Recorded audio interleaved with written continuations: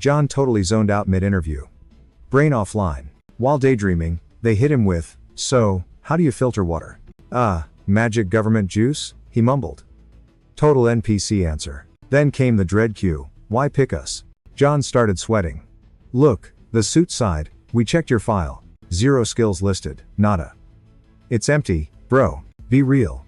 Are you trolling us right now?" John's stomach flipped. "Say what? Big leagues here. You got 0 game, why bother?"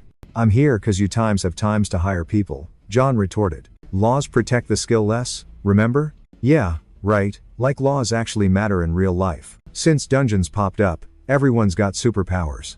Talent, they call it. Humanity leveled up fast. Supposedly a blessing."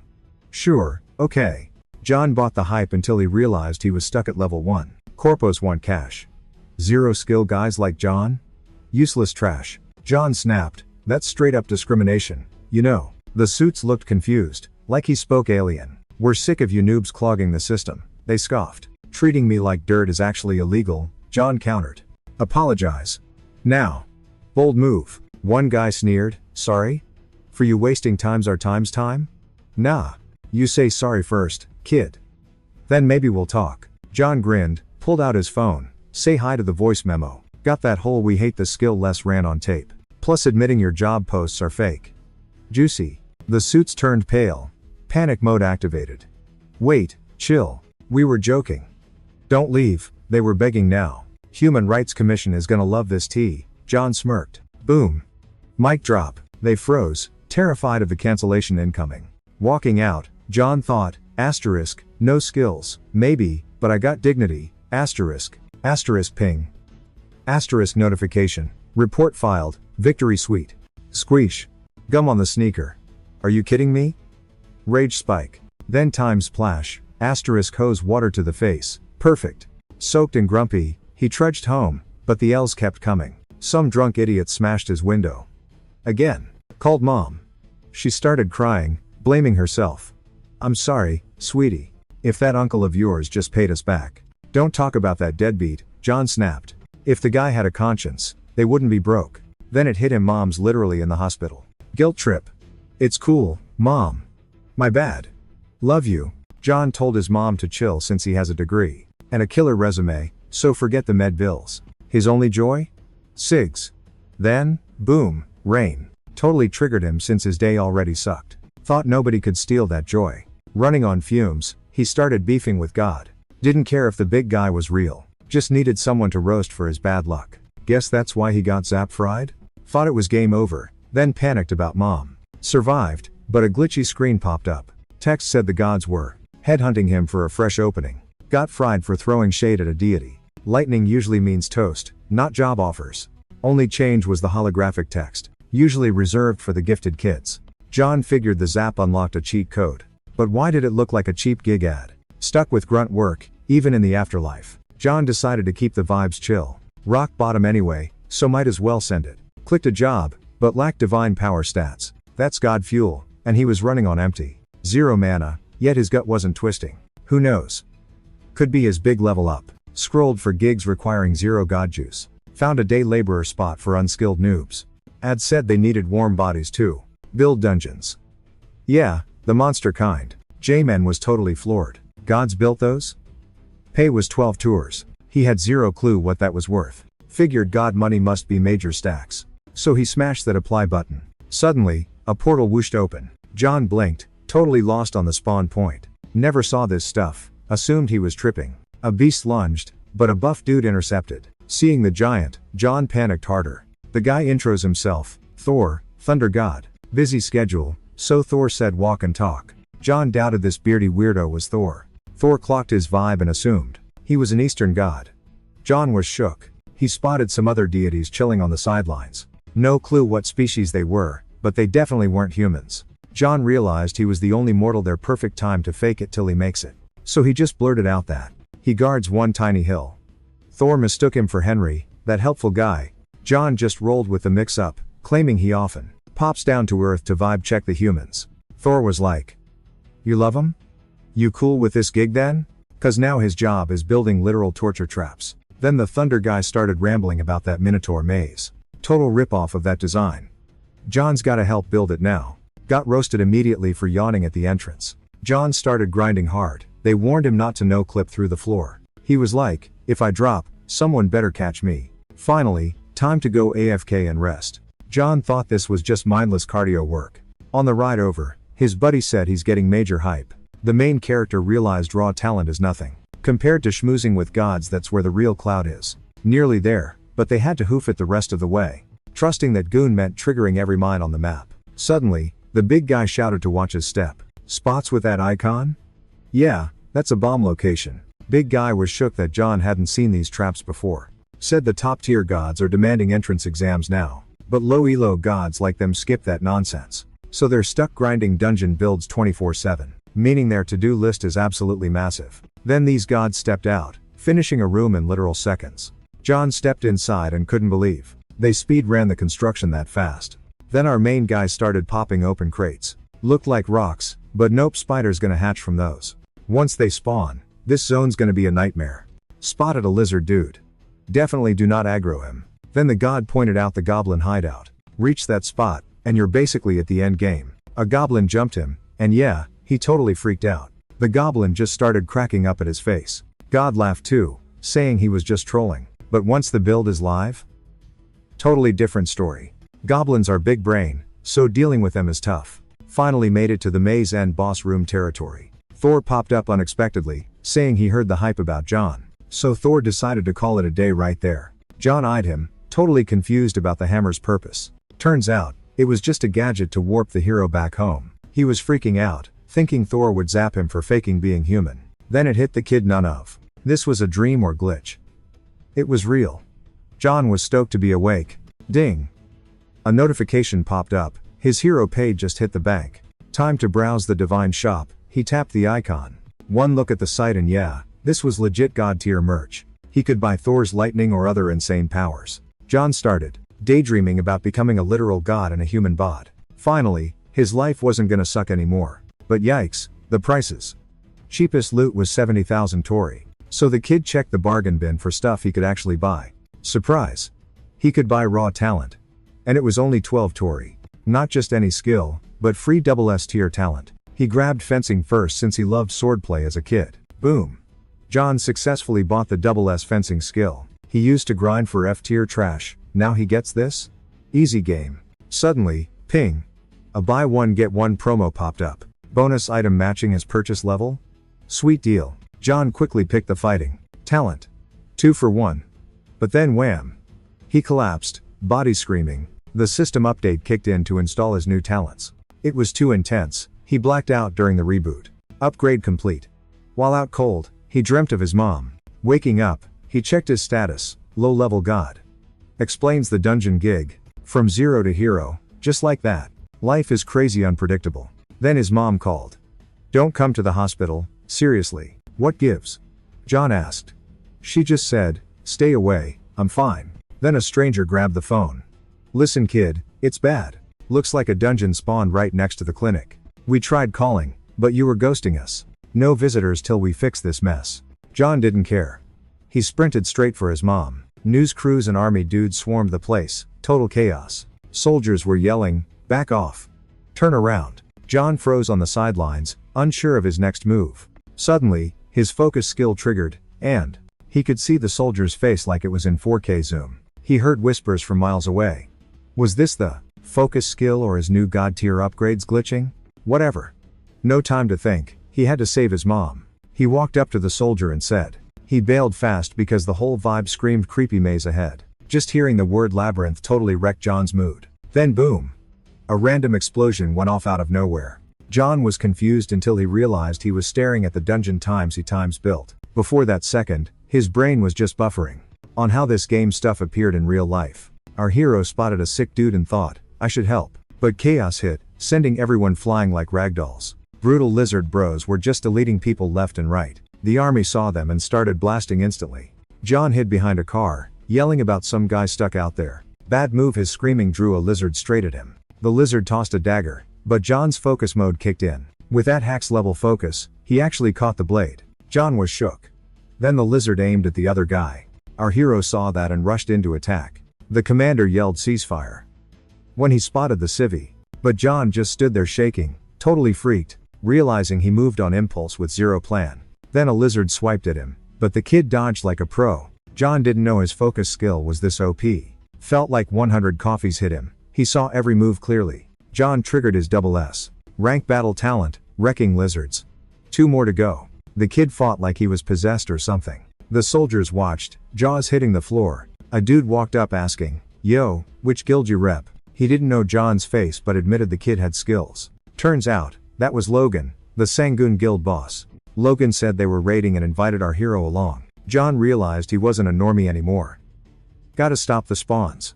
Our main character thought it was no big deal and just agreed to the guy's offer. Inside, the kid basically became their GPS. John was stoked he still remembered the map layout. He'd run this level hundreds of times.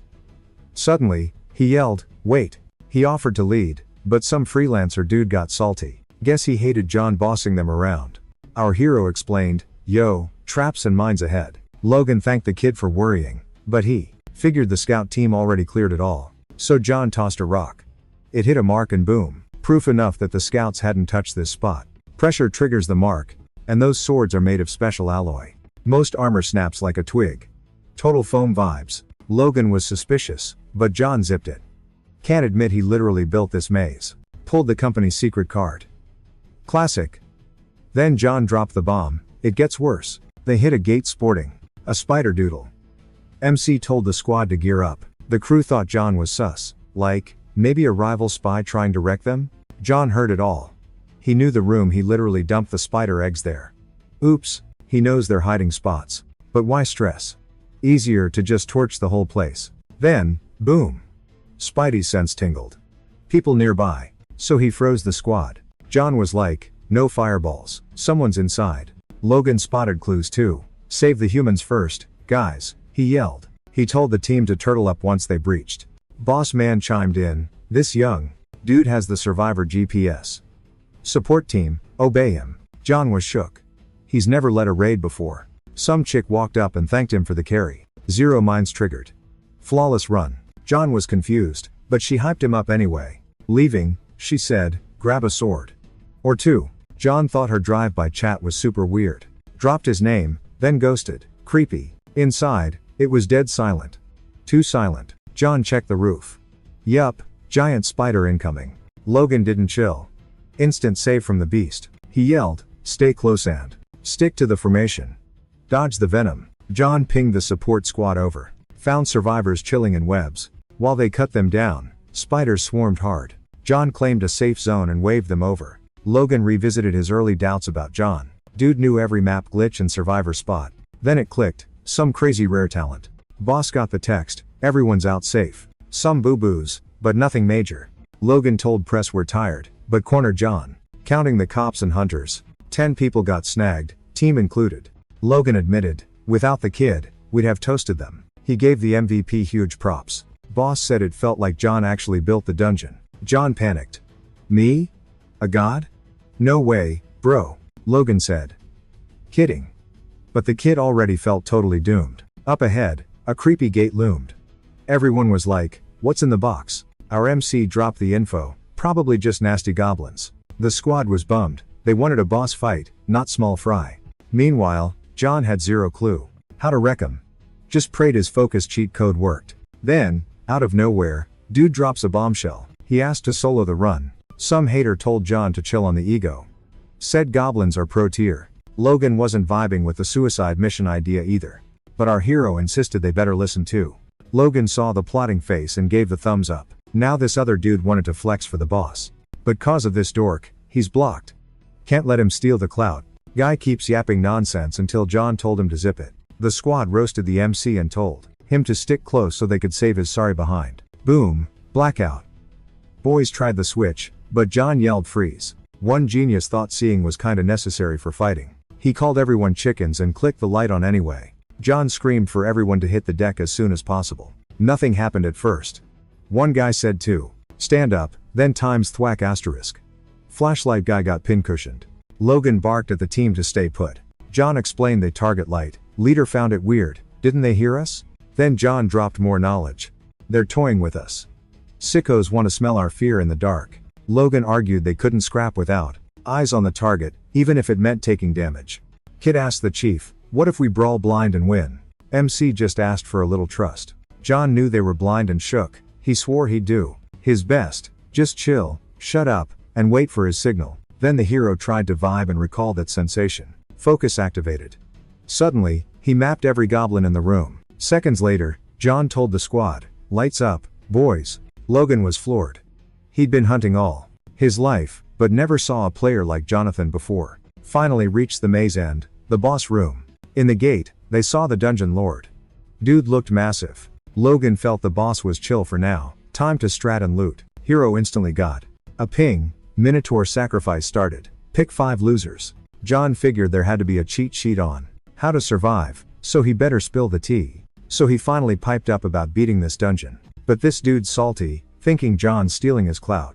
So he figures he can't just stand there doing nothing. He also thought making plans was basically for wimps, and he wasn't gonna vibe with anyone's rules. Bro wanted to flex his trash tier aim and figured one shot would bag him a sweet level up. Jonathan peeped this and yelled at him to chill instantly. Dude claimed John just wanted all the credit for himself. John tried to stop the cap, but the system triggered too fast. 5 unlucky souls were getting picked at random. The boss called the dude a total moron for that move. John knew they had zero time to debate who was right. Boss raged hard, looking scary, and the guy begged to be freed. Logan told the squad to position up and stay chill. He said keep attacking with who's left and stall for time. First off, Logan yeeted a solid hit at the monster. Nice shot, but the boss didn't even flinch.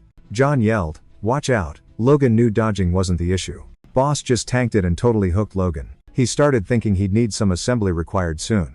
John saw Logan reading the room like a total pro gamer. But honestly, this was the best play they had. Boss didn't move, acting like range was just a suggestion. Suddenly, the kid sensed some serious god tier power. Logan thought YOLO and rushed in for the attack. But the MC screamed at him to stop cause it was sketch. Too late though. The boss absolutely wrecked the commander. The squad wanted to help before it was game over. But one guy was like nah, even the boss got folded. John hit him with everything, but the monster didn't care. Years of failing, finally got skills, just to die. Bruh. But then the MC remembered they had an ace up their sleeve. He didn't grind this hard just to perish here. Kid told the boss square up, and popped his sword skill. Logan couldn't even scratch him with his axes, so he doubted a sword noob could do any damage. He wanted to yell run, but couldn't speak. Commander started feeling super guilty about the kid. But then something totally random happened. MC sliced the boss's horn. He was just hyped at first. The second he grabbed that sword, he felt like a boss. Kid's never even seen a real sword, let alone fought. But it felt natural. Didn't kill the boss yet though. Then the dungeon lord attacked and dealt massive damage. Logan lost count of how many hits he threw. Figured John was a fist fighter, but nope, sword main all along. But John totally slept on the boss's power. Some dude panicked, screaming our hero choked and we're all toast. Commander wasn't buying the doom talk though. He saw the kid's blade work rivaled the East's top duelists. Tiny issue, the hero's weapon is seconds from snapping. John knew he'd be disarmed soon, had to hit the vitals, one-shot style. The kid charged straight for the beast, but it was faster. He landed a hit, but the thing didn't flinch. So John followed up with a savage kick. That dazed the monster, giving the boy a sweet opening to pull it in. After that hit, he realized his sword was literally on its last leg. And throwing hands with this thing? Pointless suicide. Next swing had to be the game winner. John caught a second wind, hyped to push forward. Commander peeped the vibe, decided to assist, and hollered for his buddy. Told him he's got a secret stash and to prove his worth. Right then, the MC knew it was do or die and aimed for the weak spot. Locked on target, he launched the attack instantly. Snap, sword broke, he thought, welp, game over. Luckily, the boss told his pal to toss the kid a blade. Chucking it over, he yelled, finish him and save our skins. 5 hours post-invasion, silhouettes finally emerged from the gates. It was the squad that survived, all thanks to Jonathan. MC said if he fumbled that catch, he'd have failed everyone. But the commander clapped back, said the kid's a legit hero. Added that folks are waiting, and since John was the MVP of this raid, he's gotta be the one to break the news. Kid was stunned, didn't think he actually contributed that much. Flashbacks hit how everyone looked down on him for being talentless. Now, total script flip. That night, John hit the hospital to visit his mom. Walked in to see his news interview on TV. He looked totally clueless there. MC cringed so hard he wanted to smash the screen. Boom. A notification popped up in front of him. Popularity spike, divine power up to 1000. With that fresh 1000 divine power, he could finally post a new job recruitment ad. John saw a listing for security manager. Seemed like easy XP. Decided to head home and crash before dealing with it. Suddenly, red alert. 3 gods already sent resumes for the spot. John grabbed the invite on impulse and got instantly warped to who knows where. Turned out, he landed smack in the forge of Hystasis. John was roasting alive. Why's it so hot? Hystas popped up. Yo, I run this forge. John bowed fast and spilled the tea on why he came. Hystas was shook. The gossip was actually real. John, the dude fighting Thor's monsters for us? Wild. Enough chat, he said. Let's talk business. Better to see it, he said, blasting a huge horn. The second he quit, gnomes swarmed. John's your boss now. John admitted he's a total noob but vowed to try. Guy laughed. Don't be shy. Rookies can rock it. Then, Hystas whispered a secret into his ear. They hustle hard, but possess sticky fingers. Look away once and your stuff goes poof. Like the bling I bought for Freya. John doubted it. The shorties looked chill. He had to bounce to Olympus. Handed John a weapon. It was the Olive Club of Herc. Forge is yours, he bailed. But John realized the dude never explained the gig, too late to ask. Once he dipped, a voice piped up behind John. John said sup, but they looked super salty. John finally got why he was gifted the club. He told them to chill, waving the big stick. Dwarves pulled guns. One lit a cigar. Bye. John blacked out, woke up totally dazed. The gnomes had tied him up tight. They saw he was up. You guys got guts, John said. He tried to spook them by saying they'd be in serious trouble later. They just LOL'd hard. Zero fear of the boss. If we were scared, we wouldn't rob the place. Right then, the gnomes grabbed the loot. They drugged John so they could bail. John didn't quit. You're gonna regret this. He grabbed his club, snagged him, and tied him up. The other dwarves had loaded all the loot. So their boss, Firefist, had to speak up. He hyped his bros as epic mountain warriors. The dwarf chief claimed Hystas dissed them. It was payback time. John just stared and didn't know how to handle these baldies. Then they spotted him and drew weapons. John ducked behind a pillar, shook. Yo, these tiny dudes are blasting everything. The boss dwarf grinned. We're just gonna clean out the joint. We don't care about you, we just hate Hystas. Dying like that sucks. So they gave him a choice. Help rob the forge like a partner, or zip it and bounce. But John knew bailing meant his rep was total toast. No rep meant zero chance to make bank later. He was stuck between a rock and a hard place. Smash their mugs or get wrecked by Heisty himself. John didn't stall. He stepped to the shorties. What if H-Man finds out? Ain't you guys partners? He yelled. You morons. Not even divine smacks scare ya? But John zipped it real quick. Bang. A shot flew by. No mercy now, kid. But Fire Fist stepped in and stopped his buddy. Boss said that low-tier god was totally clueless. Gotta school ya, before I turn you to mush. Heisty ain't cool, he's trash. Jan was like, who? Day he hit us up, promised the world if we worked. But once we followed that jerk, we became total slaves. Zero pay. Promised a 5-day week, 6-hour days. By the time we got it, our master's spirit was dead. All we got left is revenge. John nodded. Yeah, total garbage. Just a hater trying to wreck anyone better than him. Yo, listen up though. John pitched a plan that wouldn't look so sketchy. If you bail now, everyone calls you thieves. Can proud warrior smiths like you handle a ruined rep? John said, you guys got a better way to get back at H-Man. I'm a fighter holding a weapon H-Man made. So, if you're real pros, quit playing and fight me. Use the gear you built. Beating H-Man's weapon? That's the ultimate payback. One dwarf aimed a gun, mad. But Fire Fist felt that vibe. Boss smirked. You got a big mouth, kid. I'll fight.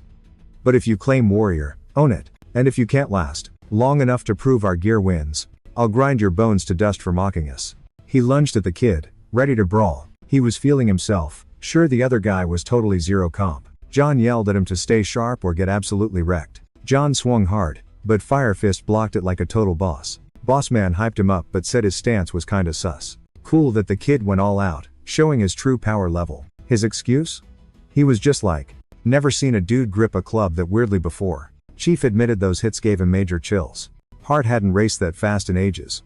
Total adrenaline rush. Figured the kid was on his level, maybe even OP. Fire Fist said sorry for roasting him and thinking he was weak.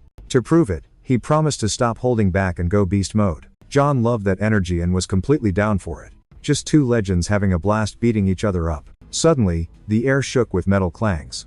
Major Forge vibes. Fire Fist claimed the kid had that true blacksmith soul. Speechless. Easier to hate on skill than admit you suck. The day they got his stasis offer, they were like clueless noobs seeing the world. All emotional and dreaming big, but felt like total failures. Everything that went down after leaving their bubble was a massive waste of time. So the boss realized they basically took a huge L. Then Huffies popped in and totally killed the vibe. Said the second he left, the Forge went absolutely nuts. Thought he was lost for a sec, he needed the full T, stat. Dude knew there'd be some drama, but this mess was next level apocalypse stuff. He told Firefist to spill the beans right now. He dropped to his knees, taking all the blame for his crew. Fist knew he was gonna get grounded for messing up his squad's only crime? Trusting a dummy leader like him. He started talking, but John grabbed him and cut in. John claimed he basically started the whole mess himself. Histas was shook cause he trusted the hero to guard the place. Then John flashed that shiny pendant. Fire Fist clocked the necklace instantly. He gave it to his boys. Realized if John snitched on where he found it, it'd be bad news. Then something totally wild happened. John lied, saying Fire Fist was the one who actually found it. All the gnomes were mind blown by the kid's move. Hephaestus was stoked John guarded the spot and found the loot. The dude finally got why John was Thor's bestie.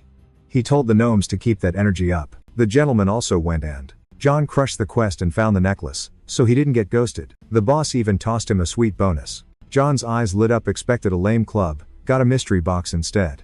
Ditching the gift would be rude, so our hero grabbed the swag. Pop goes the lid, weird critter inside. Heistas goes, zoom in, kid. A fox cub. Kinda weird keeping a monster as a pet, though. Heistas figured John was totally over it. Acting all emo, he morphed the furball into a sword. Turns out, Foxy is a transformer.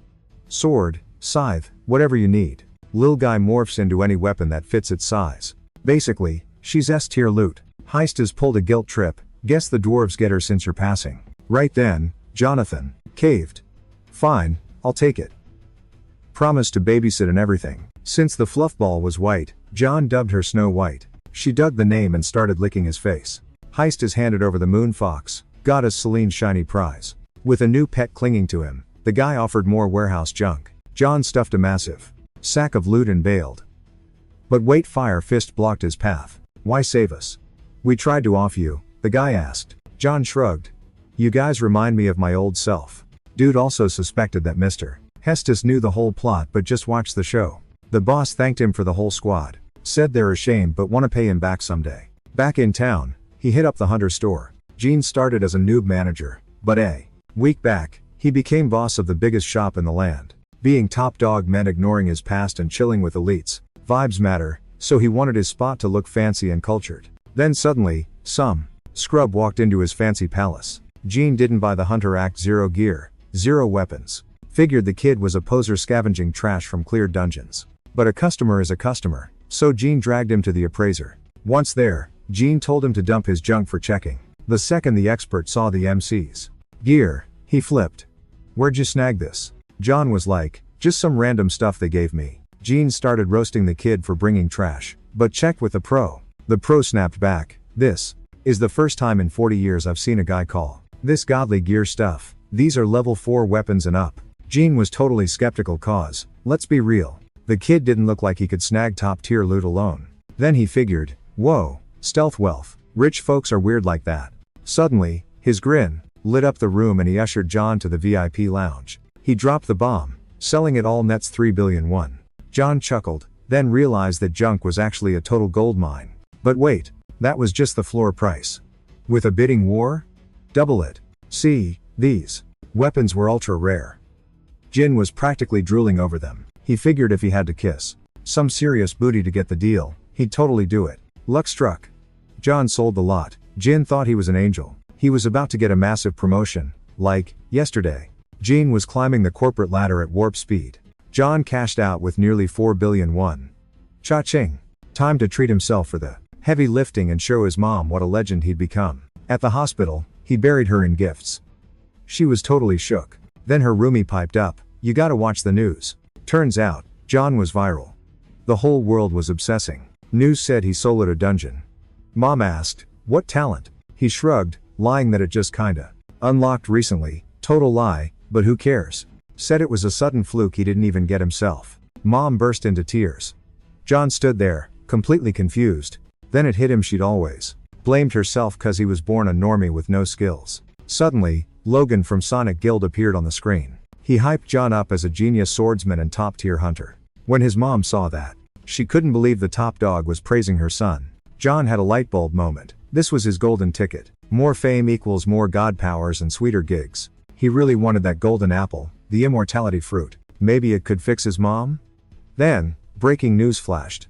A gate cracked open in Yen City, everyone panic. Suddenly, Snow White wiggled into his jacket pocket. He was confused, then a wave of nausea hit him hard. The association slammed the panic button for all guilds. These weren't normal dungeons, they were the nasty kind. Humans can't go in, but monsters come pouring out. Soldiers braced for wave 3. John arrived to scope it out. A soldier spotted him and was like, "Bro, why are you here?" Peeped the scene and sprinted straight to the boss man. Captain was already in a foul mood and instantly started chewing him out for letting a dude ditch the formation. Bro just told the cap to look up and see the mess himself. He glances over and yup, civilian spotted. That blew his gasket, cause civilians are totally banned there. He barked at a grunt to toss him, but the crowd saw everything. Boss man caught wind of the gossip bubbling up nearby. People whispered that for a pro, he sure couldn't secure a perimeter. Obviously, the captain wasn't vibing with the trash talk. He was already steaming mad since his squad went underground, leaving him stuck on solo cleanup duty. So, he stomped over to handle this trespasser personally. Started lecturing our MC about restricted zones and leaving as soon as possible. Told him to go shoot his little YouTube vlogs somewhere else too. Then hits him with the patronizing "I get your excited" speech. Flexed his rank 3 status, offering a pity autograph or interview. Jonathan's just thinking, who is this clown, and why would I want his sig? Cap didn't like getting ghosted, so he snatched the kid's sleeve. Then it clicked, this random scrub was actually looking down on him. The nerve. Saw the pet and figured John was just a no-name clout chaser. Since words failed, he swung a punch, but whoops, total airball. Jonathan slickly tripped him up. Guy stumbled hard, but our MC caught him before the face plant. My bad, the kid says, asking if rank 3 hunters usually throw hands at strangers. Cap just snarled that the kid got lucky. Jonathan cut him off, asking what his deal actually was. Cause now there's a live audience, and the guy accused our MC of staging drama for the cameras. A reporter suddenly clocked Jonathan as the dungeon clearing legend. The captain couldn't believe this. Brat was the same John, the class 1 beast Logan actually respects. Jonathan asked for a better angle at show time. Baby, told the boss to watch what this scrub could actually do. Crowd stared, totally clueless about his next move. Then, with zero warning, Jonathan yeeted himself into the gate. MC stuck the landing in the reverse world, Eye of the Abyss watching. He saw the exact scene from Snow White's memories. Figured if gods made this zone, maybe only gods get a pass? John was also puzzled why these gates were locked down unlike normal dungeons. Then recalled Thor saying dungeons were just tests for humanity. Decided to scope the area, but bam, invisible wall pops up. Tried to push through, but the system kept spamming, not enough divine power. Then the kid spotted a single target dead ahead. MC clocked the cave immediately. Zero desire to enter, but literally no other choice. Inside, he wrecked so many scrub mobs he lost count. John figured it was dungeon style. Clap the boss, game over. Except the big bad was totally ghosting him. Plus, the vibe was off. The creeps acted like glitchy NPCs. Just stepping inside gave decent XP. But clearing it? Major loot, then boom, ambush time. Finally, the boss shows up. Dude was kinda lagging though. John was super unimpressed. This guy was way too squishy. So he summoned Snow White, sword mode activated. One hit and the boss folded. Felt majorly sus. No enemy defeated ping? Dude's definitely playing possum. Guess he had to carve out the core for proof. YouTube said check near the heart. Internet for the win. Weirdly, the thing was pitch black. Supposed to be shiny bling, not moving? That creeped him out, so he yeeted the ball away. Didn't want to touch it, so he used Snow White to grab it. Then a ping, gate core acquired. Self-destruct imminent. Meanwhile, a massive mob was swarming the entrance. Science nerds were panicking about the info leaking out. They'd get roasted for spreading fake news. From dungeon rats to top-tier hunters, everyone would rage. Suddenly, John pops out to face the paparazzi swarm. Moment he stepped out, the interrogation started. The crowd was shook because he hopped out like it was a casual stroll. John noticed the air felt totally different outside. They wanted deets, but he dropped a bomb, You guys can smash gates now. The crowd was dying to know. How? So John whips out his blade. He also flaunts the core he snatched from the boss. Watch this, he says, tosses the orb, and slices it mid-air. Gate collapses. Crowd goes absolutely feral. Jonathan was internally high-fiving himself. The scientists thought they'd seen it all. Spoiler, nope. After the show, someone asked who he was. He'd been waiting for that one. John struck a power pose and dropped his name. Thanks to the massive live stream audience, Jonathan went viral nationwide. Instantly, he got a ping about some low-tier god. Couldn't even read it cause some nosy reporter barged in. Then the whole paparazzi mob attacked. Nearby, a mystery ride rolled up. Some in tent suits hopped out, parting the crowd like the Red Sea. Meanwhile, I was getting absolutely roasted with questions. I had to yell, yo, chill, one at a time. Then this girl says the big boss wants a chat. John was just totally lost. Turns out it's Jessica, level 7 hunter and future Sangon queen. He tagged along to their HQ. Gotta say, the place was sick. The boss summoned John but then dipped into a dungeon himself. Figured he saw the news and sent a rescue squad as soon as possible. Didn't expect a VIP to actually show up in the flesh though. Jessica's gonna be the youngest boss ever. Totally self-made legend. Only 3 rank 7s exist here, she's one of them. Back when hunters were basically stray mutts. She blew up globally. Now everyone in Korea knows her name. Anyway, Jonathan was stoked to finally have some peace and quiet. Time to finally check those system pings. Said he maxed out low tier god, so new skills just dropped. The dude was hyped. Started brainstorming his picks, but the titles were mid. God of Fly Swatters? What a joke. Didn't quit though. Kept scrolling for something not lame. An entire hour later? Finally, bingo. Found God of Swords, a perfect match for his vibe. Equipped the title, things got weird immediately. A bright pop-up confirmed he was officially the sword god. He remembered snagging a talent back when he passed out. With the title picked, the power system finally unlocked. Time to pick a specific sword god power. Couldn't believe he could actually use god tier hacks now. He didn't pick anything too flashy to start with. He went with intuition as his starter perk. Profile updated. Boom. Then, someone knocked. Thought it was Logan, but no way he's back that fast. Felt a little hype while opening the door. It was Jessica. She wanted a sec. He was like, what's up? Said the boss man supposedly left something for him. A guild pass, full access to the gym and fancy perks. John realized Logan actually decided to recruit him. He thanked her, but she just stood there. Silent, giving him the icy stare. Super awkward silence. Made John wonder if she was always this chatty. He felt a weird vibe radiating from her. He was about to say bye when Snow White woke up, and she leaped straight onto Jessica's chest. John was dying of cringe. Sorry. She's never like this. Jess was like, it's all good. Cooing. Adorbs. Then she begged to give the pet a snack. He shrugged, sure. Snow White wolfed it down instantly. John froze. That furball usually hates hospital grub. He panicked, clueless about what Jess just fed her. He couldn't chill. Yo, what you give her? He blurted. Just a lil vitamin boost. Jess grinned. Nuts are healthy. She waved bye to the pet and dipped. She bailed. John sat, thinking, man, she's awkward. But Snow White totally vibed with her and the snacks. Then it clicked. Wait. Jess used Snow White's name when she bailed, but he never said the name around her. Sus much? John was clueless about her. Then his phone pinged loud. A sec later, the screen went absolutely crazy. New gig alert, babysitting Cerberus. Temp pet sitting. Double pay? He forgot Creeper Jess fast. He accepted the gig, used to the crazy travel sickness. Suddenly, someone started blasting a beam in his eyes. Totally blinded him. Once he saw the face, he yelled. Wait, he's on a boat? The creep with the light growled. You ain't dead, kid.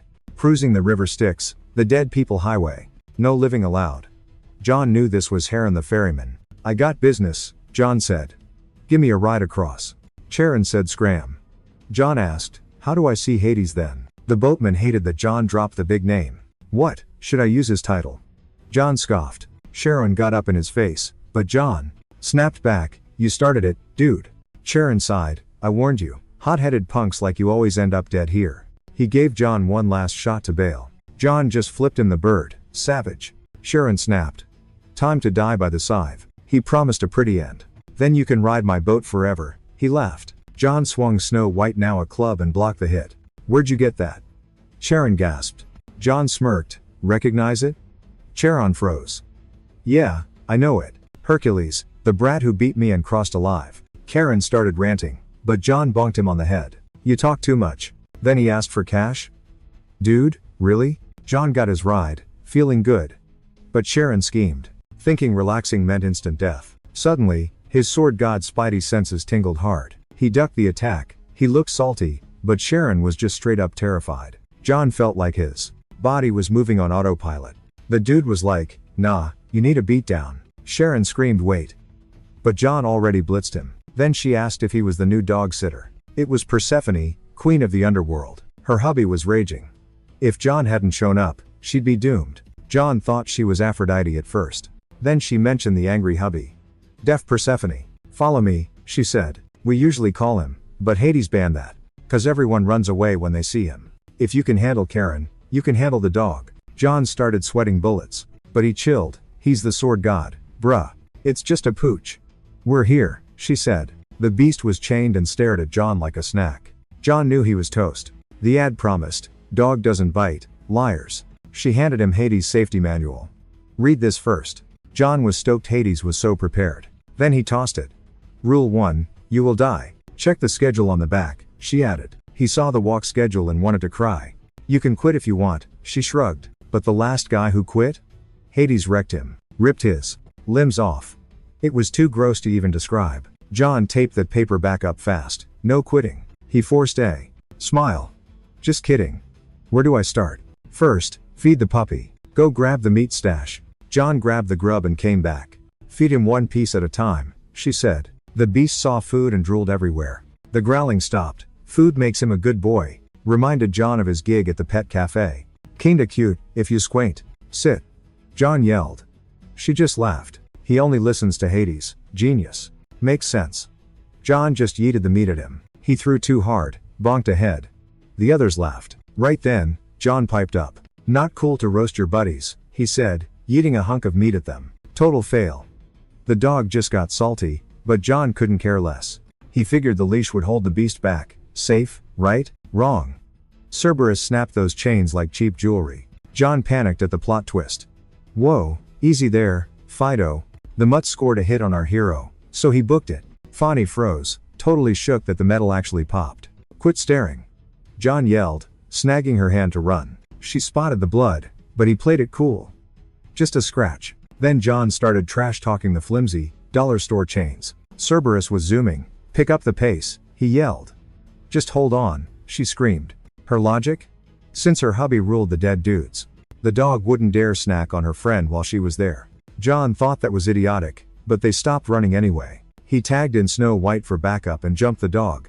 Sadly, the pooch had better reflexes and struck first. John hit the deck, unable to move. The dog's glare was nightmare fuel. Fonny saw the look and screamed, get away from him. If you fall in that river, you're ghost chow. But our guy was deaf to the world. He couldn't hear a thing. She started freaking out, totally clueless on the next move. She tried to block Cerberus, but he just ignored her existence. John's brain, I literally just came here to feed the dog. And now I'm the kibbles and bits. Classic irony. Refusing to die as a chew toy, he dove straight into the river. Fonny felt sick. Underwater, John froze up so bad he couldn't twitch. He had just enough time to think, welp, I'm dead. It felt like the ultimate nap time was hitting him. His life flashed before his eyes, mostly his crummy part-time gigs. But he still had a massive wish list for the god shop. His memories started glitching out like a bad replay. Suddenly, Snow White swam down. He told her to bail and save herself. Instead, she just chomped down on his cheek to wake him. He snapped awake to find 1,000 creepy hands below him. They throttled him, cutting his air. John fought like mad with Snow White. Snow White morphed into that heavy dwarf hammer. He swung that thing and launched himself away from the grabby hands. He'd been under too long. His lungs were absolutely screaming. He and Snow White started paddling like crazy. Thanks to pure stubbornness, John dragged himself out of the dark water. He looked up in surprise. Cerberus was right in his face. The beast brutally crunched down on half his body. He started screaming duh, monster mouth, but then a system window popped up. River Styx effect unlocked. You are now an invincible warrior. So, Mama Thetis dunked her kid in, gripping his heels so they stayed dry. Classic Achilles origin story right there. John realized he was soaked, meaning he was totally invincible now. Except he was currently stuck in Cerberus's mouth. Seth tried to help, but the dog just spat him out, Can't eat steel. She saw the slime and went, "You, gross. I just survived death and you're roasting me?" John asked. She thought he was out cold, then said sorry. She was confused how he survived the river Styx. John broke it down for her. Swung the hammer, crawled out, easy peasy. While chatting, they forgot about the three-headed dog. Cerberus chomped his arm, trying to do max damage. John screamed, wondering why the pup wasn't bored yet. Jokes on the dog. John's skin was unbreakable. Seth couldn't believe a noob god tanked a Cerberus bite. John glared at the dog. "I feed you, you don't eat me, deal?" Told him to quit growling. Dog didn't care. "Keep growling and say goodbye to walkies." Cerberus zipped his lip and looked away. Blackmail worked at the cafe, but this beast is built different. Then the dog grabbed his leash. He wanted a walk. Okay, maybe he is just a regular dog. John grabbed the leash, and Seth yelled out, "He needs a slow walk, it's been forever." "Got it, don't worry," John replied. Suddenly, his arm yanked. Cerberus bolted. John flew like a kite. A system alert flashed in front of his face. Wind speed skill acquired. Seth stared. "Use your buff. Strengthen your body." John was just amazed she could keep up. She kept screaming to power up since the dog was OP. Then, she asked why he wasn't using his divine mojo. She didn't want to hear that he was clueless. Bummer, 'cause he really didn't know how. "I swear, I don't know how it works." John yelled. "Remember the feeling?" she cried. John was blank. He tried to recall the sensation of power. Only remembered it auto-triggering against Karen. Seth kept coaching. "Picture the image. Imagine it flowing like water. Control the flow." John shut his eyes and visualized the vibe. Eyes open, focused, he stopped the beast cold. She was like, "Just channel that god juice into your muscles, bro." But the pup wasn't quitting and kept yanking that leash. So John focused up and literally yeeted the dog across the room. He called it quits on the walk, but Cerberus was like, "Nah, I'm good." So he just hauled the beast up on his shoulders. Prophany was shook. Total newbie, but he was crushing it. Solid hire. But he thought it was super sus she didn't help. Even a noob god like him could handle the pup. He decided to just ask her straight up. He was like, "Bet you could totally wreck him effortlessly." She blamed some admin restrictions, but MC was still clueless. Cerberus is the bouncer here, keeping lost ghosts from sneaking back to the living world. Plus stopping nosy peepers from looking in. And Fanny's stuck in that club too. She totally wants out. Turns out she's nerfed in this zone and can't touch the dog. She only chills with the few scrub gods Hades lets inside. Then it clicked.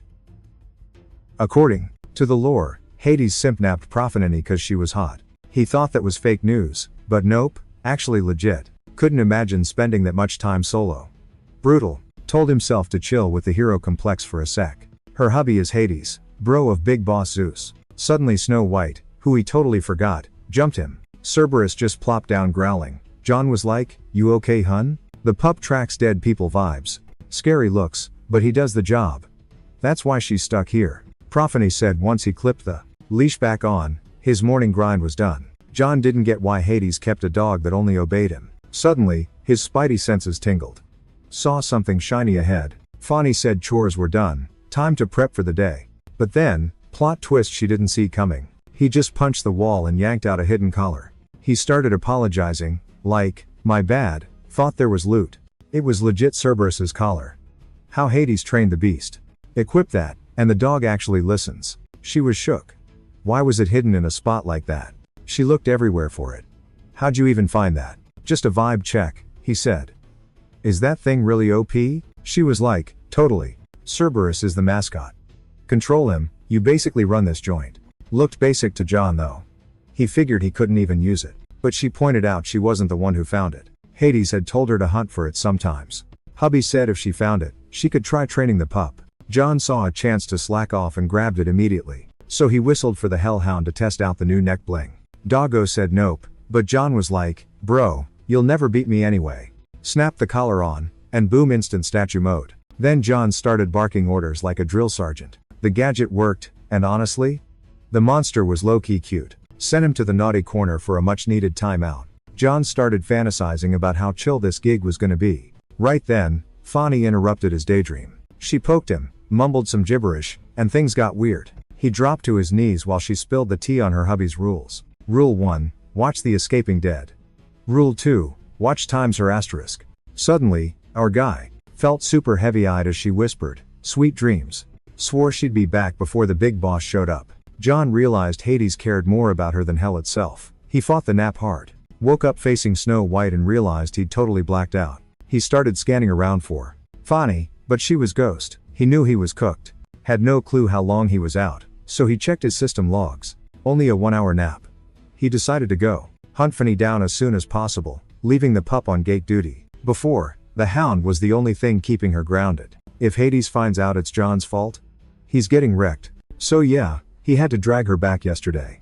Then he remembered his fancy wind speed buff. It scales with physical stats, so our boy was supersonic. John decided to stack it with his divine juice. The combo let him launch himself sky high. Mid-air, he spotted her boat. She sensed something weird below deck. She figured she'd just bumped a rock. Then John surfaced like a shark and totally spooked her. He asked if she had a hot date to run off to. Earlier, she said even ghosts can't cross the river Styx. Her excuse? She just really wanted to visit her mom. She told him to chill, hubby wouldn't be back for 2 days. Added that John was actually the first to bust her escape. John was shook. Wait, she does this regularly? While chatting, they didn't notice the rock that cracked the hull. Boom, giant hole. Water started gushing in. John knew the boat was toast. Only one option left. He dove in and started shoving the wreck toward land. Beached it, hiked a cave, hit sunlight. Then John asked for a solid. He made her promise to return right after seeing her mom. She told him to relax, she's never been caught before. John knew he was absolute toast if they got busted. Fanny was like, chill, it's fine, and dragged him inside. Her mom, the big boss fertility goddess, was waiting. Mom looked totally clueless about what was happening at first. Then she saw Fanny. Pure shock, followed by happy tears. John stood there feeling like a massive third wheel. Then our hero remembered his mythology class. Mom's sadness literally killed nature when her kid was gone. In the real world? Yeah, winter was basically kicking off. Taking the hint, John whispered, I'll bounce.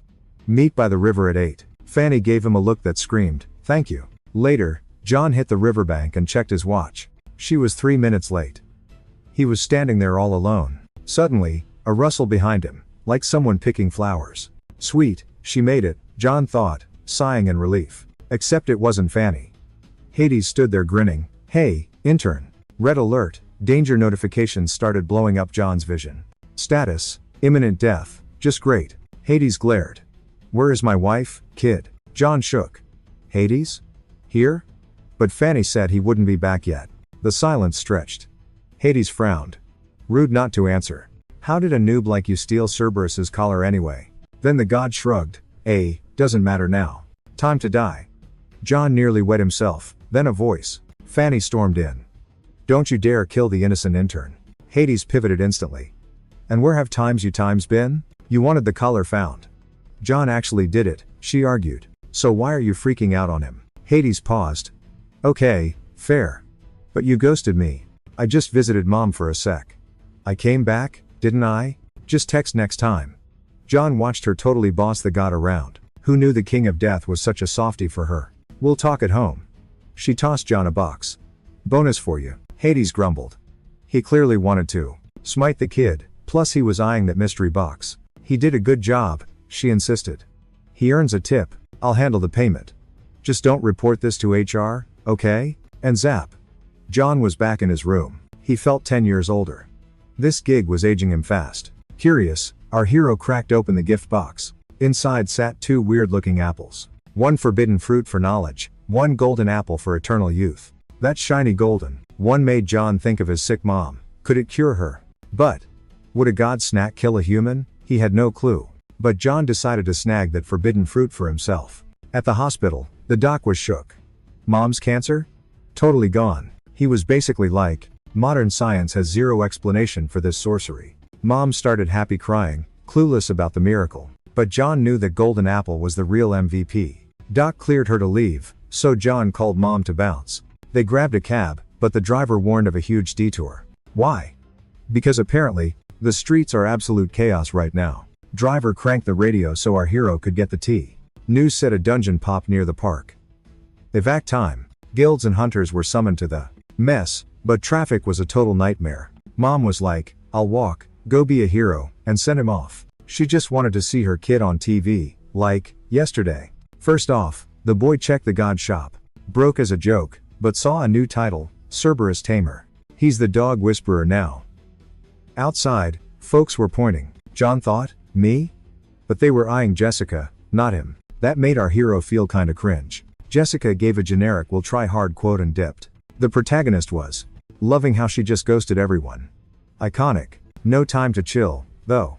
He chased her squad into the dungeon. Suddenly, she spotted something. Quiet, she snapped. Her teammate noticed she was acting kinda sus. She's quiet, sure, but never rages over nothing.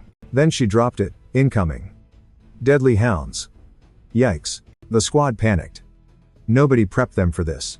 One nip from those toxic fangs, and you're toast in 10 minutes flat. She told the squishy ones to back up and led the charge. Then Jessica heard someone clowning around behind her. Her buddy yelled, "Quit playing."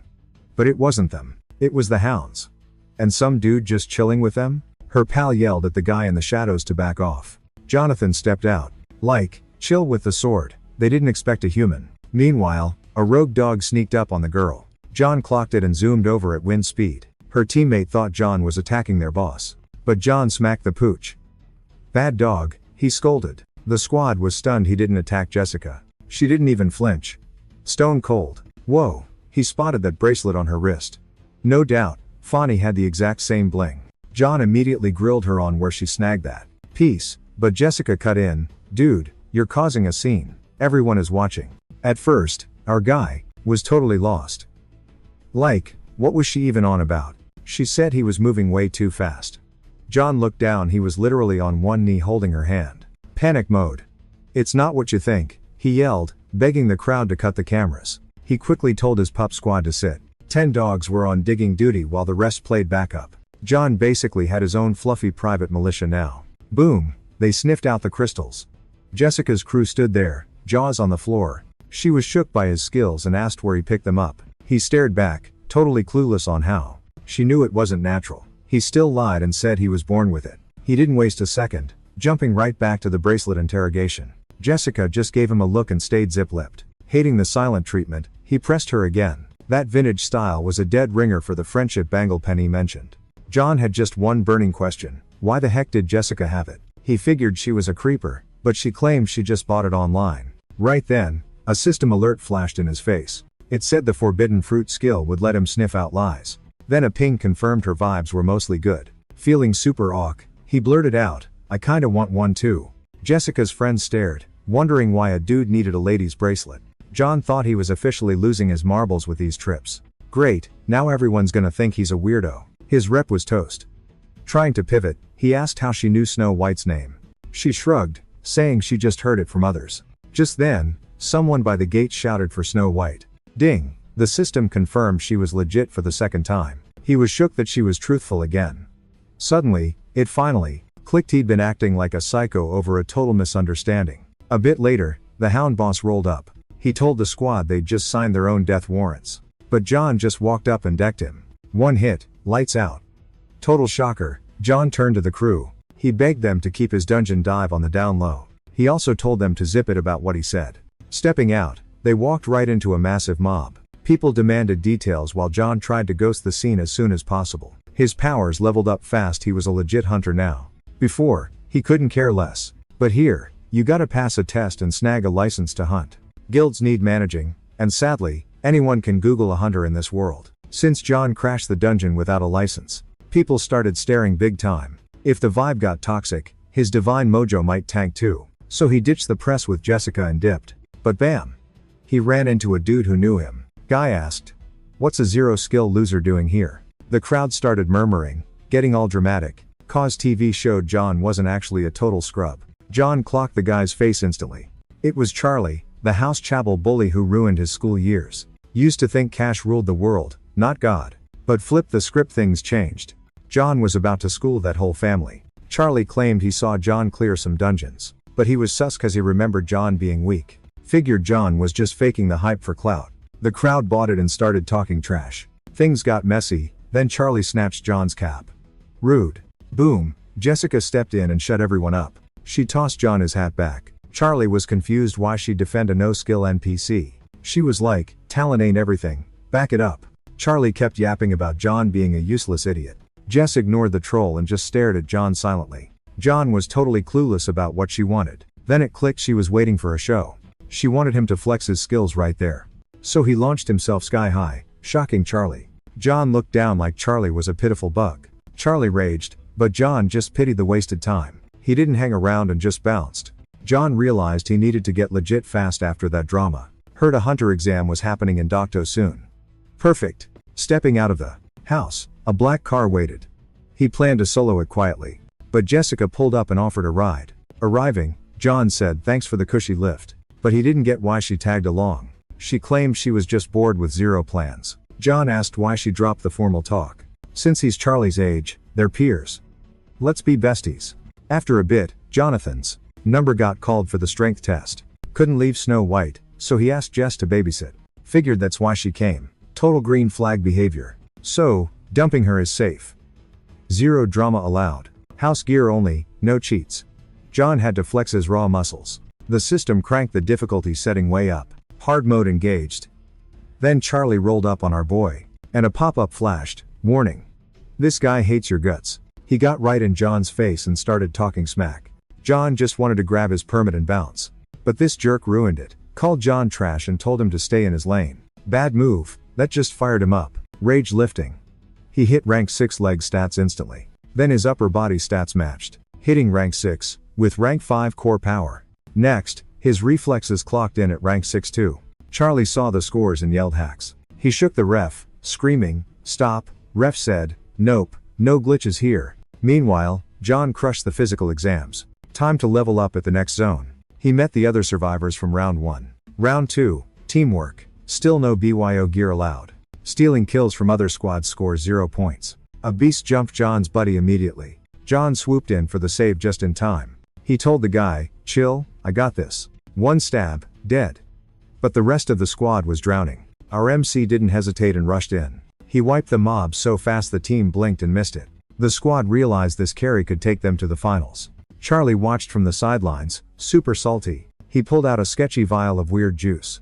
Total villain move, he fed the glop to a monster. Now the beast was hyped to wreck John. John saw a red alert, enemy aggro maxed. Before he could blink, the thing smacked him. Weak sauce.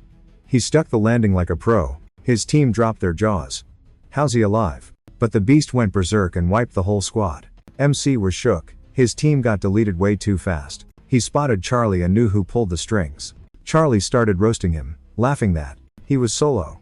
John wasn't amused. Said solo play was fail.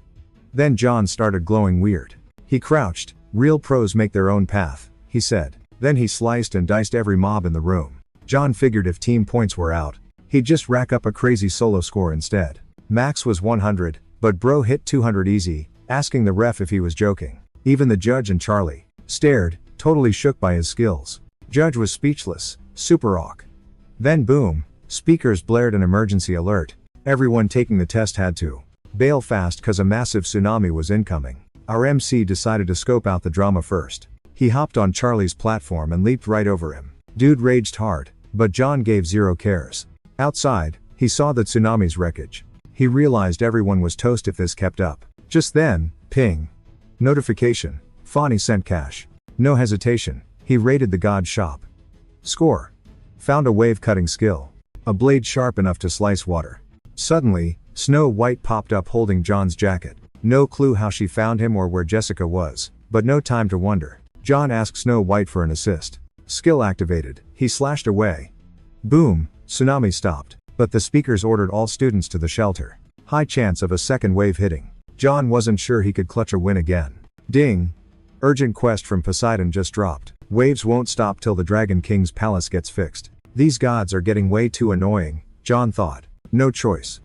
Gotta take this side gig. Teleported in and bam, Hephaestus was there. Unexpected. Hephaestus acted like he knew they'd link up. He noted Snow White's growth. He touched her, but she turned away cold. Awkward vibes. John claimed she was just shy. John asked Hephaestus why he was even at the palace. He said, "I'm a blacksmith, duh. Can't skip repairs." First off, Hephaestus offered to explain the deets. At the site, he told John to take a look. Barriers busted there, leaking water to the human world. Looks like a pool splash here, but it's a disaster down there. He pointed at huge gates. The source of all the headaches. They destroy him, but they just keep respawning. MC thought they were God-made dungeons before this. Nope, wrong. Suddenly, Snow White started acting weird. Then something funky started happening by the gate. John was sick of this crazy world.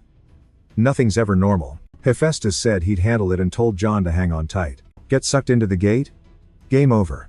Snow White grabbed hold but drifted toward the gate. Meanwhile, Hephaestus wrecked the gates, top-tier god power flex. John knew it high-tier gods are totally broken. Suddenly, creepers flooded out the gates. Even God World has monster mosh pits? Wild. Hestes snaps his fingers. Yo, John. Asterisk poof. Asterisk a shiny sword drops for the boy. Grab that, wreck him, I'll fix the door. John thought this was IT work, not a raid. So, naturally, our hero decided he needs a serious pay raise. Bonked one. Thought it was good game. But nope, that beast just face tanked the hit. John's confused. God strength punch? 0 damage? The thing talks. These ain't normal mobs. Usually, gate trash is easy XP farming. But soloing this squad? Yeah, bad idea. Footsteps. More ugly dudes arriving. Great. They rush John. He's totally freaking out. Psyche. They ran past him to their buddies. John just stood there, buffering. Saw a badge suite. Poseidon's crew is here. He was scared to clutch this one vol. With backup, yeah, he can take him. The kids started throwing. Slices everywhere, but nada. No damage. Okay, not a glitch, just super tanky. Full power swings equals paper cuts. Monster yawns. John's like, hold up, chew on this. Asterisk wave slash. Asterisk unleash the big move. Mobs froze, then crumbled like cookies. John grinned. Who's next? The rest got mad.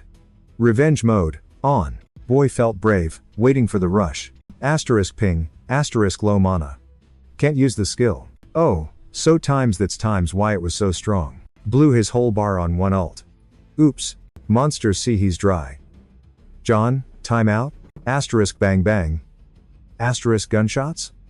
And familiar voices? The angry gnomes. Still mad at Hestas. They stalled him, but the beasts are tough. One creature lunged at a gnome. Gnome tried to shoot. Beast bricked his gun. Monster got close and booted him hard. Gnome went flying. Firefist roared, you jerk. Grabbed a hammer and squashed the thing. Dwarf hammers don't play, just like at the sticks. So, he figured he'd bust out. The dwarf hammer moved since it was cheap on mana. Boom. John saw a beast snatch the gnome. He triggered the hammer skill and launched himself. But the skill fizzled. No hammer? Big oops for John. Fish face yeeted our hero since he wasn't packing a blunt weapon. Skill was a dud and Snow White was MIA. Then he stared at his knuckles and had a lightbulb moment. Maybe his fists counted as blunt gear? If he had brawling talent, bare hands should trigger the hammer. Just then, the dwarf was getting wrecked. No time to chill.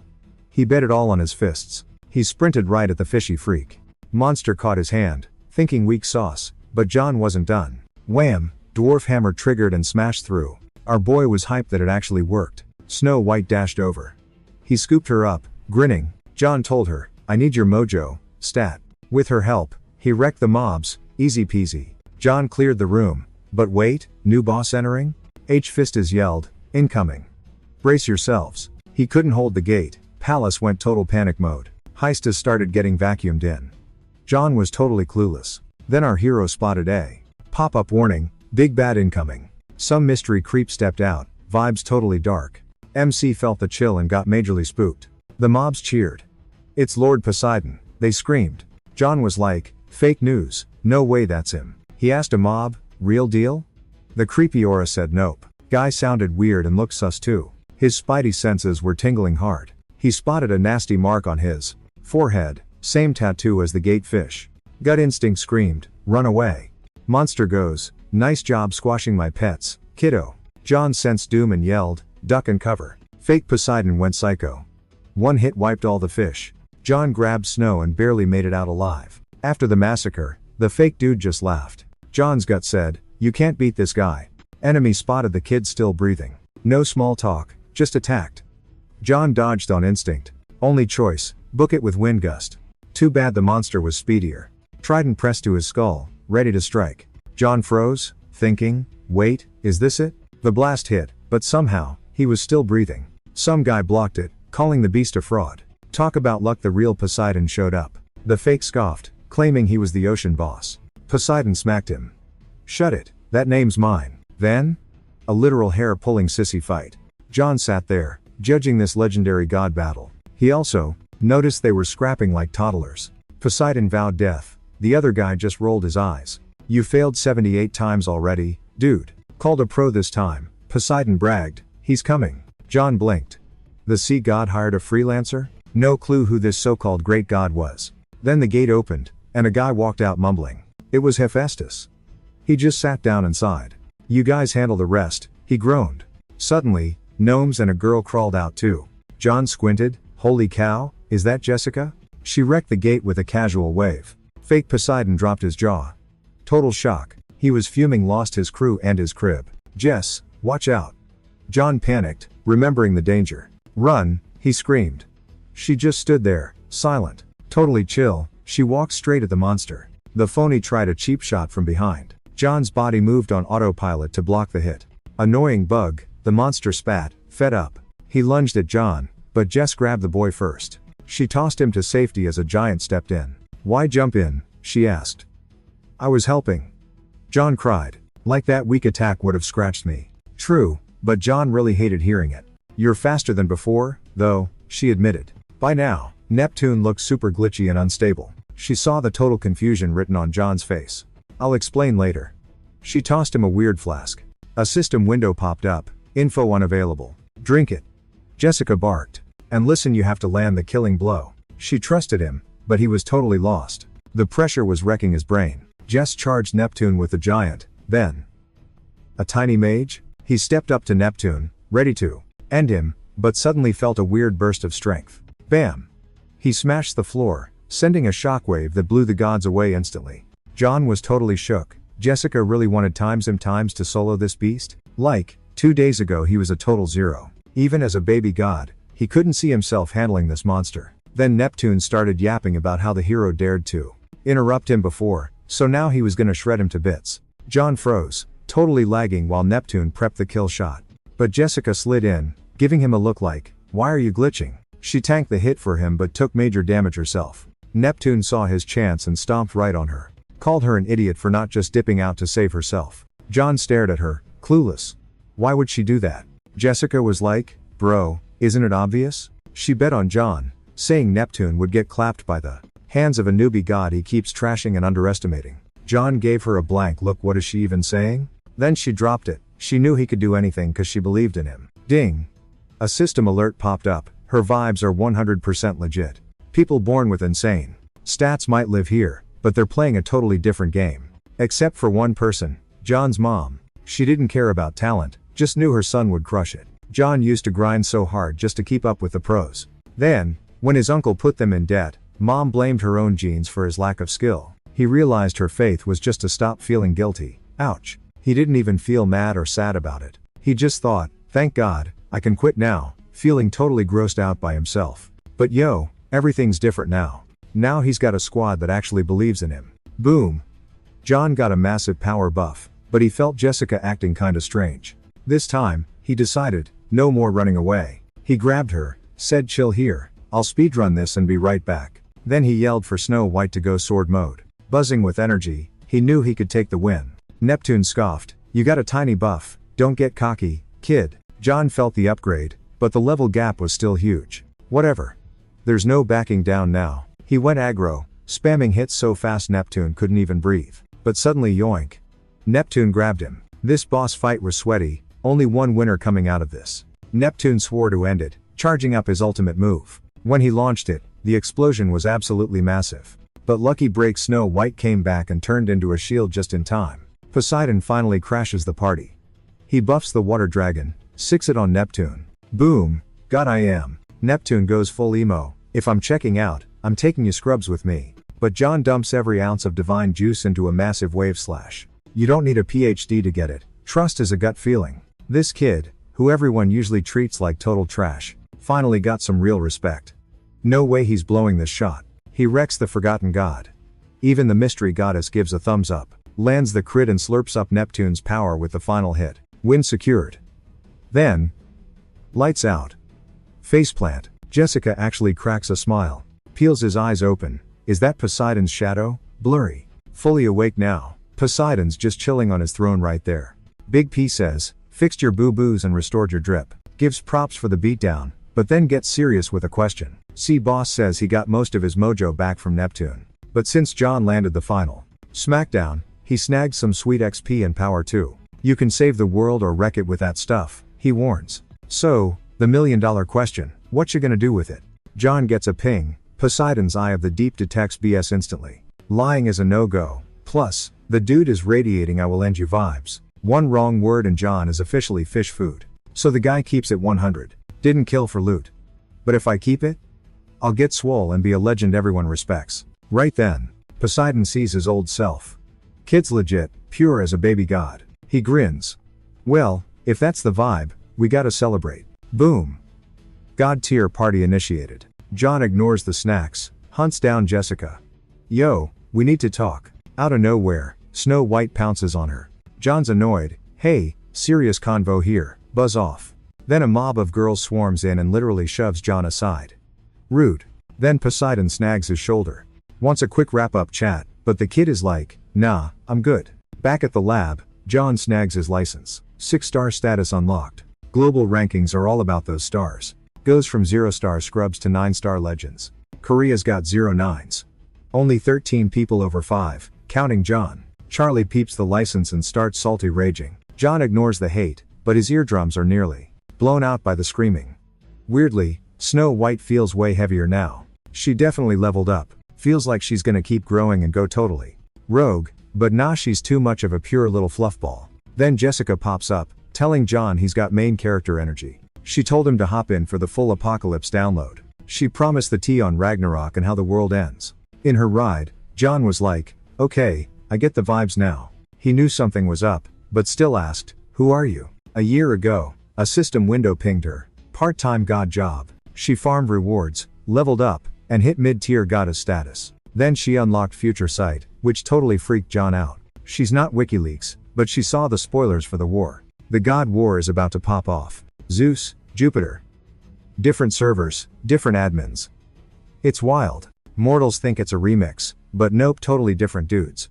Unlike gods fueled by likes, the forgotten OGs farm XP and gates to reclaim their glory. The gate is basically a bunker that holds all their concentrated god juice. Once buffed, they'll raid the server to fight the current admins. And then, boom, Ragnarok number 6 drops. So gods made dungeons as a GitGud training simulator for us. Neptune spawned early, still buffering, but he was still OP. Even the gods were sweating bullets. If they keep leveling up, those gates become unblockable. And the gods are too busy saving their own skins. When Ragnarok hits, humanity is officially ghosted. Normies think gates are just traffic accidents. Cute. If a Neptune level boss pulled up in town, everything would be wiped instantly. Finally, John's brain connected the dots. Skills? They're literally god tier cheat codes. Loot drops and magic stones? The gods' parting gift to us. Translation: good luck, you're on your own, kiddos.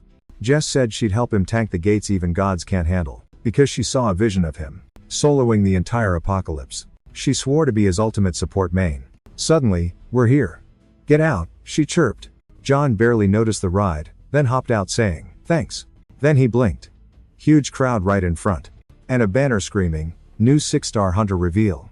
Reporters swarmed, so THIS is the help, he groaned. John hated the spotlight, but hey, cloud equals divine power stats. 1 month later, dude was viral nationwide. He crushed the most dungeons, making hundreds of billions. Mega fame, turns out, is a total drag. It's just a grind to level up divine stats. But these paparazzi are annoying. Even Snow White's got stands now. John was actually jelly that Snow White was trending for doing nothing. Right then, Jessica breezed in. She was like, bro, try harder. This cloud is gonna be your power up. The next boss battle is insane. Then she asked if he was ready for the drama. Our main guy figured ignorance is bliss. Who wants spoilers? There's gotta be a limit. But since he knows, he can't just chill. Jess knew he'd crush it.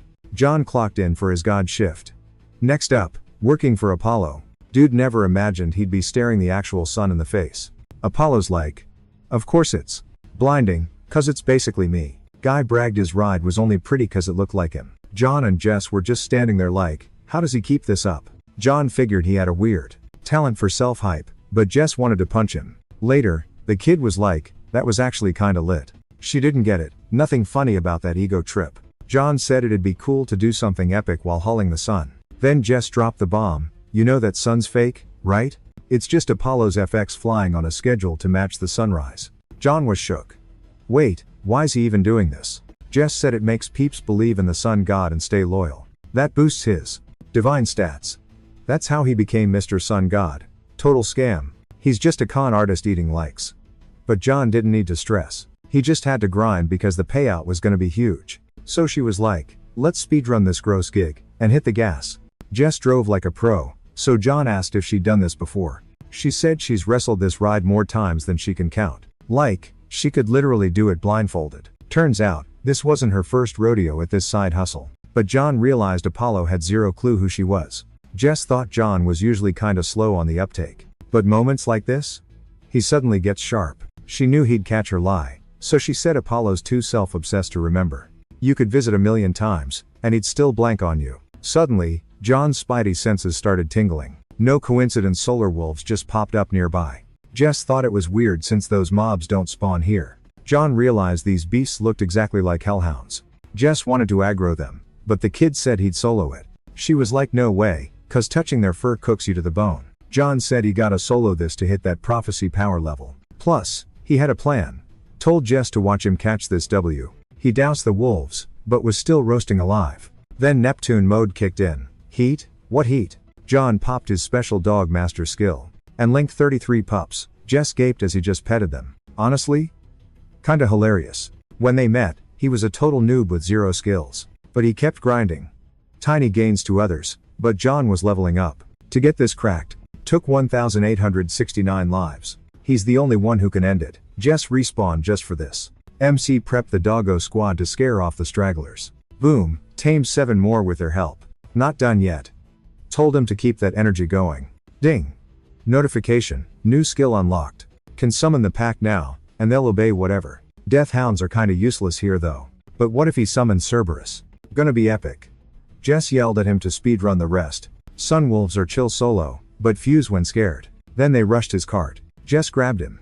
You always space out during boss fights. She told him to prep, and hop in, as soon as possible. Clock's ticking. Where's the sun cart? They crashed near the village. Then she dropped a bomb, she hid some info, and now the village is totally screwed. Gotta save the NPCs. John dove straight in. Fused wolves were buff. Kid actually had to try. Even combined, they're snacks for Cerberus. So John called the big boy. Snagged a pup instantly. Squeeze harder. And squish. Game over. Local was like, who's this guy wrecking everyone? Jess stepped up to name drop. Called him a god, not a dude. John loves the flex. Old dude approached, calling him the sword god. Bowed down, thanking him for the whole village. MC was like, nah, this is on me, blaming himself and telling Gramps to stand up. Gramps refused. We're alive, cause gods watched over us. Said they'd drop monthly loot for his favor. John vanished instantly. Hid behind a pillar like, these guys are nuts. Realized they did good, but the cart's wrecked. Sun wolves chomp the sun, and my temp gig wraps up in 7 days. Out of nowhere, Jessica suggested I just build a fresh one. I rolled my eyes, asking who could pull that off. She pointed to an old pal. Yep, Histas. I immediately asked her what the price tag was. She shrugged, claiming she was totally flat broke. I figured even besties wouldn't craft a whole sun just for giggles. Jess told me to zip it and tag along. I bet her he'd say no. Loser has to grant a wish. We got there, and the dude instantly agreed, saying he owed Jess big time. So, this was basically nothing. Give him 3 days, and he'd whip up 2 suns. I couldn't grasp how she scored a freebie like that.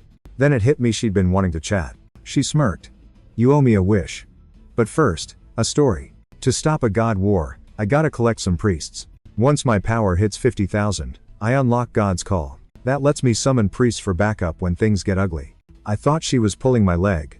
You can't just snatch priests and demand assistance. Jess insisted. No way I'm stopping a war solo. I need to round up 12 prophesied priests scattered across different dimensions.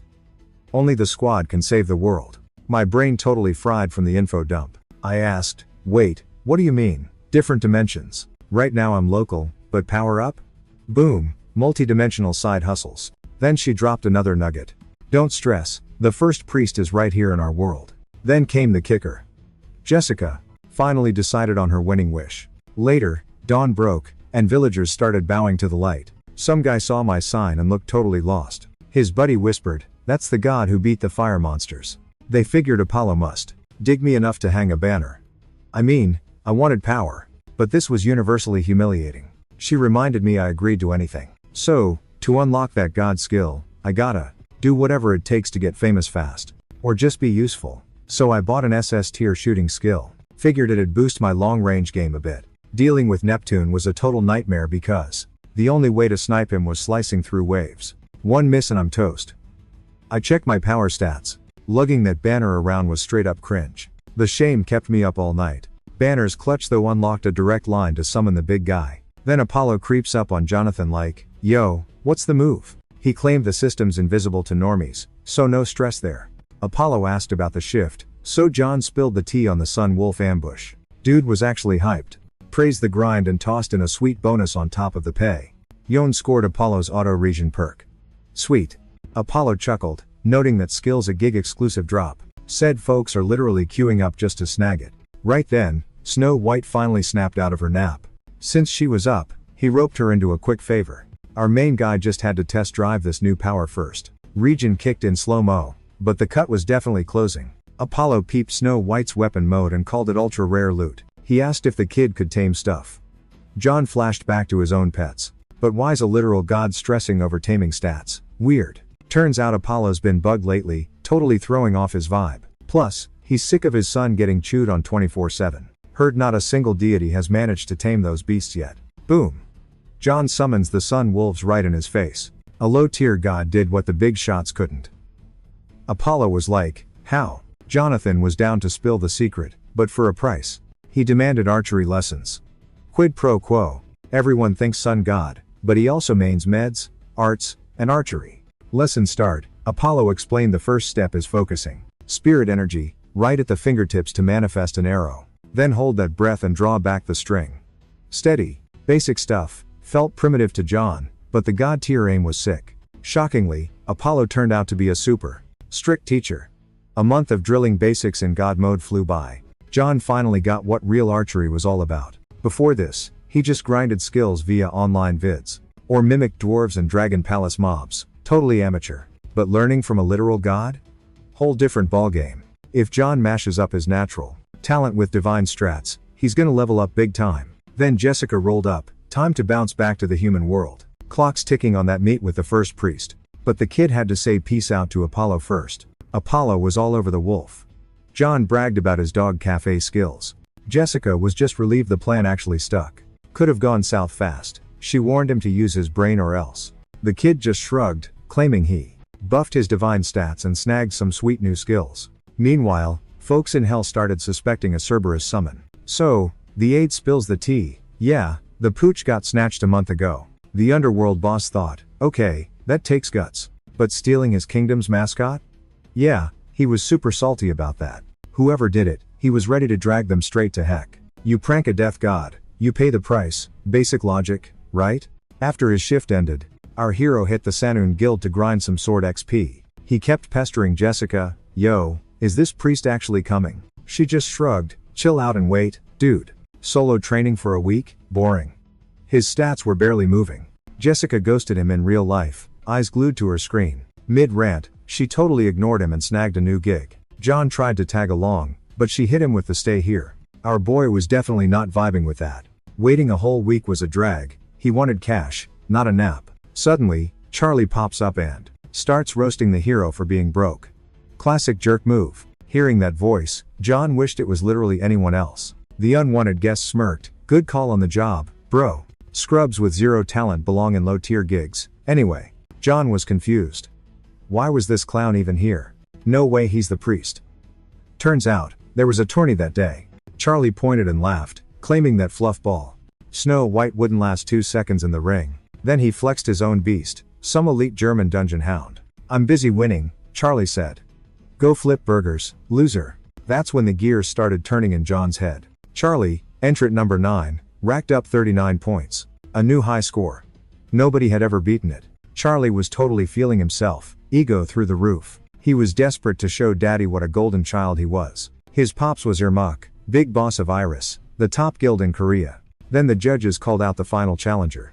Number 10 stepped up John and his beast, ready to shock everyone. The judges dropped their jaws, hadn't seen a creature like that in 10 years. Charlie blinked, brain buffering. What was going on? Suddenly, John gripped his shoulder tight. Admit it, he smirked.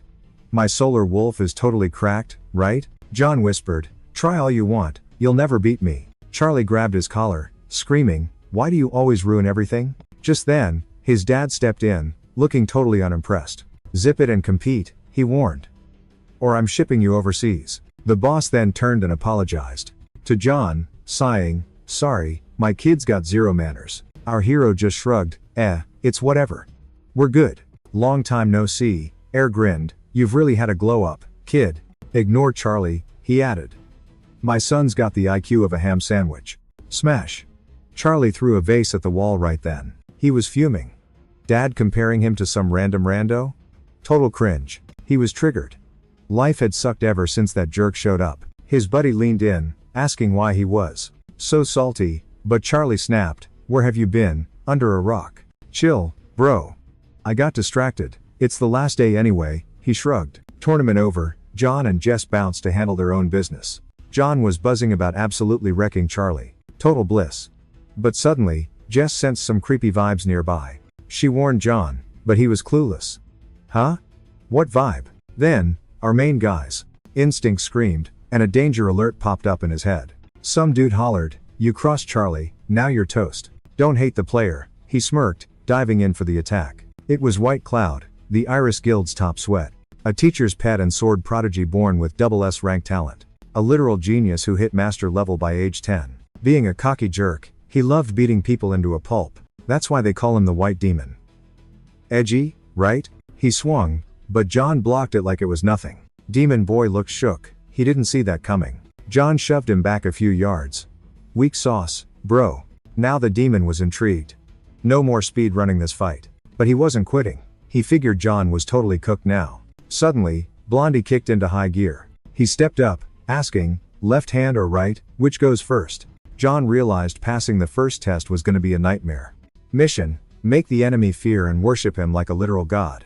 Easiest way. Just flex insane power and dominate him completely. Out of nowhere, Blondie unleashed a massive strike, hitting John with some serious damage. John panicked. How do you scare a guy who swords better than you? The dude had legit demon vibes in his eyes. Clearly, a sword fight alone wasn't gonna cut it. But who said John had to stick to blades? He popped a skill, leaving the white demon totally confused. Confused, the demon missed John's hit but barely flinched. Blondie scoffed. Fists in a sword fight? What a coward. John retorted, some things need more than just steel, genius. Demon Boy was too much of a noob to understand that. He claimed, I just slipped up, that's all. Cool, John grinned, let's keep going then. Terrified, the guy bailed immediately. John just headed home. Left a pull-up if you mad note, will he show? MC absolutely clapped him. Jess knew if it was White Cloud, he'd appear. John totally bruised his ego. Hero thought, harder than a job, 3 rules left. Gotta clear the conditions to get priest clout. Rule 1 is 2. Make the priest actually respect you. Rule 2, priest picks you, clear head. 3rd, swear the oath. So god hacks are tough, even if unlocked. John asked Jess, can you flex that power? Can't do god calls. Asked why, she ghosted him. Jan felt cringe for asking. She sounded super dramatic. Then guest alert. John yelled, don't be a statue, get in here. Guy shushed him. One question only. You a wrestler or a sword guy? John flexed, why not both? Demon called Cap, can't main 2 classes at once. Asked again, fencing or fists? John, round 2. But dude wasn't there to scrap. Came to analyze the L, John, don't know why? MC hopped off the couch and refused to spill the tea on the loss. Why tell his weak spots to a rude noob? John smirked. Okay, but here's the deal. Call me big bro and beg for lessons. Caught off guard. Demon choked on elder. Decided he'd rather die than say it. Started dipping. Charlie took 10 years to notice. Known this clown 5 minutes and wants respect? John sighed. Tragic. Gonna teach you a sick move, but by I guess. Ego caused the L. Leon knew it deep down. Mixing martial arts and swords is the OP meta to get buff. Leon froze. Started muttering to himself. John trolled him. Say what? Dude squeezed his eyes shut to say it. Plan, master the arts, then crush this hero. Caved. Big bro, teach me. Super reluctant. John agreed to leak the secrets cause he asked. But one favor first. Leon did the disciple right. First condition, total awe. Done. The whole forever devoted vibe totally stressed John out. Sounded like total nonsense. But shocker, Leon was actually super chill about it. So, the priest pledge thing actually worked out. John showed him some weird tricks, and bro actually crushed it. John realized he wasn't just okay at it. His learning speed was actually insane. One hit taught him tons. He'll master the hammer smack soon. So John was like, let's combo all this stuff. After the recap, Leon called him a total tyrant of a teacher. Just then, John got a ping about his priest. He unlocked a combo skill, and his stats started creeping up. Honestly, the priest system isn't actually trash. It's a grind, but when Leon levels up, John gets buffed too. Then he told Leon he wasn't going into that dungeon he grinded so hard for? No way. Leon knew there was a skill rune in there for sure. Since John mentioned the God War, skipping the dungeon was a total no-go. John knew it was a normal reaction. He skipped the details. Plus, he used to be that clueless too. So he decided to real talk him. He said they had to hit the gate, time the war, and find other guardians. But then Leon flipped. Swore he wouldn't move an inch if John went there. Dealing with him, John started getting Jessica's pain. John lost it. Told him to quit the dumb questions and stop the drama. Then Jessica popped in with a plan B. John and the girl bailed, leaving him at home. While they were gone, Leon beat the game, hoping they were okay. Then it hit him, as the student, he should be there. But then he thought, wait, not his prob. He dropped big cash on that dungeon. Overthinking sucked. He just sat there grumbling. Then something totally random happened. Boom. Bright light blasted from John's windows. The MC just teleported him over. Leon looked around, totally confused. John was like, chill, I just summoned you. Pointed at a monster and said, handle that. Lion wrecked the thing in under a minute. John was hyped. Told him to kill more, but Leon wouldn't move. MC didn't argue, just kept going. John spam summoned him until he begged to stop and followed. In the end, it all went great. Leon learned fighting moves and got his confidence. Did that hammer smack really fix his soul? Leon thought it was game over, but John was like, dude, we're just warming up. That gate was just a pit stop. The real trip was way cooler. They jumped in the portal, and Leon instantly regretted his life choices. Luckily, they didn't get splinched or anything crazy. Leon's jaw dropped. They had landed in total fantasy land. John, though? He pictured something totally different. How are they gonna find a priest here with zero clues? Needle in a haystack much? Jess was chill, though. Relax, spotting him is a breeze. Bam, there is the priest, plastered on a huge billboard. She is a famous actress? What can John even bribe her with? Jess warned him not to whine, the others are way worse. This won't be a cakewalk like with Mr. Simpleton here. Oops, she said that right in front of Leon. He flipped out, so she just KO'd him. John warned him, bro, she is buff. Right then. The girl told him to chill about meeting the star. Prophecy says Adela hits magic school on Fridays. Follow me, losers. Time to move. Next stop, Magic Academy. John rolled up and faked being an exchange student. Can't believe he is stuck playing schoolboy at his age. He heard gossip immediately. Ugh, high school never ends. Same toxic vibes everywhere. Totally clique central based on talent levels. Teacher walked in, shushing the chatter. Grab a seat anywhere, plenty of room, she said. He eyed a spot. Proximity equals intimacy, right? He slid into the seat next to Adela, acting super casual. Seat taken? She shrugged, go for it. John plonked down next to her and asked where the lab was, playing dumb. Time to deploy the small talk. His old gig as a consultant was finally paying off. Wow, nice room. So spacious, he blabbered. Then he added, and you are pretty too. Smooth. Adela stood up abruptly. Quit the fake friendly act. She figured he was just another fanboy thinking. Sharing a class makes you besties with a celeb. John realized he had totally bombed it. He tried finding building A but got hopelessly lost. Then he overheard Adela, if I fail, I'll just act full time. She knew the deal but kept being stubborn about it. You can't fix zero mana. John learned the trick, feel the flow, picture fire, boom fireball. Sick, he thought. He had to try that. He tried every angle, but zilch happened. John tried flexing divine power, but turns out you actually need mana to cast spells. Bummer. The entire class started roasting him for failing so hard. They treated him like a total joke, wondering what rock he crawled out from under. Adela caught the vibe and immediately called him out. She said they needed to chat and told him to link up after school. Bell rang, and they actually met up like she asked. Adela told him to stop acting goofy just cause he's mana less.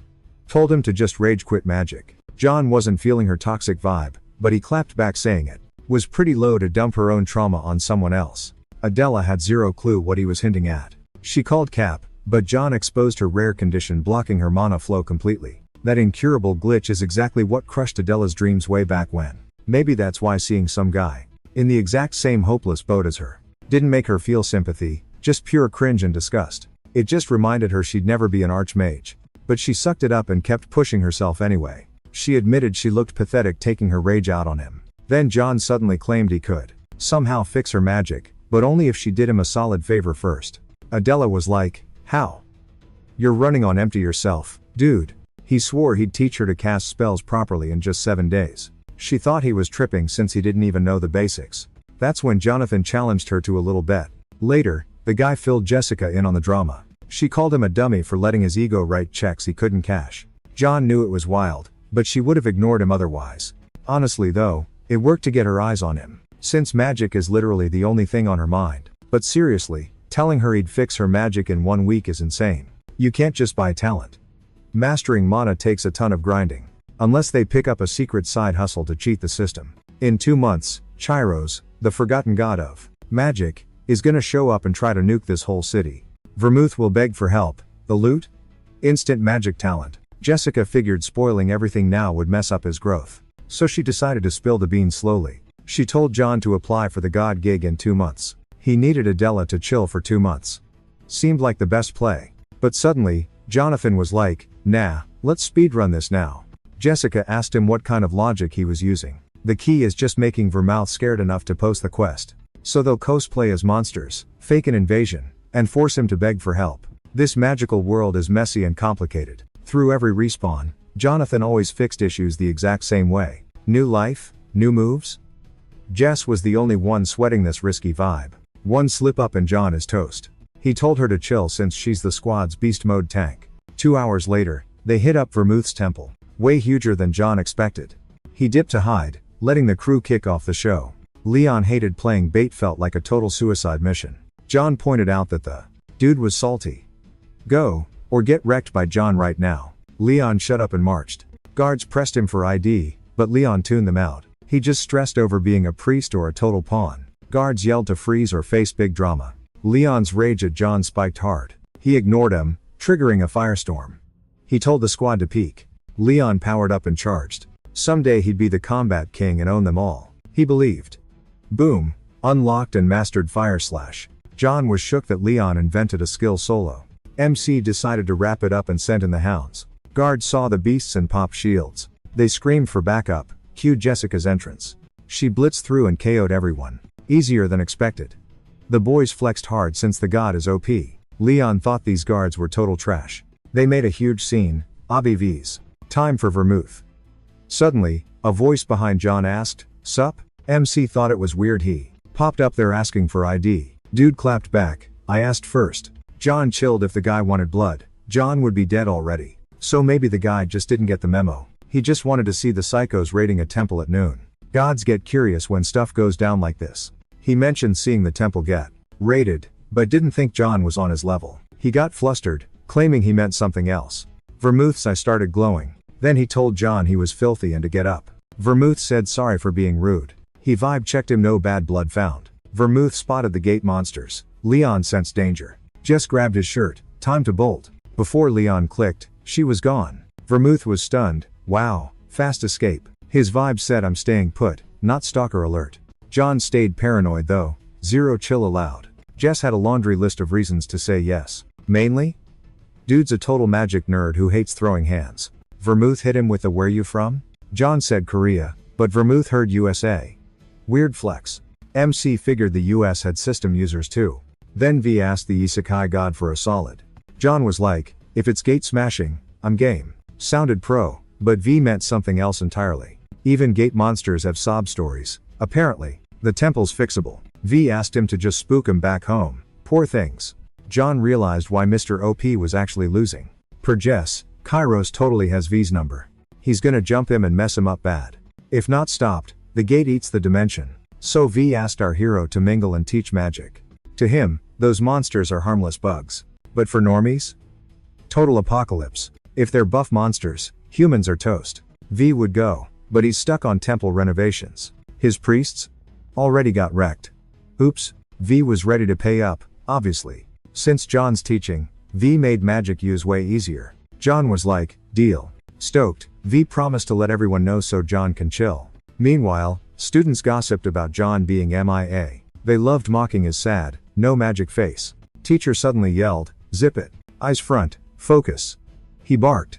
Adela skipped the set, already regretting trusting John. Classic MC, got lost on campus again. Finally arrived, cue the student ridicule. They expected the prof to roast him for tardiness. Instead, the prof looked wildly happy to see him. Class was shook. Totally clueless. Prof introed him as Vermouth's MVP high priest. Also, he's teaching magic now, surprise. John faced the class, haven't seen you guys in ages. Missed you tons. One kid flipped out, what can this idiot teach us?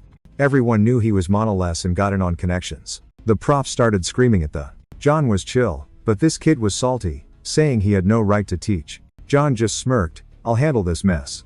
Out of nowhere, the brat demands a magic one-on-one. Called John mid and said he'd get a reality check. MC's like bet, decides to let the noob go first. Dude flings a fire arrow. John literally just vibes there. Right as it got close, barrier up. Hater was shook, thought John had zero juice. John's like, my turn now. Yo, better block this, he warned. V-Man said OP magic early on is basically impossible. Sent vibes, so John unleashed level 8 hellfire. Kid saw it and started screaming my bad. John heard the plea and aimed the roast at the sky. Kid snapped out of it.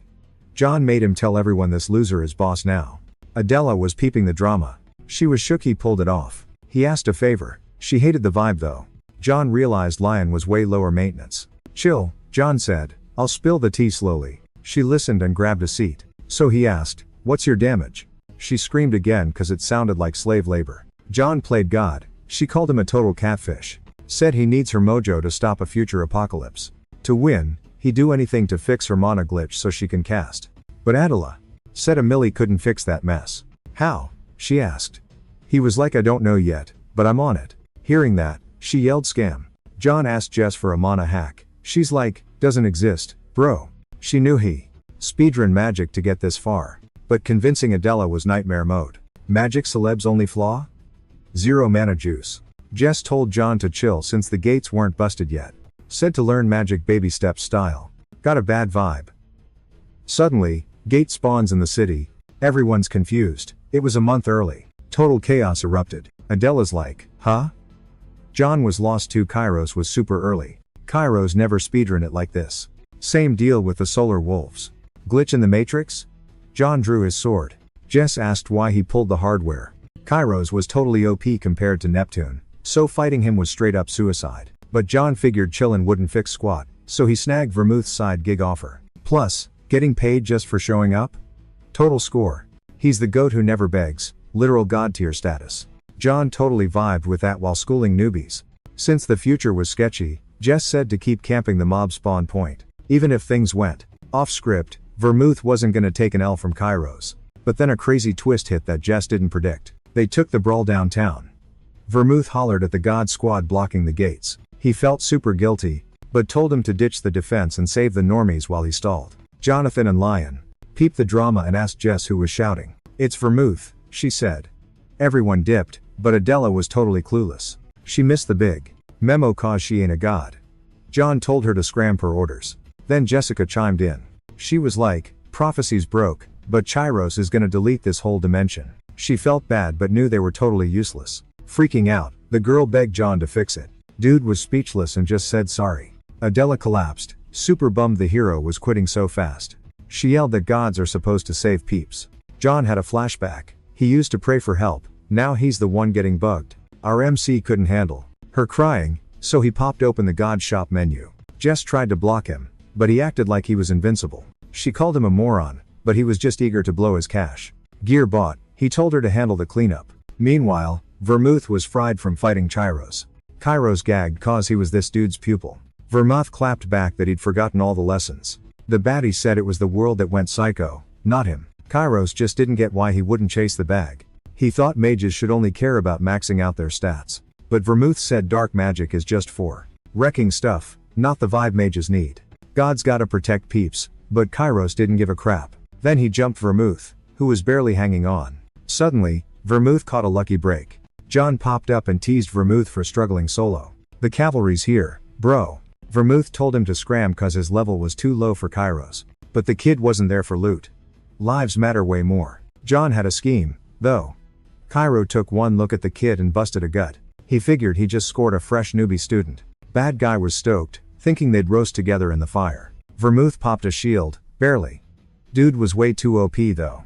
So yeah, Vermouth couldn't hold out forever. John said he just needed one clean shot to knock his lights out. Vermouth's gear could buy him an opening. Can't block the black fire, though. Kid said, chill, I got this. He had a trick up his sleeve, then John froze. Kos was beast mode, hero couldn't even poke him. Boom, black fire everywhere. Kairos cackled, what now, losers? Then Vermouth started chanting weird gibberish. It chained Kairos up, but only bought him 2 seconds max. John triggered Neptune's defense mode. Kairos was shook. How'd he walk through the fire? John's stick has a 100% stun rate. Headshots only, so our main character bonked him right on the noggin. Kairos was totally wrecked. Game over. Vermouth got deja vu.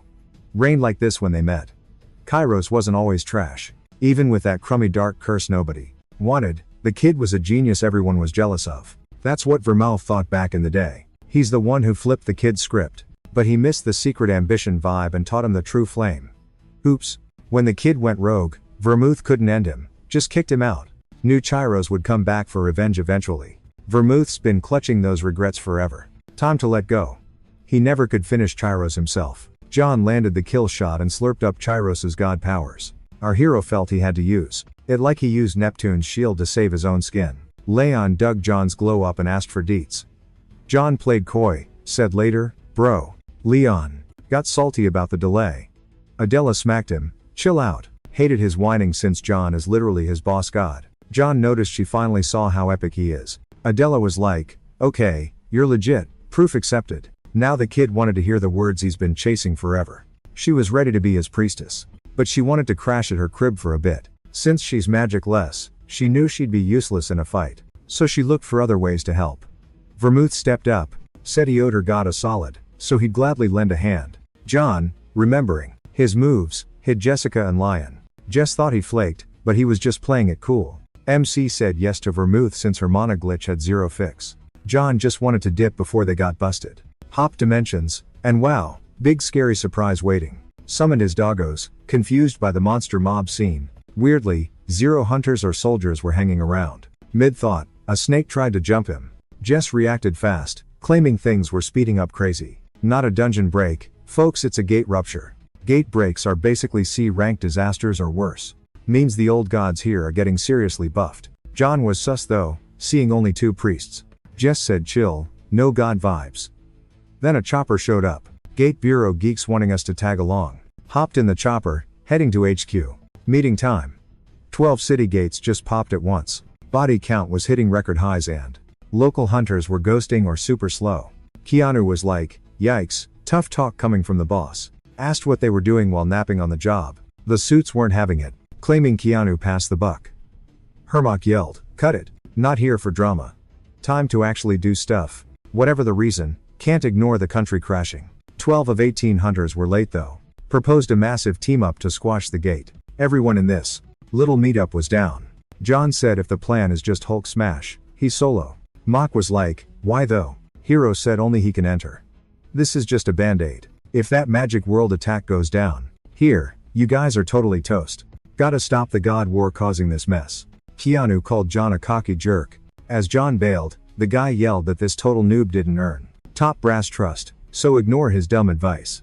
Right then, an agent sprinted to HQ with crazy news. Kicking open the door, he screamed that the city's losing it. Security flopped, gate issue is way worse. Airport gate went boom, smashing stuff. Senior Hunter finally believed John. Agent insisted they rush to the explosion site as soon as possible, or monsters spill from the rift and swarm the city. Total wreckage count? Yeah, impossible RN. Gate went boom, airport entries toast, and all the gear is totally bricked.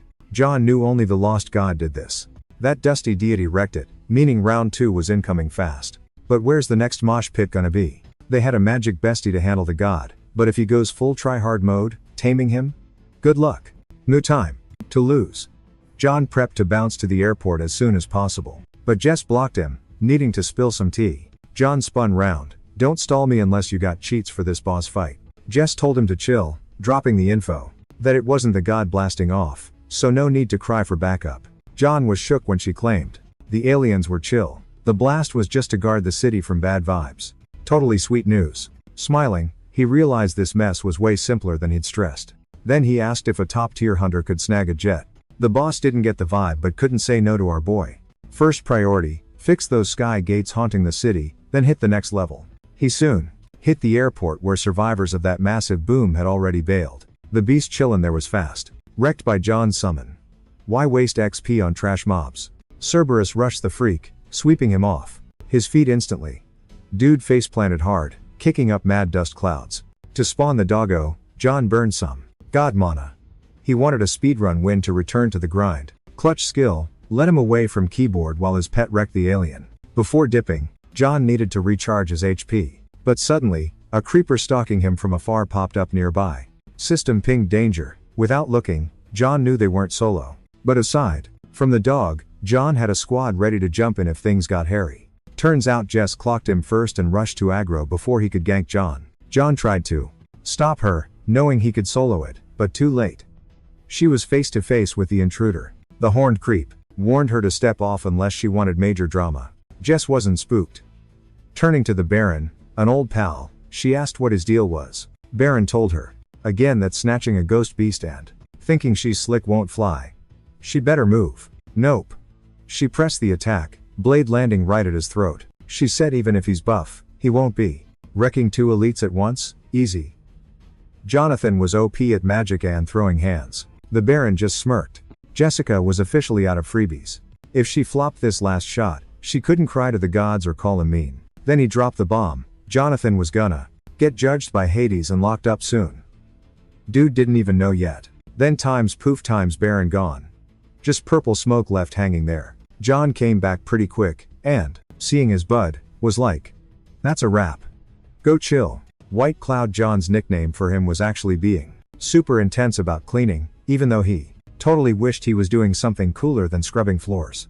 John had to listen to Pat whine about doing grunt work for 17 hours straight.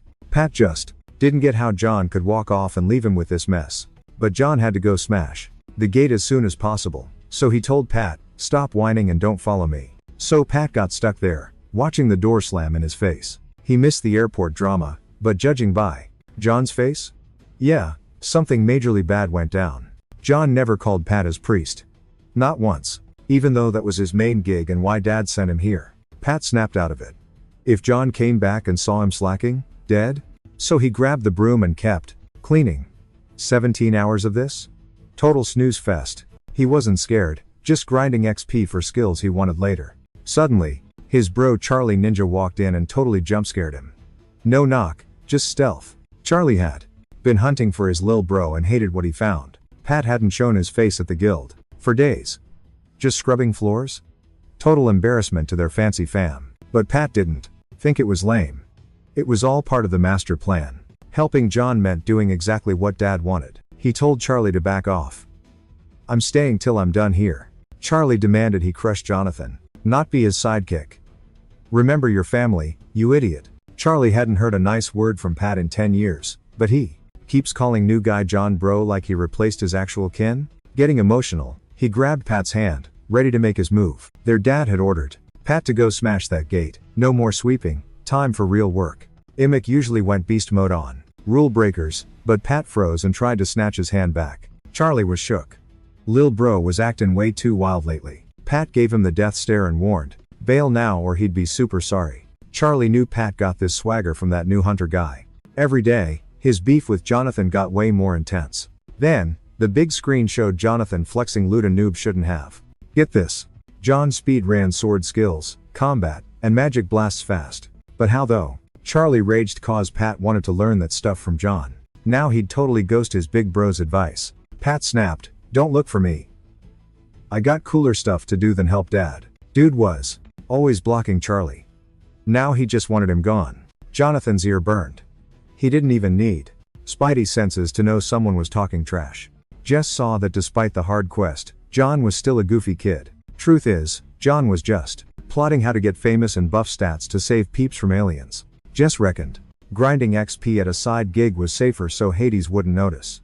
John's moves would just make Hades super salty. So Jess said, let's hop dimensions and train there. But John hated bailing.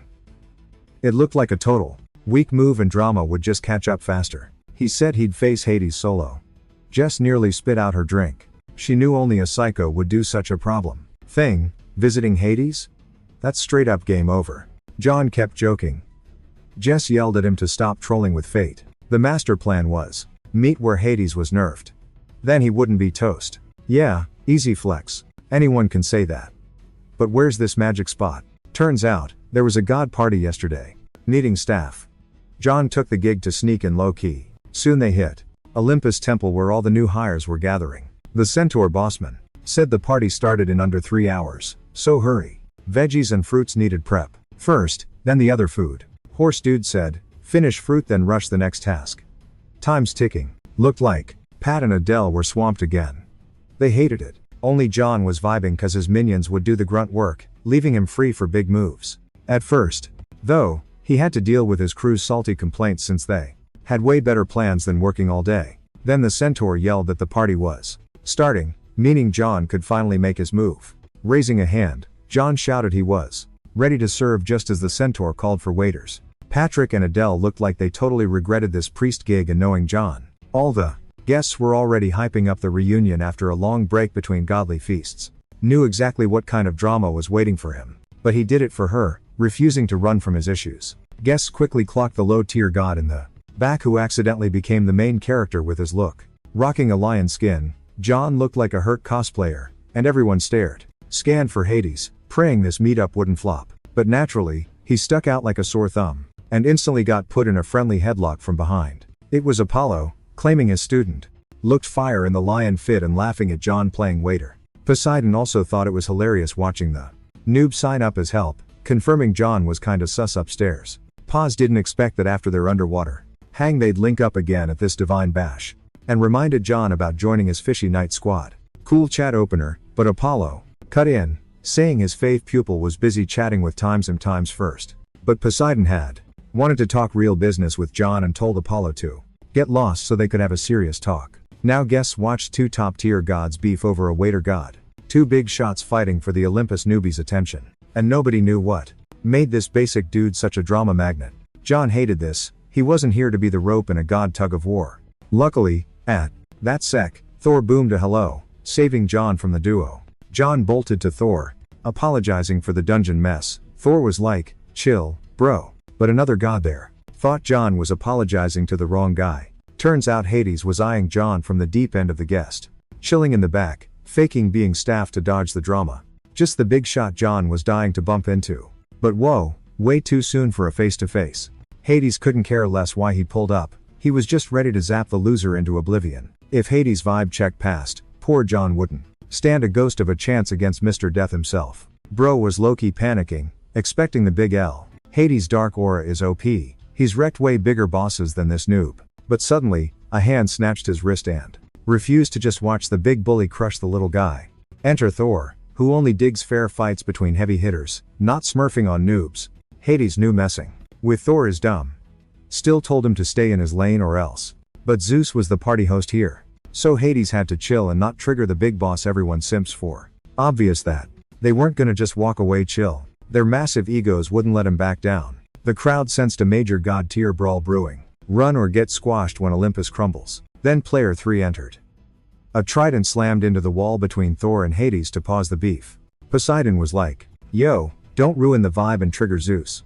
He hates drama at his parties. Hades just tried to delete a scrub, and Thor got salty. Plus, Hades dissed Thor directly, major violation, totally unforgivable. While trash-talking Thor, he suddenly spun toward the main entrance. Hearing steps, Poseidon smashed the floor to snap them out of it and stop the mess. Shielding John with his self, Poseidon told Hades, keep acting up, and you catch hands from both of us. Even Hades couldn't handle a 2v1. He paused the hate, saving the rage for a better time. But if these clowns opted to get wrecked with the server, Hades was game. Plenty of room in the underworld, even if 2,000 enemies pull up. Then instantly, creepy minions flooded the party from the dark realm. Hades said bet. Poseidon panicked as Lil Shadow Beast swarmed him. All cause of John. Hades waited forever to catch this guy, wasn't gonna miss his shot. He's seen so many expire, one more random scrub won't matter. But the location choice was absolute trash. And someone there wasn't gonna let that slide. Then the big boss walked in. Even Hades keeps his mouth shut or it's game over. Zeus. Do. He demanded to know who started the drama. Wrecking the party? Major vibe kill. Zeus clocked Hades. Bro, this is a party, not a funeral. Go be gloomy elsewhere. John finally realized that around the thunder god, Hades looked weak. He was terrified of the guy. Hades whined about a stolen relic and claimed he was just doing his job. Zeus wasn't buying it. Robbing the death god? Sounds fake.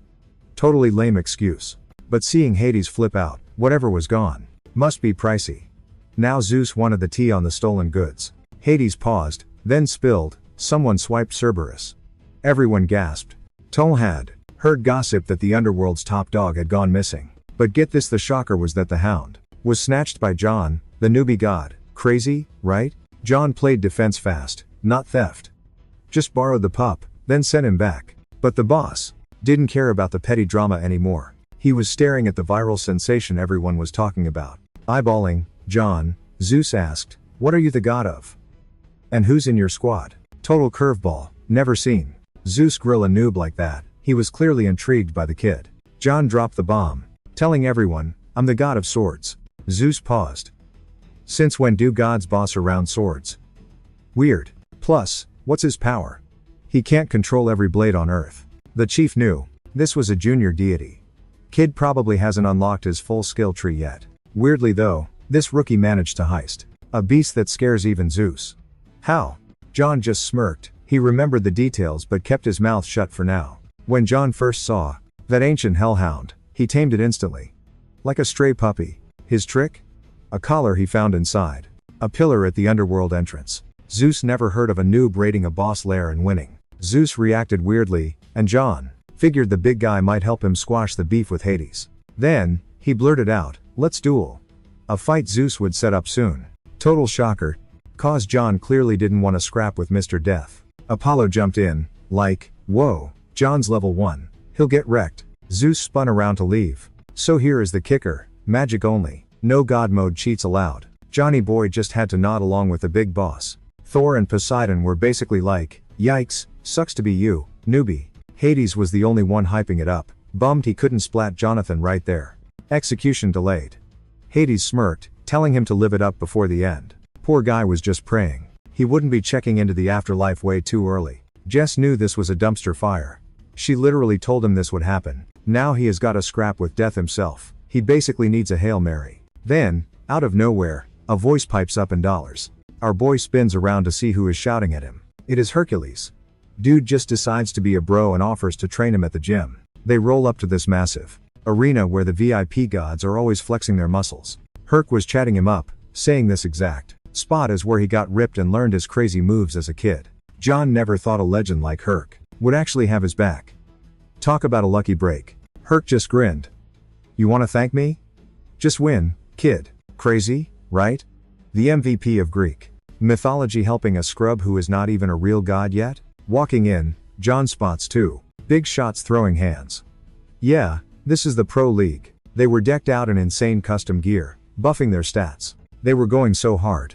John knew he would get folded by either of them instantly. Smack. The girl lands a heavy hit and her sparring partner eats the dirt. He just blinked for a sec, but his ego would not let him tap out yet. She rolled her eyes. In a real brawl, you would be dead 10 times over.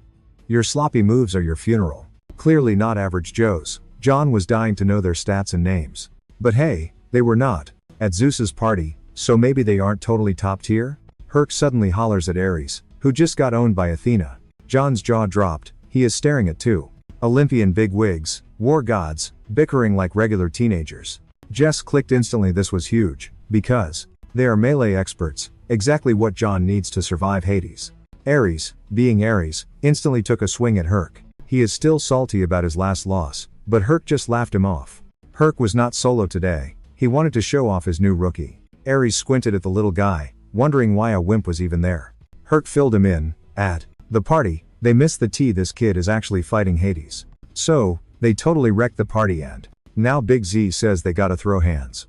Athena noticed the girl was OP compared to John, but his vibes were super intense. Ares just wanted a sparring buddy, so he grabbed a blade to start beefing immediately. Cause fighting is the only way to check stats, obviously. He squeezed his sword handle real tight, pointed it at John like, fight me first, then you can train. John just came to chill, not brawl a literal deity. Then Jessica drops a bomb saying she had to bail to open a gate. John's on his own. 0 options left. Just praying he doesn't get unalived here. As Ares stepped up, he admitted the kid had some crazy aura. But he wasn't gonna fold for a noob, stared him down and yelled, incoming. Get ready, scrub. Not shocked Hades picked John. Probably just didn't want to risk getting wrecked by a pro.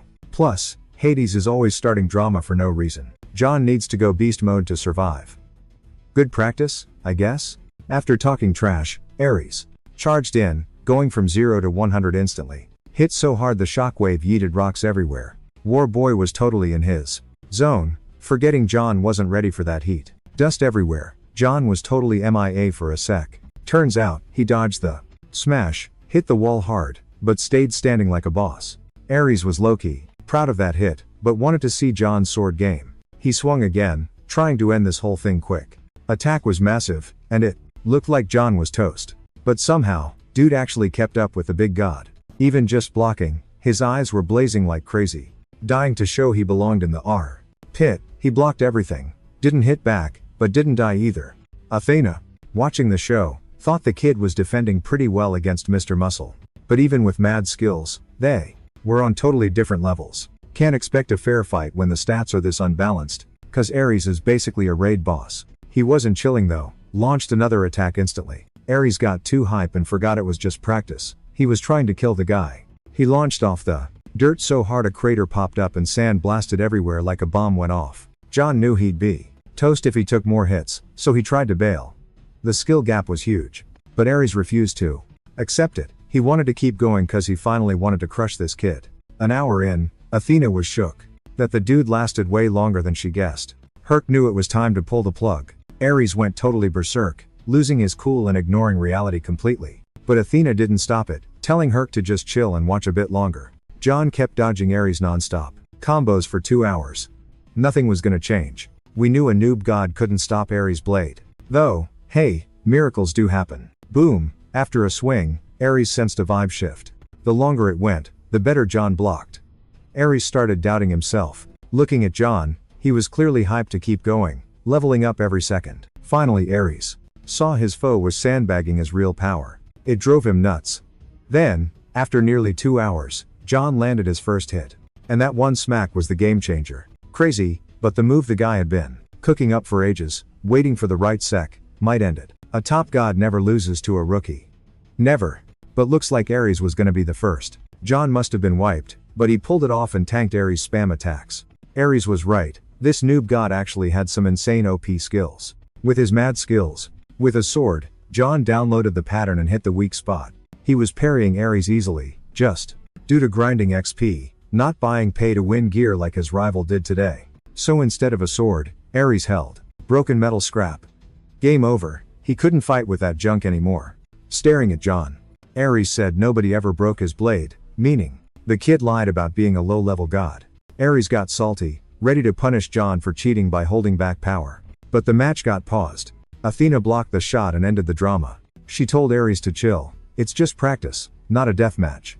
Sparring is for gaining XP, not killing each other. True, but Ares' face showed he was raging and wasn't hearing it. John's moves were sick, and even Athena wondered who this mystery guy was. John himself didn't. Ares was barely trying, so the win felt kinda cheap. Still, the kid knew he'd leveled up big time during that spar. Perfect prep for the Hades boss fight. Just gotta sweet talk Ares into round 2 before the main event. Totally shocking Athena and Ares. Jonathan rolls up begging for a post-game workout. He straight up admitted his sword game was trash and asked to grind levels in the arena. Weird flex, considering he just crushed it earlier. Random, but he was desperate for that yes. Athena reminded him that Ares was basically sleepwalking and just testing new moves. The skill gap didn't scare him, it just hyped him up more. She agreed but warned, don't expect a cakewalk. She wasn't lying. From second 1, Jonathan knew this was hardcore mode. Stone giants everywhere, zero chill, constantly attacking. Up in the stands, Ares yells that he has 1 minute till those rock freaks respawn. Mobs kept coming, and poor Jonathan was totally out of juice. Course, at full power, he'd one-shot them easy. But right now? Can't even cast a basic sparkle. Hail Mary time. He grips the sword and cues a special move. Shock waves blasted out, slicing through rocky bodies like a hot knife through butter. Ares dropped his jaw. Even he couldn't pull that off. Result? Instead of monsters, just a pile of gravel left in the sand. Makes you wonder? Is this noob actually secretly OP? Jonathan plays it cool. I'm just your average god. Merely spamming some retro skills. Ares grabs his collar. Liar. That's ancient tech. She realized Ares was just salty about taking the L earlier. Total nonsense. Since when is magic against the rules, bro? Gods literally gave magic to humans. Duh. But Ares thinks real gods don't use cheat codes. Dead end argument. Jonathan decides to drop the truth bomb. Fine, watch this. No hacks, I swear. Only a real deal god could pull this stunt. Asterisk snap, asterisk 2 priests materialize on the field. Hoping Ares buys it now. Cause who else has priests on speed dial? Athena finally clocked that John wasn't lying and made Ares say sorry to the dude. But Adele was totally salty since instead of being helpful, John keeps yeeting her across dimensions without even asking. Herc was shook by how tight the god and his squad were, like BFFs. Athena was like, dude, you could have spilled the tea on your crew sooner, since their mojo is totally linked to the god's own juice. She even offered to coach the minions herself to spice things up for John. Now that John's crew was rocking 3 members, they could triple the monster mash in practice. Knowing he was cooked, John just apologized to his fam for the upcoming chaos. Athena snapped her fingers instantly, cranking the difficulty to nightmare mode. A massive mob of rock freaks popped up out of nowhere, right by Adele and Patrick, ready to wreck them completely. So began the brutal grind with the god trio, prepping John for his rival showdown. Finally, the big day rolled around. For John to flex his skills, and his bestie Jessica knew what was up. Today was the throwdown with Hades, which is why Jess showed up at the arena to hype him up. Eyeing the rubble pile, Jess recalled how her pal smashed those stone goons. John grinned and said, I'm taking the W this time, ready for whatever hacks he tries. 2 hours later, the stadium was packed with fans thirsty for a god battle. Hades glared gloomily at his rival, shocked the dude actually had the guts to show up. He was ready to hunt John across dimensions but decided to just end him fast. Once every single seat was taken by guests, Nike, the ref, flapped her wing to get things moving. She was hyped to start the viral god fight everyone showed up for. Right at the start of the match, Zeus reminded them, no divine powers, no cheating. The magic hats they wore were supposed to nerf their god modes completely. The brawl was over when someone hit the dirt, basically admitting they took the L. Wishing both dudes luck, the ref vanished, leaving the 2 haters alone in the ring. Surprisingly, John rushed in first, tired of playing defense like in practice. Riding a wind burst, he zoomed toward Hades at insane speed, giving him 0 time to react. It looked like this speedrun strat and sword swing would end it. Grinding with Ares and Athena wasn't a waste. Cause John's sword game was officially god tier level. But suddenly, Hades chuckled, treating these attacks like noob moves. Then Hades stabbed John's neck, and blood sprayed everywhere, freaking the crowd out. Staring down at John, Hades mocked how a guy with such baby skills could call himself a sword pro. Told the squad he'd wreck this fraud and one-shot him to hell. Now Hades had time to flex the XP he'd grinded for ages. John looked like he was throwing, turtling up like he did vs Ares. John seemed decent, but everyone knew he was just a total noob god. Ares, having seen the kid's hacks, knew this guy was gonna go viral. Ares showing up might have seemed weird, but he couldn't miss his newbie's biggest boss battle. This was John's big qualifier before the ranked matches. Ares recalled how fast John leveled up in sparring. Kid camped for 2 hours then nearly pwned his sensei. Scoping Hades, John read his moves but felt the vibes were off. Some glitch kept him from going full beast mode. Hades kept spamming heavy attacks on John, thinking the dude lost it before the KO. 0 chill, Hades rushed John to speedrun a victory against the newbie. Hades' moves in this 1v1 were nothing like the training arc in the arena. Hades' current build seemed glitchy to John, like he equipped the wrong gear. The whole time, looked like different metas, but the truth was wilder. Right after Ares' first hit, John knew he had to switch loadouts. Popping the formless sword ult, John flipped the script and stole the W from Ares. He'd spam that on Hades, only that weapon could catch him slipping. Hades' cocky look, solid. A sec ago, turned to panic after John's first hit.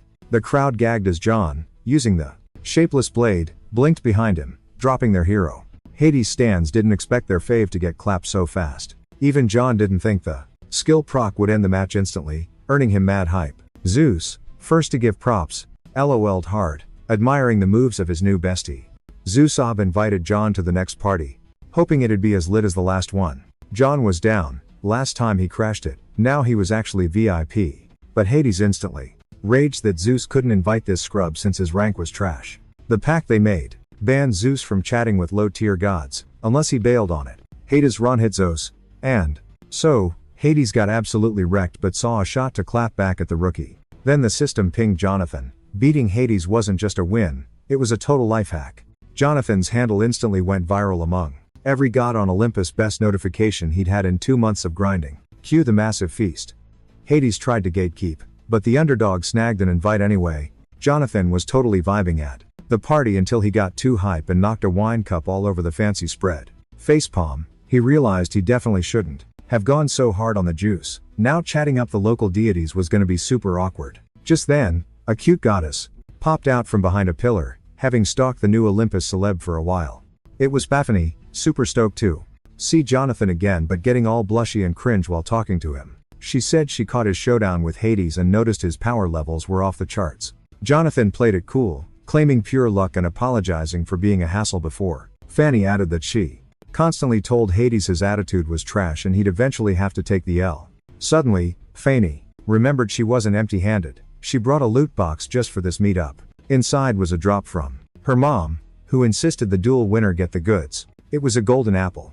Jonathan was clueless why her mom would drop such epic loot on him. Fanny had to bounce, so she told him to just take the swag as props for his mad skills. Next up, a girl appeared who was stressing over Jonathan way more than the rest of the mob. Spotting Jessica, Jonathan said her timing was clutch cause he saw a wild part-time job ad that morning. He suggested they squad up with Jessica, though he figured she probably wouldn't be thrilled about the hustle. Jonathan figured this party was the ideal time to hit up a high-tier god for tech support. Jessica clocked the golden apple Fanny dropped in his hands and wondered how he snagged such a rare item. With this apple, Jonathan could finally keep his promise to Adele, so he yelled for her across the room. Poor Adele was shook hearing her name shouted from way downtown.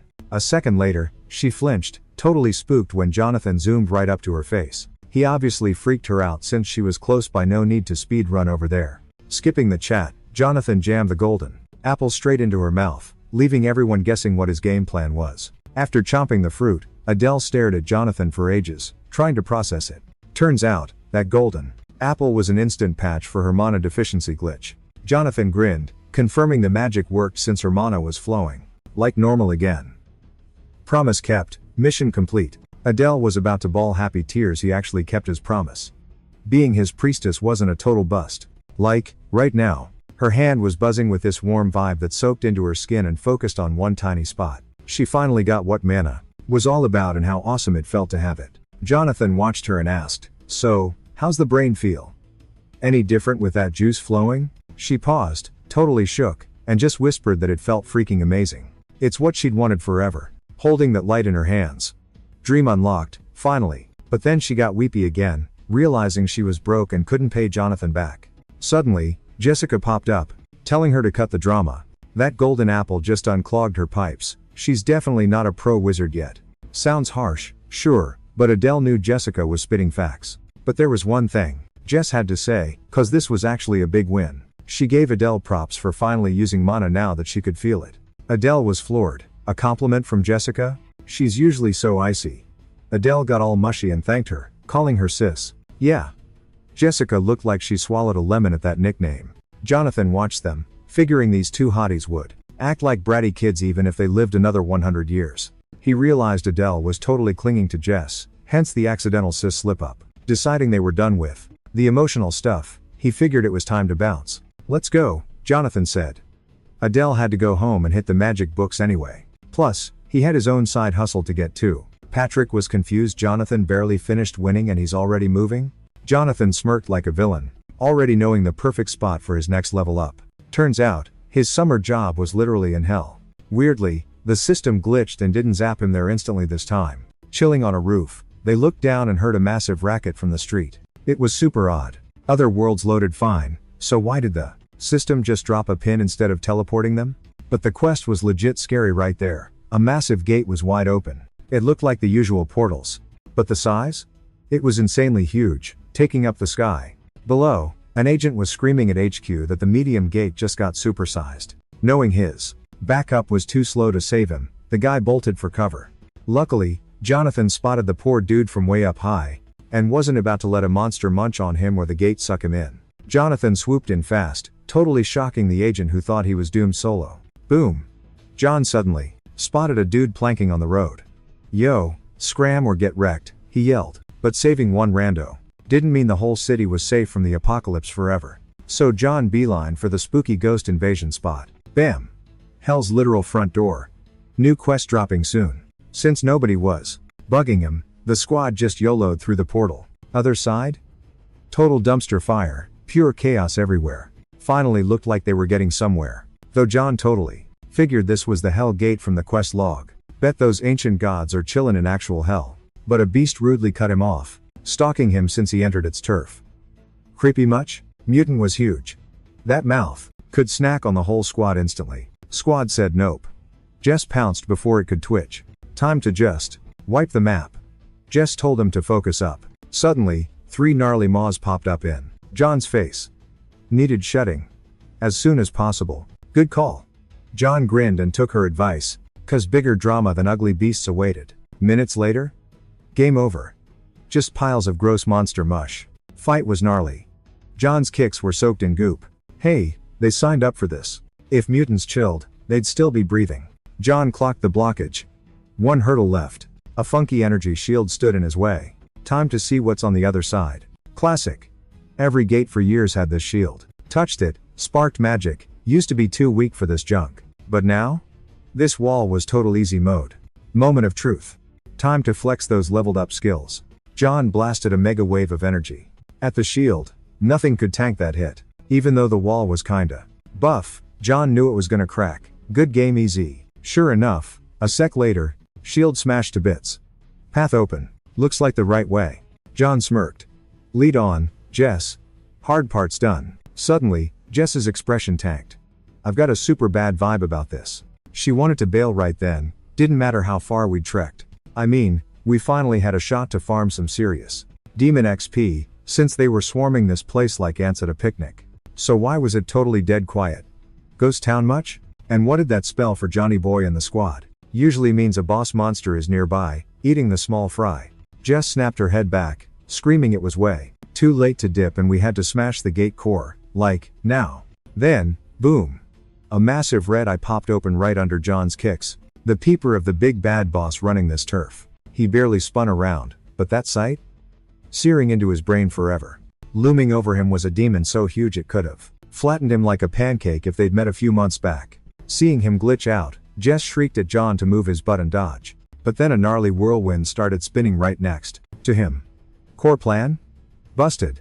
Now he was facing zero clue what's next. Blink, and he's in some weird zone, with a sky full of glowing puzzle pieces.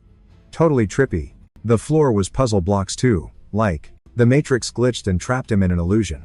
1 minute he's brawling a kaiju in the underworld. Next, he's stuck in some freaky alien dimension. He heard shouting, whipping around to see who crashed the party. Some random kid holding her pal's hand waved him over, super cheerful. It was total confusion, but those runts clearly knew the map better than him. No NPCs to ask, so John hollered at them to pump the brakes and listen. Took 1 step, and snap. The puzzle floor gave out. Down he went. Suddenly, he was getting wrapped up in creepy dark goo that seemed to own the place and everything in it. Was the boss fight still on? Or was it game over, and this was the afterlife lobby? Otherwise, zero logic could explain how he spawned here or what was up with this dimension. A few steps later, John stumbled over a body lying right there. He realized the dude on the floor wasn't breathing, gear totally soaked in red. Most people would have freaked out at the gore. But one thing caught John's eye instantly. That green jacket? Way too familiar. A sick feeling hit his gut. Jess showed up behind him, face bloody, choking back tears as she whispered his name. Walking right past John, she went for the corpse, totally ghosting the guy standing right there. She hit the deck, begging sorry for flunking the fight. Obvious, Jess was totally deaf too. He tried waving, clueless about the glitch. He tapped her shoulder. Yo, chill out. No tears needed. I'm alive, right here. But poof. Jess vanished. Just empty air and some glitchy sparkles left. No way. Jess was a hologram too? This place is fake. Wait, it got worse. He spun around and saw a total nightmare scenario. Bam! His own corpse, turned into a human pincushion. Did he respawn? Did that demon actually wreck him? That sight would fry anyone's brain. Meeting your own ghost? John just lost it. He screamed and cried, totally freaking out. He flopped on the puzzle block, floating in 0G, begging for a timeout. Snap! Eyes open, he realized. It was all a bad dream. Back to reality. Phew. John was sweating buckets, gasping for air, barely hearing his friends. Once chill, he told Patrick. And Jess, I'm good, gimme a sec. He faced Jess. Got crazy news for you. The magic wall was still blocking them. He spilled the tea about his vision. I saw you, Jess. And yikes, horror show. He asked, did we know each other in a past life? Are you hiding secrets? Spit it out. Demon trauma unlocked his past life memories. Jess totally clocked it. Figures the monster fight jogged his brain. But Jess froze. John kept pushing for answers. She looked down. I got nothing, dude. John was like, what? Quit the riddles, explain yourself. Jess sighed. We're still being watched by the Abyss Eye. Like, now. She figured John shouldn't know his past or he'd go bonkers. Truth hurts. She knew too much, so she zipped it. Trusted her. She's the boss, so he let it slide. But real talk? Jess was totally shocked the dude caved so fast without the usual 20 questions. Obviously, he'd be lying if he said he didn't care, and Jess knew the vibes. Then he hits her with a smirk, asking if she'd ever be forced to ditch him. Weird question, but Jess fired back, no way, I'm sticking around forever. Time to figure out. The next move, cause beating the third guardian meant leveling up hard. Going back to hell now was sketchy since the beast was lurking nearby, just waiting to jump them. John just realized Jess had already met this creep, and he was salty she didn't spill the tea before the trip. But honestly, she didn't expect the monster to pop up here. Her past life memories said their meetup should have been way later. Since Jess couldn't fully spam her future site, they needed a plan B for the mission. Next day, John's filming an ad at some random office tower. Cameras on him, and the director already broke down the gig. Suddenly, the boss cuts the scene, yelling at John to quit yapping and read the script. Getting in his face, the director reads the lines again, hyping up a bulletproof vest from a major brand, but John was ruining it by freestyling the dialogue. Plus, instead of tapping the dummy, John punched a hole right through it. John thought it was total cheating to follow the script, grinning that real life ain't like that. The director, tired of cocky newbies in his career, warned John he'd regret acting like a total moron. Time was tight, and they had to wrap up. The action scene, featuring actual hunters they hired. These 5-star pros were supposed to bring some realism by blasting John without any heads up. Action, yelled the boss, and the squad rushed the lead guy. From the outside, it looked like way too many dudes for anyone in John's shoes to survive. But you could tell by John's face that they were predictable noobs who couldn't touch him. He always hated the fake promo trash big core used to push low quality junk. Today, he'd finally flex what a real fight looks like versus cheap tricks. The director had seen plenty in his day, but he wasn't ready for this level of crazy. He yelled cut, fast, and Jess, hanging out on set, saw her buddy dominating like a boss again. John went instant viral. Reporters swarmed the place, grilling the top-tier hunter about his skills, while the squad was patching up their paws. After Jonathan wrecked him, he told the press solo skills beat squad goals any day. If you want to be a real hunter and actually save folks, get good on your own first. Teamwork's just the cherry on top. John thought all that friendship is magic stuff was just a scam by ammo brands to sell more junk. While Paps mobbed John with a million questions, a stalker dude dialed his boss with the scoop. Later, when John dipped, this guy blocked him at the exit, acting like it was a total coincidence. Stranger starts chill, claiming he caught John's hot take and totally vibed with it. Then he flips the script. His big boss CEO wants a face-to-face. 2 hours later, they're at the HQ of that noob ammo brand. John walks in and finds Bruce grinning like a Cheshire cat behind his desk. John smirked but was like, make it quick, I got places to be. Bold move, right? Bruce skipped the small talk and begged John to say sorry cause his trash talk was tanking their sales. Bruce figured this kid was just another clout-chasing egomaniac. So Bruce swears if John posts an apology, he'll get paid crazy money. Dude sipped his latte, grinning like he already won, thinking, easy game, best day ever. Meanwhile, John starts hyping up this sick weapon he's been eyeing, thanks to Bruce's little shop. Bruce was clueless and asked, what toy you talking about? When John drops the bomb that it's Excalibur and he's gonna raid the stash, Bruce nearly choked on his drink. John grinned, hey, you said you'd grant my wish, right? No take backsies. Even Bruce knew that sword is OP and been missing for 20 years. Plot twist, Bruce's squad actually snatched it, but kept it super hush-hush. He played dumb, but the buckets of sweat gave him away. John was like, bro, I know everything. Gimme the sword or no deal. He knew about the loot and the shady way Bruce got it. The boss slammed his fist on the desk, yelling, you're crossing the line, kid. John chilled him out fast, saying, relax, I just wanna see it, not keep it. He swore he'd eat his words right there if the big boss just said yes to one tiny thing. Done with the chat, the director spun his chair around. This rookie was tripping. He basically told the dude he was yapping total junk and that this whole conversation was a massive waste of time. Honestly? No way he'd agree, even if Jonathan actually knew the sword spot. Jonathan really thought he'd nail this negotiation. Too bad the director wasn't as clueless as he looked. He figured Bruce would bail, but he just needed a peek so he could swipe it later. Jessica had just got the scoop on John's plan to haggle for Excalibur. It sounded totally bonkers. She couldn't believe the guts on this guy. Seriously, who just walks up and demands lost legendary loot like that? He knew exactly how many people Bruce stepped on to snag that sword. John would have totally grabbed it himself if he knew where to look. Jessica realized this kind of crazy stunt was 100% Jonathan's style. The dude never hits the brakes. Since his level was too low to rank up, he planned to crash some dungeons meanwhile. He explained, with a grin, that he was off to grind XP and told her to hang tight at the guild. 1 month later, Bruce saw a news flash in his office that totally flipped his script. His tablet was blasting a live stream about some celeb rookie speedrunning a dungeon in record time. Sensing the danger, the director practically steamed with hate for the kid, realizing Jonathan had been playing 4D chess with him for ages. Plus, John crushed impossible dungeons all month with the same trick. The dude was wrecking Bruce's sales by telling everyone gear is trash and only pure skill actually matters. Terrified of his profits tanking, Bruce barked at his assistant to track Jonathan down and say yes. Once the aide left, Bruce smirked, already hyping up the nasty surprise he had ready. The meetup happened super fast in some lonely mountains near a secret dungeon holding the sword. Excalibur was stashed way deep underground, and they had to trek down a massive staircase to the hidden chamber. The deal was Jonathan got 5 minutes to stare, then they had to bounce. Jonathan knew the rules, obviously, but he'd do literally anything to eyeball Excalibur for real. Stepping inside, he realized the prize was insanely close. Then he saw it on a gold stand, itching to grab the thing. That sword was total legendary loot, and Jonathan was probably the first hunter to get within sniffing distance. It buffed stats and doubled abilities for 10 minutes with 0 mana cost. It looked hypnotic, and he felt like he snagged the win way easier than he thought he would. But the moon fox on his shoulder sensed a glitch and tried to warn him. Too late. Bruce was already prepped to spring the trap he'd baited for Jonathan. He'd been hunting for a hidden wall switch, the magic button to ditch his headache forever.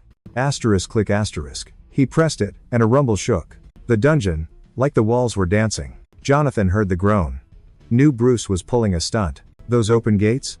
Slammed shut, total trap. Then Bruce's voice screeched from next door, bragging they were locked in tight, no exit. That jerk wanted them to rot slowly. Typical villain move. But Jonathan? He knew this clown's playbook inside out. Perfect time to test drive his new toy. Bruce, thinking he'd won, was already planning the cleanup crew for their skeletons. Suddenly, blinding light burst through the cracks. Guess the kid wasn't such an easy target. He was channeling pure Excalibur energy. Unlocked its power on the first try. Pro gamer move. Then, boom, a massive explosion rocked the dungeon, lighting up the dark for miles. Next day, chilling at home, Jonathan saw Bruce get busted on the news. The snitch who tipped off the cops stayed anon, but we know who holds the sword. Yep, Jonathan. He was so hyped about his rare loot he could barely contain it. Suddenly, the door flew open with a shout. Patrick barged in, roasting Jonathan for ghosting him all this time. You're all over TV, he whined. Time for cams but zero for your homies? Then he froze. Is that the legendary sword? He rubbed his eyes. No way. Real deal Excalibur? Or a cheap cosplay knockoff? Jonathan just shoulder checked him. Hands off the merch, bro. But knowing he'd be jealous too, he showed it off. Jonathan's pet leaped into Patrick's arms, super stoked to see him. Package deal, Jonathan grinned. Pet Snowball first. Jessica rolled her eyes. Playtime's over, boys. We gotta find the third one. Seeking the holy dude took the squad to a total frozen wasteland. They bundled up like onions, but the freeze still bit hard. John was totally salty at Jess for not picking a less frozen spot to hunt priest number 3. She clapped back that freezing wasn't the main issue, cause if they didn't get there by sundown, they'd be in serious trouble. Adele couldn't get why a holy guy would chill in this dumpster fire, or whose dumb idea this ice trip was. Jess was like, chill out unless you wanna flop this quest before we even start. Plus, quitting now meant the apocalypse. Hearing that, the trio zipped it. No more drama. Hours later, they finally saw signs they were close. Their target priest was living right behind that massive peak. Pat was totally pumped. Arrive, and the craziness is over. But John had a bad feeling. The real mess was just starting. Pat heard the weird noise too, but he was vibing too hard to care. Then the mountain shook like crazy. Avalanche incoming. Not trying to die, John yelled for everyone to bolt. The squad sprinted as fast as possible. Charlie checked no one was lagging. Spying an ice crack, John dove for it, though it looked tight. But he gripped Excalibur, and Charlie planned to hack it wider. He'd use the sword's juice to carve an exit for the gang. But busting the wall with magic would take forever. No time. Jess tried to help, but the snow blockage was a total fail. Adele knew it was time to pay John back for the save. She hadn't been slacking and was ready to flex her new skill. Hands together, magic on, she prepped to show off the craft she wanted to rule at. Jess watched and quipped it'd only melt a tiny snowball. Frustrated, the dude started kicking the wall that no magic could open. Totally pointless. John looked down, annoyed, hunting for another exit. Otherwise they'd be frozen statues forever. Suddenly, his pet zoomed around his feet like he found a way out. Striking a pose, the critter looked at a tiny gap in the giant ice chunk. He didn't get the pet's weird vibe but kept watching. Snowball dashed to the ice like he saw something huge. John leaned in close, trying to get what his furball was yapping about now. Ear to the ice, he checked for noises from the flip side. Legit, weird vibes drifted from behind that icy wall. Just then, a chunk right by. John cracked, showing a gap to the weird noise source. What he saw froze him. Brain lagging, he tried to ID the thing. Dead ahead, a fairyish thing flapped, squeaking high-pitched nonsense. Then it clicked, he was spotting 3 of them. They were shook, thinking he was a demon boss. One blocked the squad, sure John wanted a snack. He grinned, promising he wasn't there. Oh, poor a baddie, so they could totally chill. Then they spotted his pet, who was also eyeing real pixies. To them, it looked like a hellhound and figured it'd help John wipe out every sprite here. John knew they were spiraling and couldn't chill them out. But the big issue he had to clock was that they weren't alone here. Boom. Heavy steps, and a giant got way too cozy. At first, John thought, new monster. Turns out, Thor was chilling there the whole time. Salty that the squeaky toys woke him up. Seeing their shock, Thor roared with laughter, cause now he had a squad to make jail time way less boring. John was floored. Thor? Here in this icebox? Unreal. John wasn't giggling. He realized Loki trapped Thor. Here, and that snow slide? Totally his fault. Thor's vibe shifted. Said that dummy wants a throne. Slides this big are rare. Sucks this mess hit at the worst time. Weird that Big T hadn't bailed yet. How'd Loki stop him? Turns out, the powder in this zone was magic, even the hammer couldn't smash it. Bizarre. The ultimate smasher got owned by basic ice. Still, the giant said don't freak out. They'd cook up a plan and wreck Loki's scheme. Plus, these tiny sprites would handle the desk snacks, so just wait for the thaw. Doubt the fairies signed up. They turned to gossip about Redbeard. Seeing the sprites weren't hyped to be Uber Eats, John jumped into their chat. Sliding up to one, he asked if, yo, any other exit? Or a cheat code to bail? Tinkerbell said even if she knew, she wouldn't snitch since they crashed the pad uninvited. Sad boy hours hit.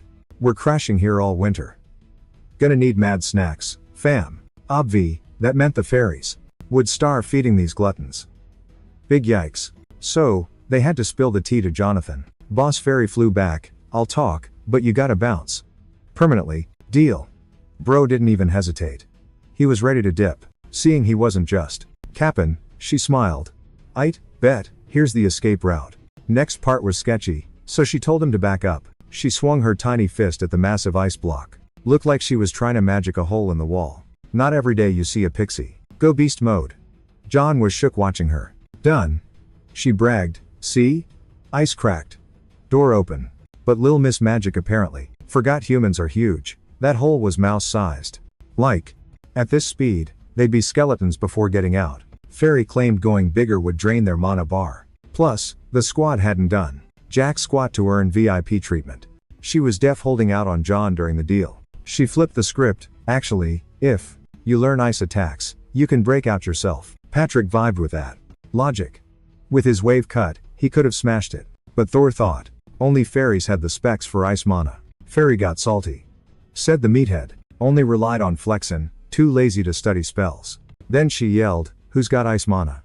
Hands up. Asterisk crickets. Asterisk no one answered. Nobody knew it. Even Adele was a noob at water stats.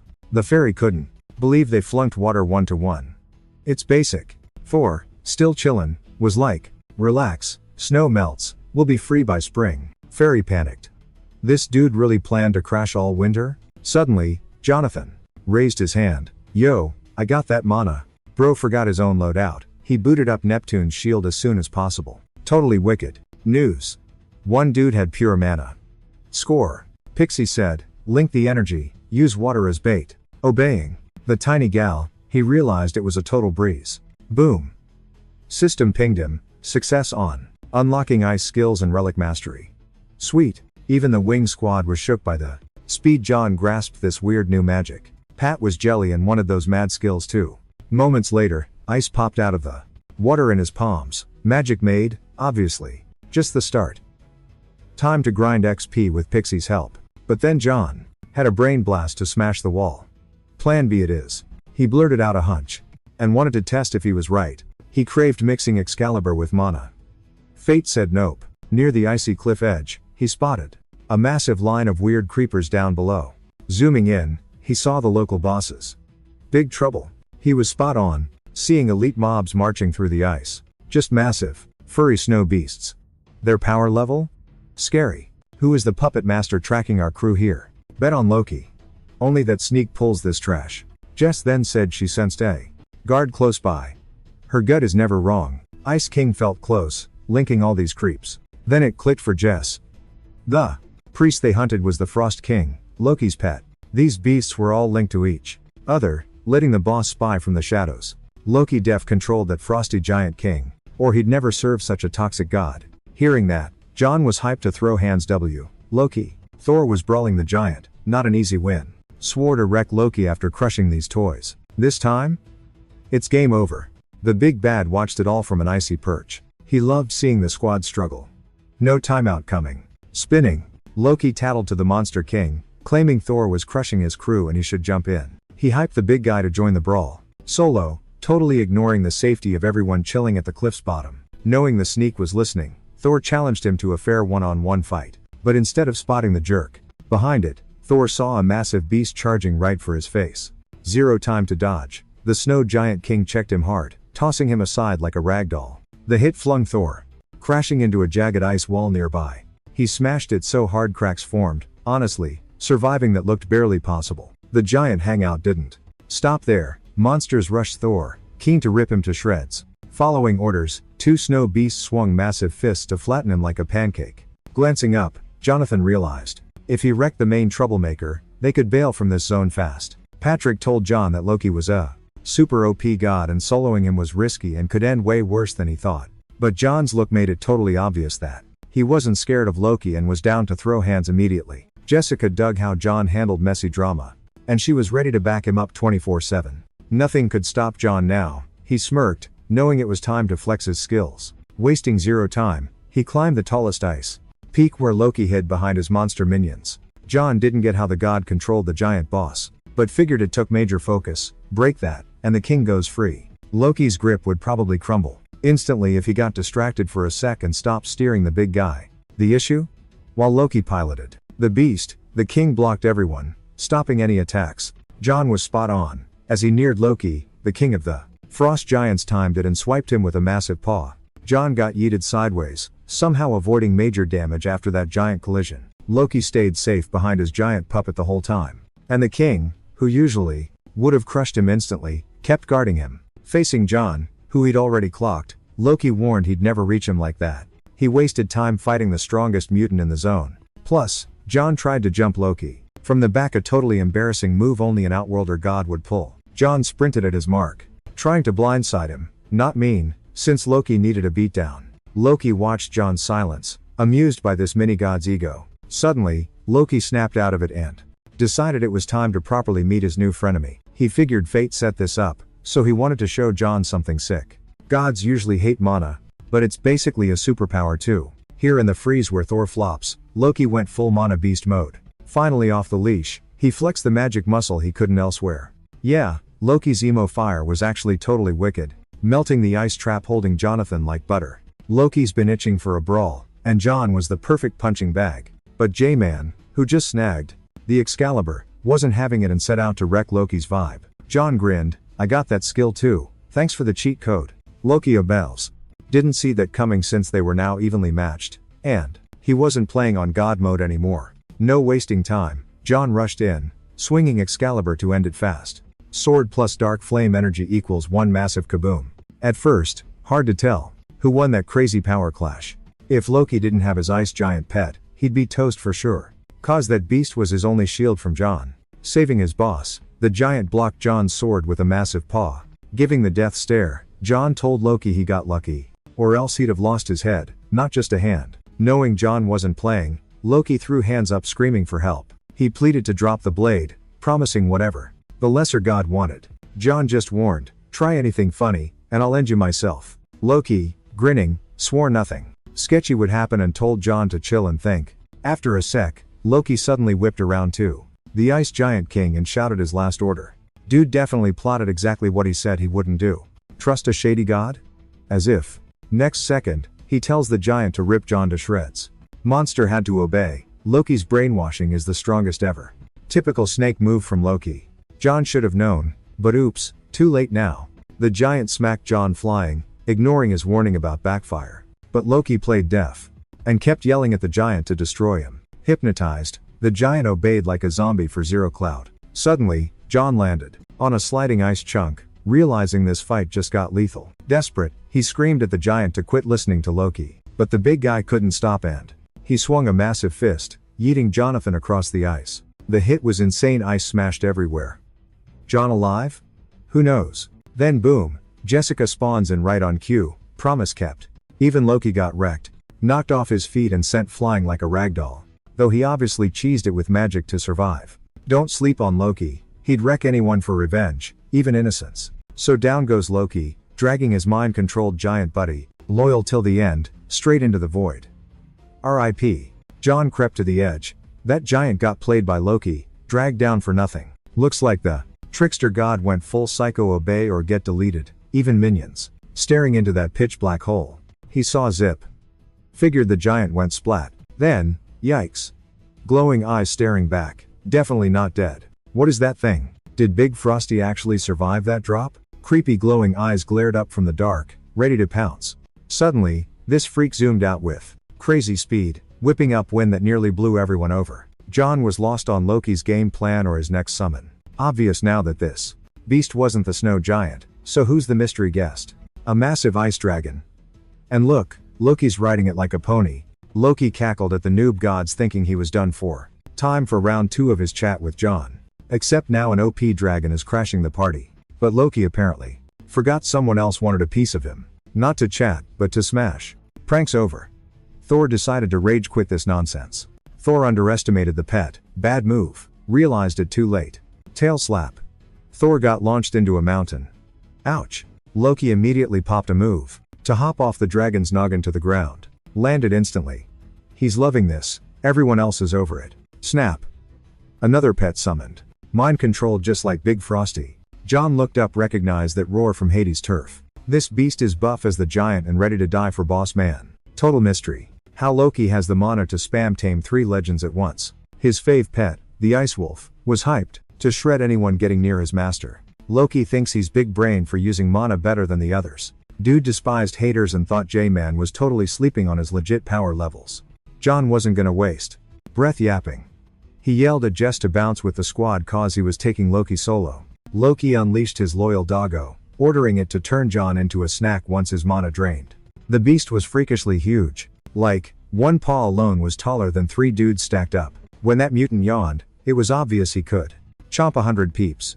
Total nightmare fuel, even for our boy John. Wild that Loki actually tamed this beast, since it usually listens to 0 people, especially the god of pranks. Petting his oversized pup, Loki was stoked all that training wasn't a total fail. He wanted Fido to chase down John's homies and wreck him before they got away. But then Loki realized the wolf was glitching out, totally ignoring orders. Turns out John had jacked Cerberus from the underworld, unlocked Master of Doggos, and turned the beast on his ex-owner. The command lagged 0 seconds, and the ice wolf belly flopped onto Loki, giving him 0 chance to dodge. Beast lifted a paw, revealing Loki's flattened carcass underneath. John tasted phantom fur while mind-controlling the pup gross connection. Loki barely turned his head, totally shook on where this kid got hacks to control animals that beat his own magic. John smirked, saying he keeps receipts and Loki had bigger drama to face. A certain god had been dying to catch this clown. And boom, he spawned right there. Loki instantly begged Thor to chill on everything he did, admitting his prank went way too hard. He offered to buy Thor drinks. But judging by the big guy's face, not gonna work. Looks like J-Dog once again flexed god tier skills, clapping a monster that was just Loki's toy 5 minutes ago. Thor was straight up shook by John's leveling speed and swore to remember this dub and return the favor. Time to deal with the trashy god who started this drama and was now totally defenseless. A sec later, Thor watched his enemy poof into thin air, dragging the drama king with him. Thor wasn't playing nice, and John grinned, watching the dynamic duo leave to have a little chat. But one glitch remained. Jess nudged John out of his daydream. The snow giant boss was still chilling at the bottom of the pit, status unknown. They had to jump down to check. Though judging by the guys' faces, they weren't exactly thrilled. Peering into the void, Patrick knew climbing down was nuts, but they had 0 choice. He basically decided no way that beast survived that drop. Splat City, right? Nope. Big hairy hand pops up, and Patrick totally freaks out. Guys gaped as the Hulk hauled his butt back onto the ledge. Dude was basically unkillable. Snow King lives. Clear that big guy wasn't just huge, he was stubborn too. We had to wait and see if he'd chill now that Loki's spell was broke. Classic Patrick. He dives behind Jessica instantly, yelling "I'll fight you." From his safe spot. Brave, huh? John gulped down his panic too. Fighting this titan? Bad odds. Then the giant boss talks. And get this, he actually knew John's name. Boomed out that he owed this mini-god big time for like ever. Thanks for busting Loki's grip and icing the dragon. Loki'd been puppeteering these frost creeps for ages. Centuries. King wasn't the only toy in his collection. For eons, Loki enslaved any buff dude to be his bouncer. To say, thanks, big guy offered John one wish. Sweet deal, right? But wait, there's a catch. Always a catch with giants. Didn't get the deets yet, but hey, we're alive, so who cares? King says wish granted. But he can't leave his hood. Says he's gotta guard it from the dragon. But John's like, bro, dragon's toast. You're off the clock. John's jaw dropped when he heard the lizard basically respawns infinitely. Kill it? It just comes back. Ugh. Giants have been stuck in this endless boss fight forever. Isn't there a cheat code to stop the respawn and end this game for good? So Giant dropped some ancient lore passed down from grandpas. John needed this info to solve the puzzle. That ice dragon came with such insane freezer power it could turn a sun into a popsicle. Prophecy says, new god arrives, dragon dies, everyone parties. Is John that dude? John sparks up dark fire in his palm to show the Snow King, like, check this out, maybe I'm the chosen one? Giant stared at the fire, totally mind blown because this kid actually had the juice to perma-kill the beast. Crazy, but the old stories talked about exactly this mojo. Still not enough though. John hadn't unlocked the circular aura skill yet. Without that? Total fail. Then it hit him. Prophecy said the hero only gets circle aura vibes fighting the ice dragon. So, skipping the drama, he stepped up. But the giant was deaf side-eyeing him already. He told John to tag along, swearing to take him to a fixer for this mess. They popped up at the Snow Fairy's crib. Head Fairy was like, why are you here though? Plus, Giant King didn't just bring John and his squad. The fairy was totally salty about the crashers. Big guy realized he picked a bad time. But these dudes could end the ice dragon drama forever. Gently grabbing the fairy in his mitt, He said the tinies would help John speedrun that aura tech. But why help randoms who just barged in? The pixies were just hungry hunting. Jess figured out how to bribe the small thing. She whipped out a pocket cookie for the fairy, who was shook that it was actually yum. Grabbing it, the fairy caught a sweet whiff and knew this snack would last a month. One bite in, she knew these weren't just good smelling, but literally the best grub ever. With cookies in hand, they did happy zooms in the air, realizing this was the legendary hero snack they were promised. Jessica emptied her stash, giving them a lifetime supply of munchies. After that fat hookup, the fairy spilled that the circle aura is a trick to squeeze mana super tight, boosting its stats. She was down to make an ice aura, way stronger than John's current moves. The tricky part was mixing different element auras at once. Requires mad skill. You'd think they'd chill since John was short on time. But the tiny fairy started yelling, cause she just started teaching him the basics. Weird, since she was ignoring him 5 minutes ago. Now she's dead set on helping him ace the hard magic. She said she wouldn't bother if she didn't think John could nail the dark cold vibes. Focusing heavy cold mana in his hand, John started to get the hack, feeling like he was meant to be here. In a sec, the Frost King gaped as John stabilized a godly cold aura. The fairy never doubted this. Weirdo, since his Excalibur meshed perfectly with the dark chill. Getting close to the dragon, the main, facing the snow world's enemy, Jonathan drew his blade, ready to rock. He held a rare relic and a technique burning with dark, fiery vibes. Lifting the massive weapon over his head, dwarfing any minor god's toy sword. He felt a power surge that would make Zeus totally jelly. Being a sword god meant he mastered the new skill instantly. Jonathan unleashed the black sword. Strike just once, one-hit wonder.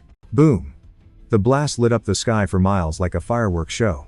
Everyone stared as he dropped his new skill, scarring the earth like literal hellfire passed through. Awesome, but the frost giant's lifelong wish came true right then. And the biggest headache for these creatures was officially gone.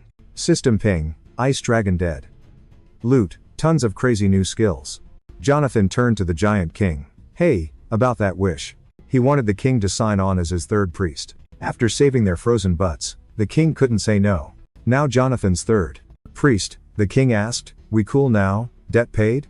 Jonathan grinned. Yeah, that works. He loved that his ex-rival was now his personal assistant. Patrick hated every second. He was freezing and missed his fireplace. Jonathan was all mission complete, but Patrick's face screamed, get me out of this freezer. Adele snapped, show some respect, Pat. She wasn't having his attitude toward their savior. Patrick chilled out, but vowed to learn Jonathan's tricks so he could eventually match his swagger. Just then, a notification popped. They'd loitered too long. Snapping his fingers, Jonathan said, enough drama. Let's bounce. Best news ever for Patrick. Since he could finally thaw out back home. Mission done, better ending than any of them guessed. Time to check on the other world. Teleportation, engage. But at the destination, mutant tree monsters were wrecking the locals big time. One local hunter radioed HQ, danger level is maxed out, guys. Before he could call backup, he ate a fist to the face. It was Charlie. No other hunters allowed here, scrub. Growled at the snitch to cut the feed to base or else. He had to frag every mob solo, hog the loot, and speed run his levels. Dude obviously wasn't keen on splitting the drops and swore he'd carry the whole raid himself. Grunt work is for agents, so Charlie dragged him along for the ride. Out of nowhere, just nearby, Charlie spotted a blaze spin up where 0 people stood a sec ago. Charlie was stumped on who cast that ult or which mob was that OP. Shockingly, it wasn't a beast, just a chick who recently unlocked some serious mana skills. Adele totally vibed with Pyro best hack to delete problems fast. Plus, since the last map was ice cold, she wanted a post-quest warm-up. It was wildly obvious. If Adele didn't chill, the town would roast since her fire one-shot the trees. Looks like Adele soloed a boss, and that update definitely salty Charlie, so he barked at his aide to dial control for backup as soon as possible. Aide tried to obey, but a blade swiped, splitting her phone in two. Patrick was lurking close. He hated grinding through trash mobs total time sink. Charlie couldn't compute why his reckless bro was even on this map. But if Pat's here, that guy Charlie hates must be tagging along too. Sure enough, he spun around and spotted the dude, deemed the MVP, whose mug Charlie was sick of seeing on TV streams. He instantly blasted Jonathan for once. Again ditching his vow to skip the gate raids. He said the damage was too OP for local noobs to handle without a carry. Charlie was triggered by his ego, and the rage boiling inside him was ready to pop. He smirked, figuring this was just another troll move by the cocky noob. John knew this loser would bug him until he got a 1v1 invite. But throwing hands right now was a bad idea. Charlie claimed John was smurfing, refusing to buy the rookie's trash talk. The dude blinked at that, but he realized Charlie had zero clue about the god tier buff John just got. Done with the chat, he told Charlie to move and stop griefing since he was busy. But Charlie knew he couldn't just bounce. Someone else wanted a word. Suddenly, John spotted the 44th Division hunters right there to bust him. Then a tank wall of shields popped up in his face. And the DA claimed John was flagged for causing a mega threat here. Eyeballing John, the young prosecutor said, "Security protocol is live, fam. Do us a solid and don't fight back, K?" Charlie was totally vibing. His dream finally came true. Meeting this crew? Big yikes for Jonathan. Total trap. The noob had zero chance of bailing. Earlier, Charlie begged his dad to ban John for life. Like, permaban. Dad didn't get why his kid was so obsessed with trolling this guy. Charlie gasped. Dad actually thought John was teaming with the creeps? Hermock knew the tea, obviously. He'd heard the rumors, but Charlie sounded way too cringe to be real. Chuck flashed back to last year when one of the guild big shots went full monster mode. Not the first time lately. They were still shook from that disaster, and if history repeats? We're talking major crisis levels. Charlie yelled he'd been sleuthing ages and finally had dirt on John. The new kid's skills. He were wild. How was he pulling moves that even pro celebs couldn't? Charlie was stoked when the old man agreed to defuse the bomb, meaning? John's getting cuffed. Right after, Irmak dialed the HQ director and demanded a serious sit-down with the prison boss. Drama time. So now, poor John faced the squad sent to drag him in and blame him for everything. But suddenly, John clicked that Adele was in major trouble. He had to yeet her out of there, fast. Adele wasn't ditching him to solo 100 hunters. Too bad, he'd already made the call for her. Seeing the warp magic, the suit yelled to bag 'em both. As soon as possible. But right then, the guy spotted something below that made him freeze. No way was he stepping toward Adele. A deep sword slash had just carved a line in the dirt. Patrick, the artist, warned he'd slice anyone crossing it. Fighting a tank like him? Total nightmare. But the prosecutor was fuming at this kid's latest stunt. One dude didn't give a single care, ignored the warnings, and stepped right over the line toward Pat. Turns out Leo was lurking nearby the whole time and decided to crash the party. Patrick kept his word and rushed Leo, sword first. Leo just chilled, staring down the kid charging him. He loathed cocky nepo babies who needed a serious reality check. Instead of hitting, Pat panicked. Leo's blade was right at his nose. Dude's ranked #1 worldwide for a reason. No accident they picked him to fix this little glitch. Leo hated monster lovers. He was sure John was gonna turn soon. But whoa, was he about to get? Realized he goofed since the prize walked right up. John couldn't bail on Pat, yelling to back off. Boom, Jess popped up, ready to throw down too. Now Leo was juggling two haters at once. John brawled while she checked if Pat was toast.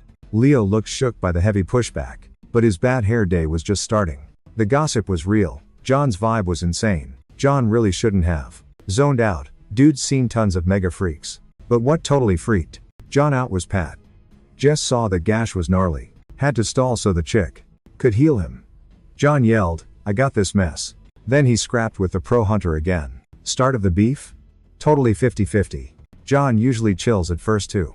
Scope vibes, but nah, he just rushed Leo. But this enemy was way sneakier, yapping about ending the town destroyer. John's weird magic baffled Leo and the whole squad. Leo paused, claiming John was hitting a shift that boosts stats but ends in doom. Yeah, John thought it was a sweet cheat code, but soon he'd crash and turn into a psycho beast. All the crazy drama hyping the hunters matched John showing up, totally not random. Dude was a monster smoothie, way OP for a noob. Peeps with the bug usually had zero clue. But Leo knew exactly what was up. He figured final form John would end the world. Facing the suit, he warned that if he and his boys cut in, they'd get wrecked. Suit got it, told his crew to bounce. Then Leo popped his ultimate skill, and everyone saw why he's the global GOAT. Face-off time. Leo was ready to do the job.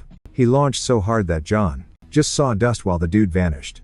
Obvi Leo wasn't sticking to a basic brawl. He was busting out the magic hacks. Leo knew John wasn't going full try-hard, hiding his stats. Jonathan had to go full try-hard mode since it was basically do or die time. Leo wasn't backing down either, ready to unleash his entire bag of tricks, as soon as possible. He smashed that giant sword down so hard, rocks went flying like Thor just threw a tantrum. Jonathan dodged sideways just in time, hopping over Leo while yelling, "Yo, what is actually going on right now?" Like, winning only gets Leo some cash, but if he loses, his rep is totally cooked forever. Leo clapped back, "Keep your cash.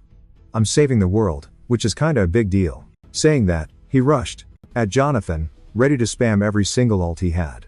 Mid-fight, John was like, "Dude, I've literally never heard of this monster transformation thing you're on about, so this beef is totally dumb." Yeah, right, that wasn't gonna sway a pro hunter who's heard that lame excuse 1,000 times. He usually frags liars like that. It's kinda how he keeps the world from ending. John knew he had to keep his cool cause. Guys like Leo are handy for future raids. Leo went berserk mode, swinging like the weird mutants he grinds for XP every day. Laser beams started shooting off this dude everywhere, and he was ready to dump his whole mana bar on John.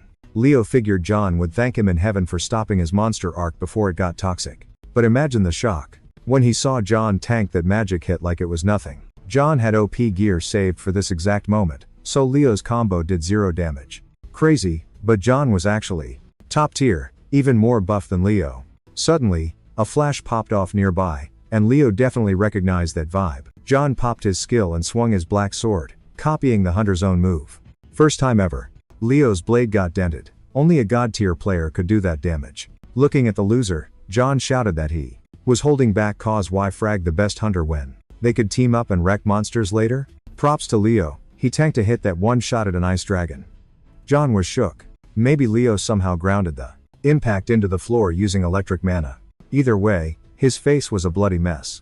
Maybe getting beat up is his passive skill? Even so, John knew this guy was no noob. John recalled chatting with a top-ranked mage about a hidden server where they use magic like that.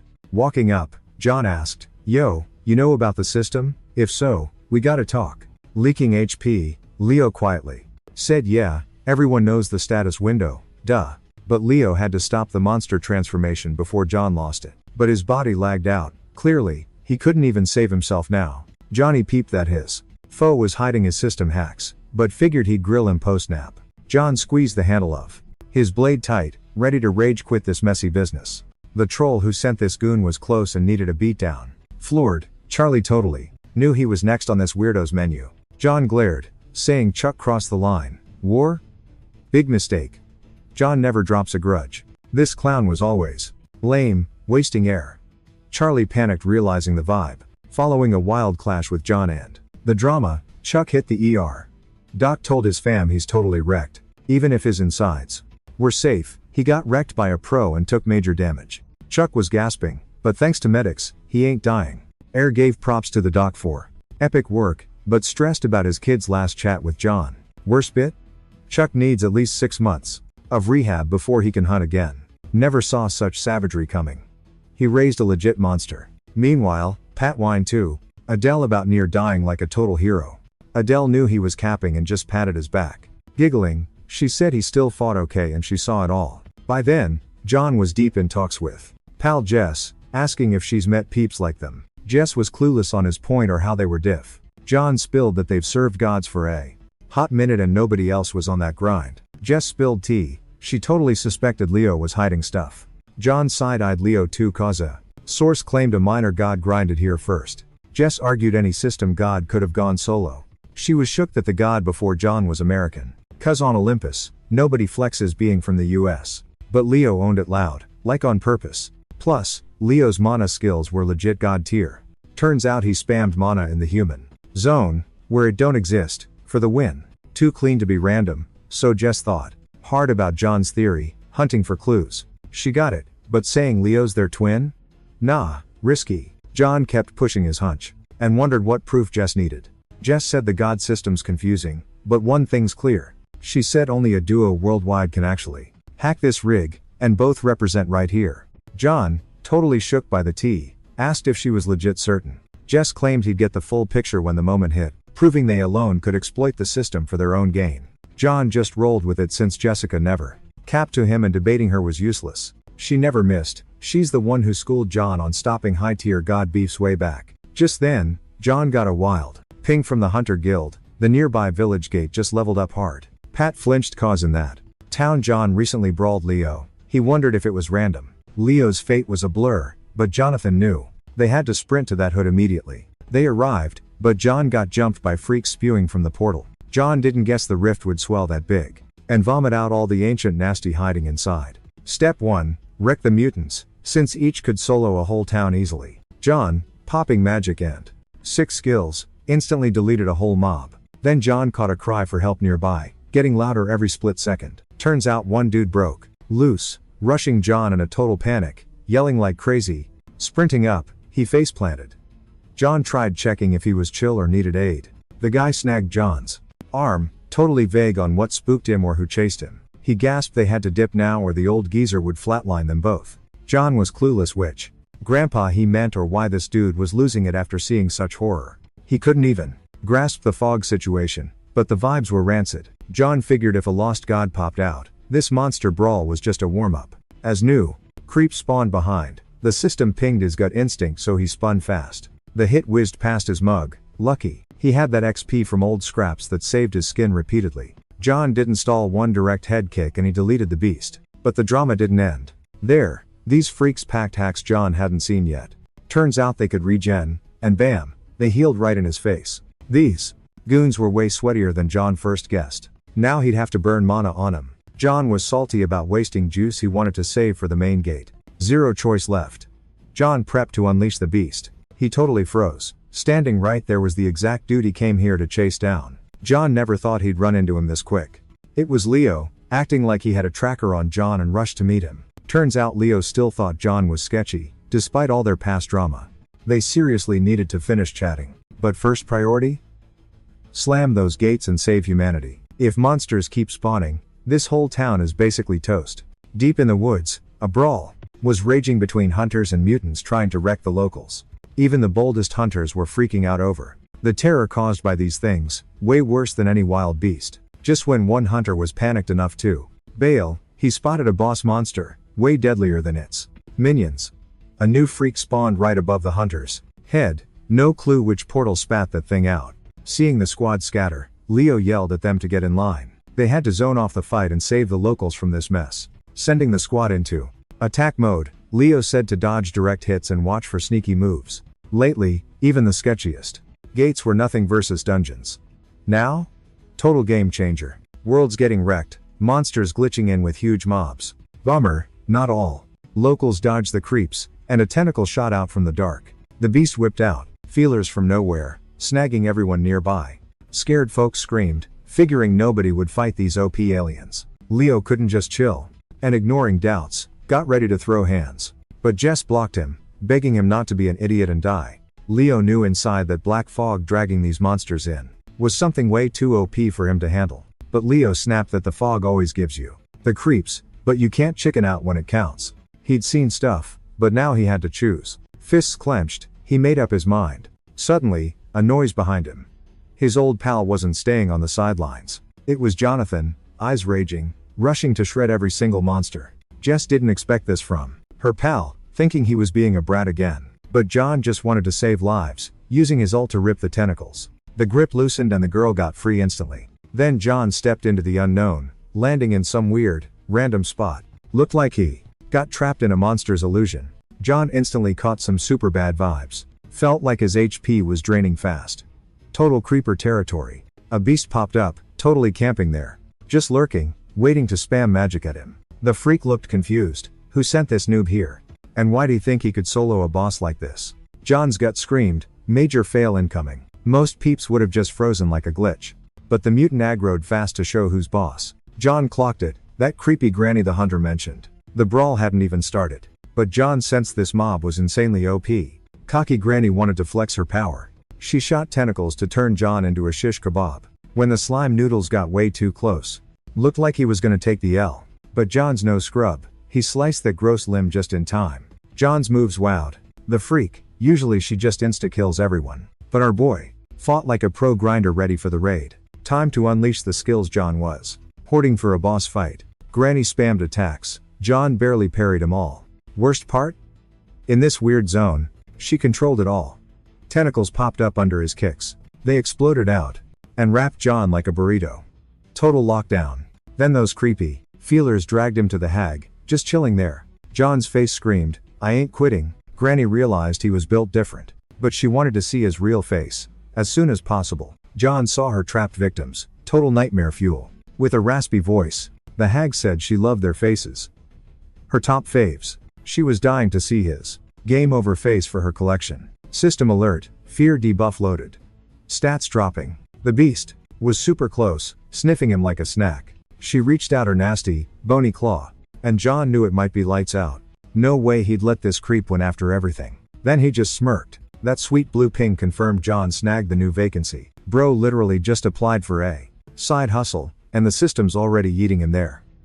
Backup plan activated. The creepy granny cackled, admitting John was way brainier than the scrub hunters she usually snacks on. But she's like, good luck escaping, kid, since she's been wrecking people for centuries. She's seen every trick in the book. Since this hag spawned, she's been besties with the Grim Reaper. Then, the psycho old lady opened her void mouth, demanding to see him panic. She feeds on the fear. But my guy just smirked, even though his face was dripping sweat and he was low-key terrified. John wasn't quitting. He was staring death down like a total boss. Hellfire skill loaded. The kid begged the system for that OP power boost. Looks like grandma slept on this dude. Smart plus god tier magic? She's absolutely cooked. Boom.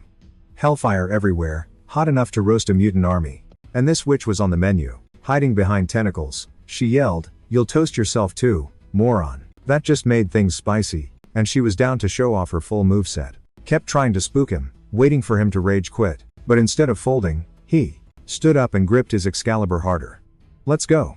Sword up, eye contact. Want my face? Come kill me for it. Because if this cosplay loving nightmare escapes, the whole town is toast. And John wasn't having that. He'd delete her even if it meant game over for him too. Solo mission time.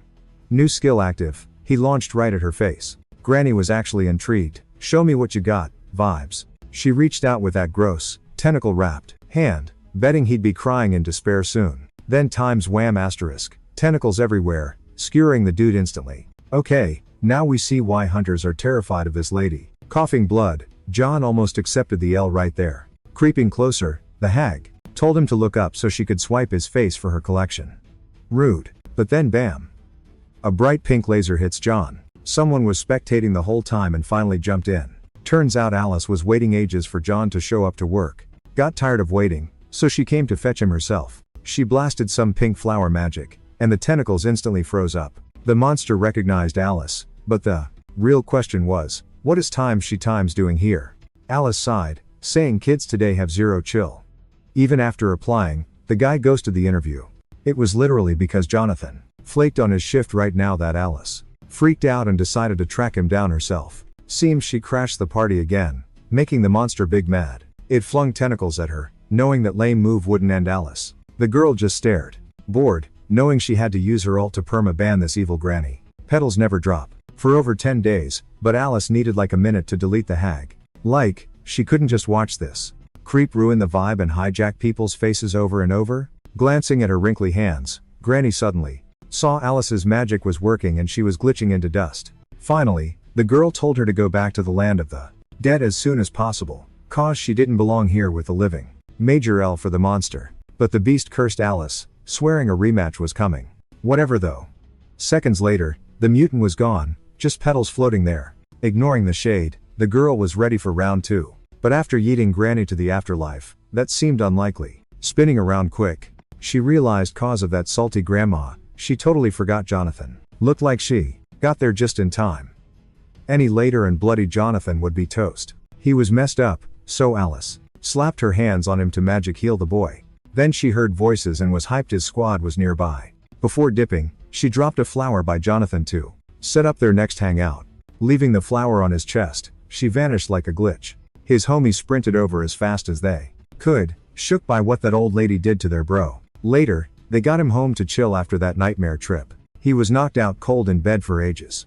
Eventually, the girl saw her friend finally wake up. His head was pounding, and at first, Jonathan blanked on the grandma fight and how he even got home. Jessica instantly told him he was good now cause he was safe in his room. They found him floored in the fog, lucky to be alive, honestly. Then, surprising Jessica, the guy started ranting that the old lady could steal faces, and his mug was almost part of her collection. She was way buffer than any mutant he'd ever fought before. Yeah, this forgotten goddess was basically ranked with the top tier deities, and honestly, way more dangerous than the Olympus crew. Picking a fight with her was a huge mistake. Our guy totally overestimated his skills and nearly got deleted for it. Jess was shook when she found out Granny could smash her side hustle window. She couldn't believe some old lady had the juice to crash the system UI. Plus, how were they supposed to get the deets on new gigs now? John jumped in to chill her out, swearing he'd fix the screen with magic soon. Jess kept spiraling like it was doomsday, which was totally unnecessary. I mean, I get it, the system window is the code connecting all dimensions, so Jess had never seen it glitch before. She scooted closer to the bed to avoid waking the bros sleeping on the floor. John eventually noticed the vibe had totally flipped for Jess and tried to explain they didn't need to panic yet. But she tuned him out, convinced they had to beg High Stasis for backup. Major bummer though. High Stasis was on a road trip, so hitting him up was impossible. Just then, John caught a whisper coming from that flower Alice left on his shirt. It was crystal clear, like she was right there, even with an empty room. Turns out Alice left a voicemail asking for help with a gig, promising a new skill as a reward. Pretty slick way to chat the plant recorded thoughts and beam them straight to your brain. She wanted to hash out the job details face to face and needed him there when she teleported. Suddenly, the whole apartment complex lit up pink, definitely magic, not a rave. Poof. Next thing they knew, they were in a grassy mountain spot, trying to figure out where they landed. Adele was new to this view and just wanted to make sure they weren't about to get jumped. But it was chill. A second later, a familiar voice called John from behind. It was the flower girl, finally reunited with the squad. John was instantly hit with that warm fuzzy vibe from their first meetup. That energy? Definitely 100% light goddess material. Plus, she wrecked that evil granny, so she's clearly stronger than that monster. Patrick, being his usual grumpy self, wasn't feeling it, thinking this kid was just wasting their time. He totally killed the mood, and John felt embarrassed for his junior cleric, who walked up and told her to go play while the adults handled business. But looking up at him, she snapped back, reminding him she's the only reason Jonathan's breathing and not just a memory. John rushed over to Pat, put him in a headlock, and told Alice, "Sorry, dude's totally cranky today." That's when it finally clicked for Adele that this kid wasn't playing, she was a legit goddess. Alice just blinked, shocked that the tiny tots she knew were suddenly giants. But seriously, no time for a teary reunion. Alice clapped her hands and said, "Let's get moving, people." Her garden was full of preborn soul flowers, and the squad had to water every single one.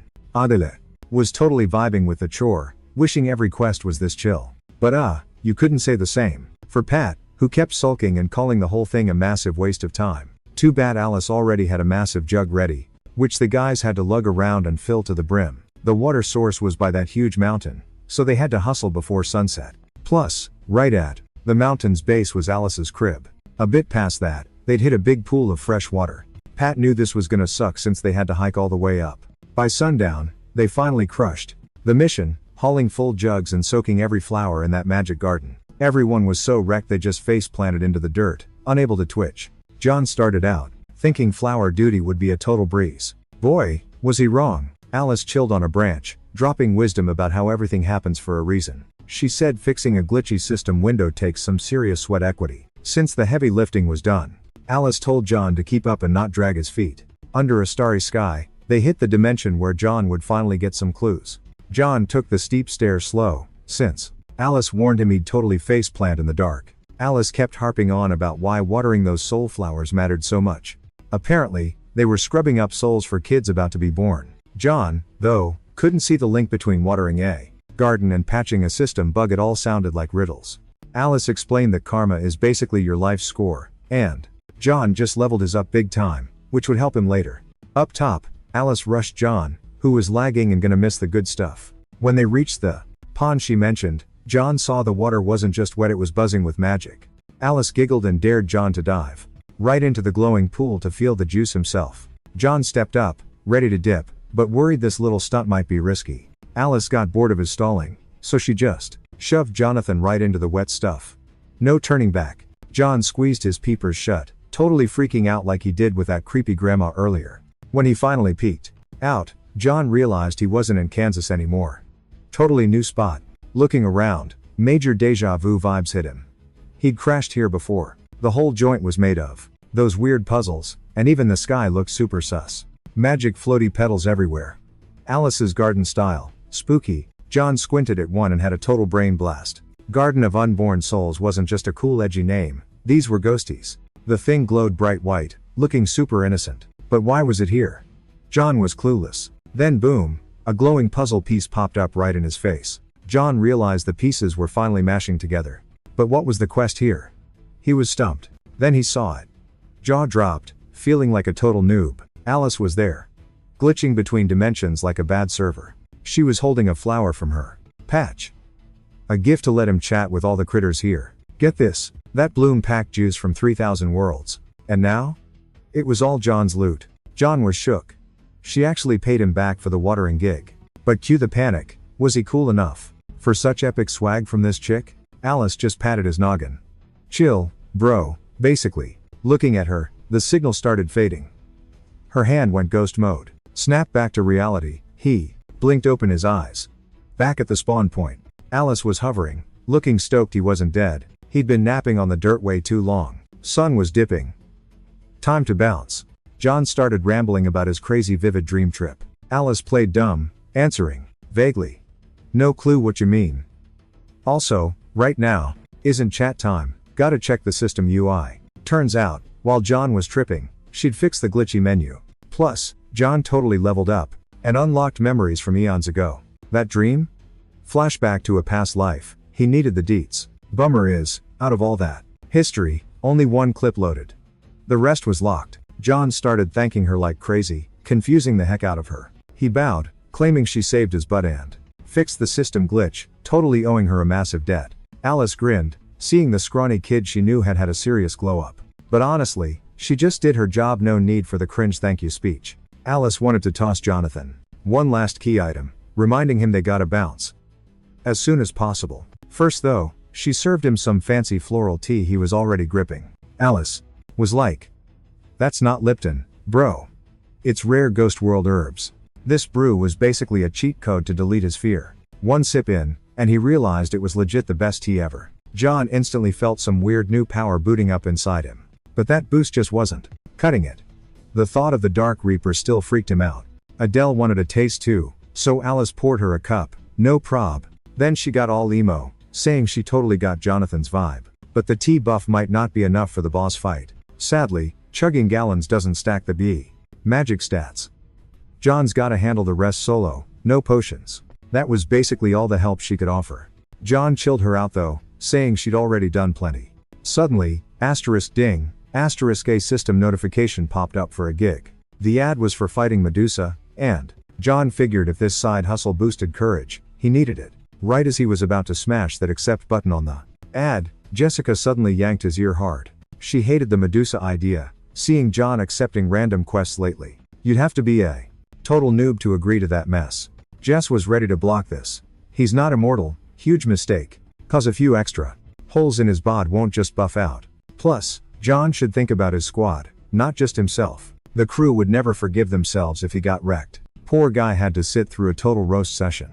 Sweating buckets, he had only one move left. John dropped to his knees, begging Jess for forgiveness like a criminal. He still low-key thought the gig wasn't bad, but he needed to level up first. Suddenly, Jess flipped the script, listing 3 items needed for Medusa. First, he's gotta snag the sandals of Hermes to even reach that impossible island. Plus, he'd need an invisibility helm to sneak up on Medusa and strike with Excalibur. Finally, a mirror shield to avoid eye contact and not get stoned. Out of nowhere, Adele mentioned that she'd easily snag it all. Jessica could trust her, like, 100%. Solid answer. But Jess was like, yo, the spot where Hermes's sandals are is short-staffed. We can totally send a sub there. Betcha Jonathan's gonna have to go grab those sandals. Dragging his bestie Patrick along so they don't get totally lost. Boom, suddenly they're at this spot, with thousands of letters zooming around. Couriers were grinding hard. Patrick looked up, shook. So many letters, just hanging in one spot. Who's even reading all this junk mail? Then John spots the head honcho messenger. Dude was waiting ages and looked super pumped. Just some baby-faced courier, rocking the kicks Jess mentioned. He was all hyping up the noobs. Kid dropped truth fast, working at Hermes post ain't chill, plus, gotta obey the boss which is him now. Yikes. John was like, we love the grind, bro, no stress. But if the kid's cool with it, John wanted Hermes's sandals up front. That's the only reason they took this gig. Courier guy was totally down, and said, "Start now. Plenty of work for the whole squad here." Blink, and a massive mountain of mail loomed over him. Gotta ship these everywhere. Later, they hit the Coliseum, John versus Ares, sparring match. Ares definitely remembered him. He hailed John cheerfully, but was salty John ghosted him since their last hang. Ares straight up wanted a rematch. John was like, "I'm fried. Let my boy Patrick take you on." That night, Jonathan headed out on mission number 1, dropping a letter to his old nemesis. Grinning, he said hey to the Dark Lord and tossed him the mail. Handing it over, he asked for a signature. "Boss needs receipts, bro." But before he could pass the note, it burst into flames. Hades couldn't believe this punk showed up. Just then, Persephone popped up behind him. She knew it'd get ugly if she wasn't there. Plus, mail was for her.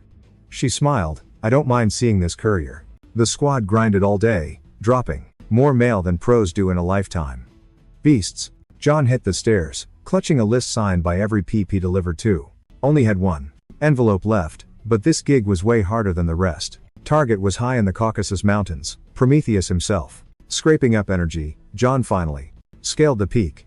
Knew he was at the right spot. Up top, he spots this eagle.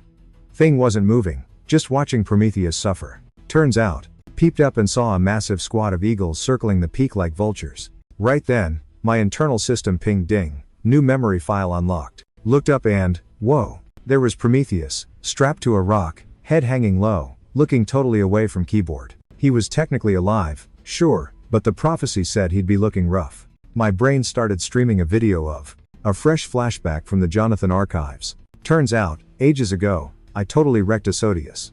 Went full tryhard mode and crushed him. Definitely my peak gaming moment. Back when I was a total unit, way more OP than I am now. But even with all that muscle, I still took the L eventually. If I was still that cracked, I wouldn't be grinding side hustles for XP right now. While drowning in nostalgia, I realized I'd already spoiled the ending of the Asodius fight for myself. Shut my eyes tight and replayed the prequel drama.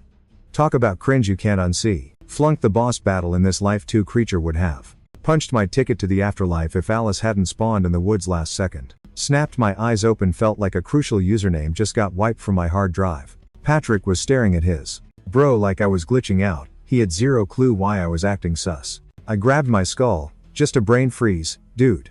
No drama. But right in front of us stood a guy with more issues than a cancelled TV show. Infinite suffering vibes. Walked up and handed Prometheus the mail, though I doubted he'd text back. After a sec, Prometheus mumbled, asking us to read it since his hands were, literally tied. I started reading the intro where the writer was roasting Prometheus, calling him a cocky titan and listing all the reasons he was grounded forever. Suddenly, he cut me off, and was like, "Zip it. No more hate mail." He smirked. "Heard that diss track 1,000 times. Tell him to stop spamming me." Honestly, reading that trash felt gross. I wanted to speedrun it anyway. Watching him hurt was a bummer. If that was the whole tweet, Prometheus told us to scram and leave him to the birds. Guy had been the universe's punching bag for eons. I totally felt that. Then it clicked, only I could bail this dude out. Reached out and fired up the magic engine. Prometheus looked confused. What's the plan here, Chief?" "I just wanted to patch up the Titans. Nasty cuts first. They were looking infected and totally gross. But since he was cursed with eternal lag, he didn't get why I was bothering with the first aid. I knew he was the prophecy MVP who helped humans, only to get perma-banned for it. Once I finished the regeneration complete. Dude said that's all the juice he had for prom. The Titan stared at this random messenger he'd never met, trying to figure out his deal. To him, John just seemed like a total wacko low-tier deity, but the bro claimed he wasn't sweating any divine payback. Yeah, definitely a weird courier, and it was obvi he was just here for a side gig. Before dipping, bro introed himself, low level, sure, but already the sword god. Flex. By now, Pat literally couldn't deal anymore and yelled that they gotta bounce since the gig was wrapped. John cringed hard at his buddy and told Prom the kid was just a total noob. But Pat wasn't wrong about one thing, cause in this god-human mosh pit, being weak is straight up risky business. Realizing John meant times him times by week, Pat started raging like a toddler again. But John's patience finally broke, so he smacked his baby priest upside the head, bonk. Finally, John unloaded all the trash talk he'd been saving up for weeks, cause Pat was being a massive pain in the neck. Prometheus just watched, shook, as these two roasted each other right in front of him. It was super weird for him, seeing a god and priest vibing like that. Back in the day, that definitely wasn't a thing. Suddenly, Prom says if that girl from his past was here, she'd get the exact same treatment as these two goons. Figuring he meant Pandora, the dude asked as soon as possible. Titan was shook the messenger even knew her name. Weird flex though, since she lived ages ago and John definitely hadn't met her in real life. But hey, the Pandora tea was famous, legendary stuff basically. So yeah, no biggie there. Pat pipes up about Pandora's box. Prom asks for the TLDR on what he missed while stuck to that rock. If they got the deets, big guy would love a quick recap. Easy peasy for John. He spills that Pandora was drop dead gorgeous and the gods gave her mad skills. But girly had been nosy her whole life, and that curiosity kinda wrecked everything. Prom was totally crushing on her, obviously, but sadly, she ghosted all his warnings. Turns out Titan knew way more than John, so bro asked him to spill the real tea on Pandora. Only then did Prom click that the kid god only helped him to get the scoop on the future. John wasn't gonna lie, he was curious, but he didn't save the dude just for clout. Dude was smooth with words, that confidence actually made Prometheus smirk a bit. So he started yapping about getting ripped to shreds 1,000 times and regrowing. Gross. After eons of that torture, he was so drained he just wanted to vent to the boys. The boys froze. Soaking up the giant spoilers meant just for them, chilling on that cliff forever to memorize the tea. John came back glowing, stoked for the reward after that grind. Pat hit John with a reminder that they walked way too far and could have just fast traveled. He wasn't wrong, the trek was a total nightmare. But John did snag epic loot, Hermes' actual winged kicks. Plus, John unlocked core memories and got spoilers from Prometheus. Even if some words were fuzzy, Pandora was that mythic mystery girl. And the real Pandora's box of chaos? Totally unopened. John told Pat he had some urgent business to handle, praying his priest wouldn't do anything dumb while solo. That dude clearly needed a babysitter to keep him chill. Once Pat was on his own, he heard a loud girl screaming and tried to scope out the drama. Turns out two mutants had a girl cornered, yelling about theft. This girl, Ella, claimed the letters were hers and she needed them like right now. The mutant cited the stealing equals pain rule, ready to strike. Pat, all set to dip, dropped a line about how gods and humans are basically twins. The beast hated that sass and warned that this little punk better not mock him. But he was talking to a wall, and Pat turned, realizing his promise to John was officially broken. He swore off side quests, but he couldn't take trash talk from this pig. Pat grabbed his sword but recalled John would hate this vibe. Swallowing his rage, Pat decided to bail and avoid the heat. But the mutant yelled that only wimps run when it gets real. That did it, and Pat charged in, swinging his magic blade like a boss. The freaks had zero chance. Pat wrecked them instantly. Standing over the losers, Pat bragged he had gone easy and they should thank him for not ending them. But one mutant held a whistle to alert the squad. He knew his homies would swarm the signal and rip Pat apart. Soon, Pat was surrounded, and even his skills were useless. The mutant kept up his rant about newbie gods being slackers needing a beatdown. Pat tried to act tough, but knew he was in deep. Just as he prepped for the fight, John spawned behind him. He wouldn't ditch his priest, obviously, but was mad about the mess. Pat quickly explained he couldn't just stay totally chill watching freaks bug a helpless chick. Hearing Pat out, John realized he'd do the same. Can't just blame the holy dude. But one freak wasn't vibing with the mood, so he rushed them both. John swatted that weak sauce away. Could have blocked it blind. Hating drama, he told the creep to bounce. I'll handle Pat. But the beast, hyped by his squad, dissed John's mercy and squared up. The whole gang jumped John, trying to mob the minor god. John just shut his peepers and groaned.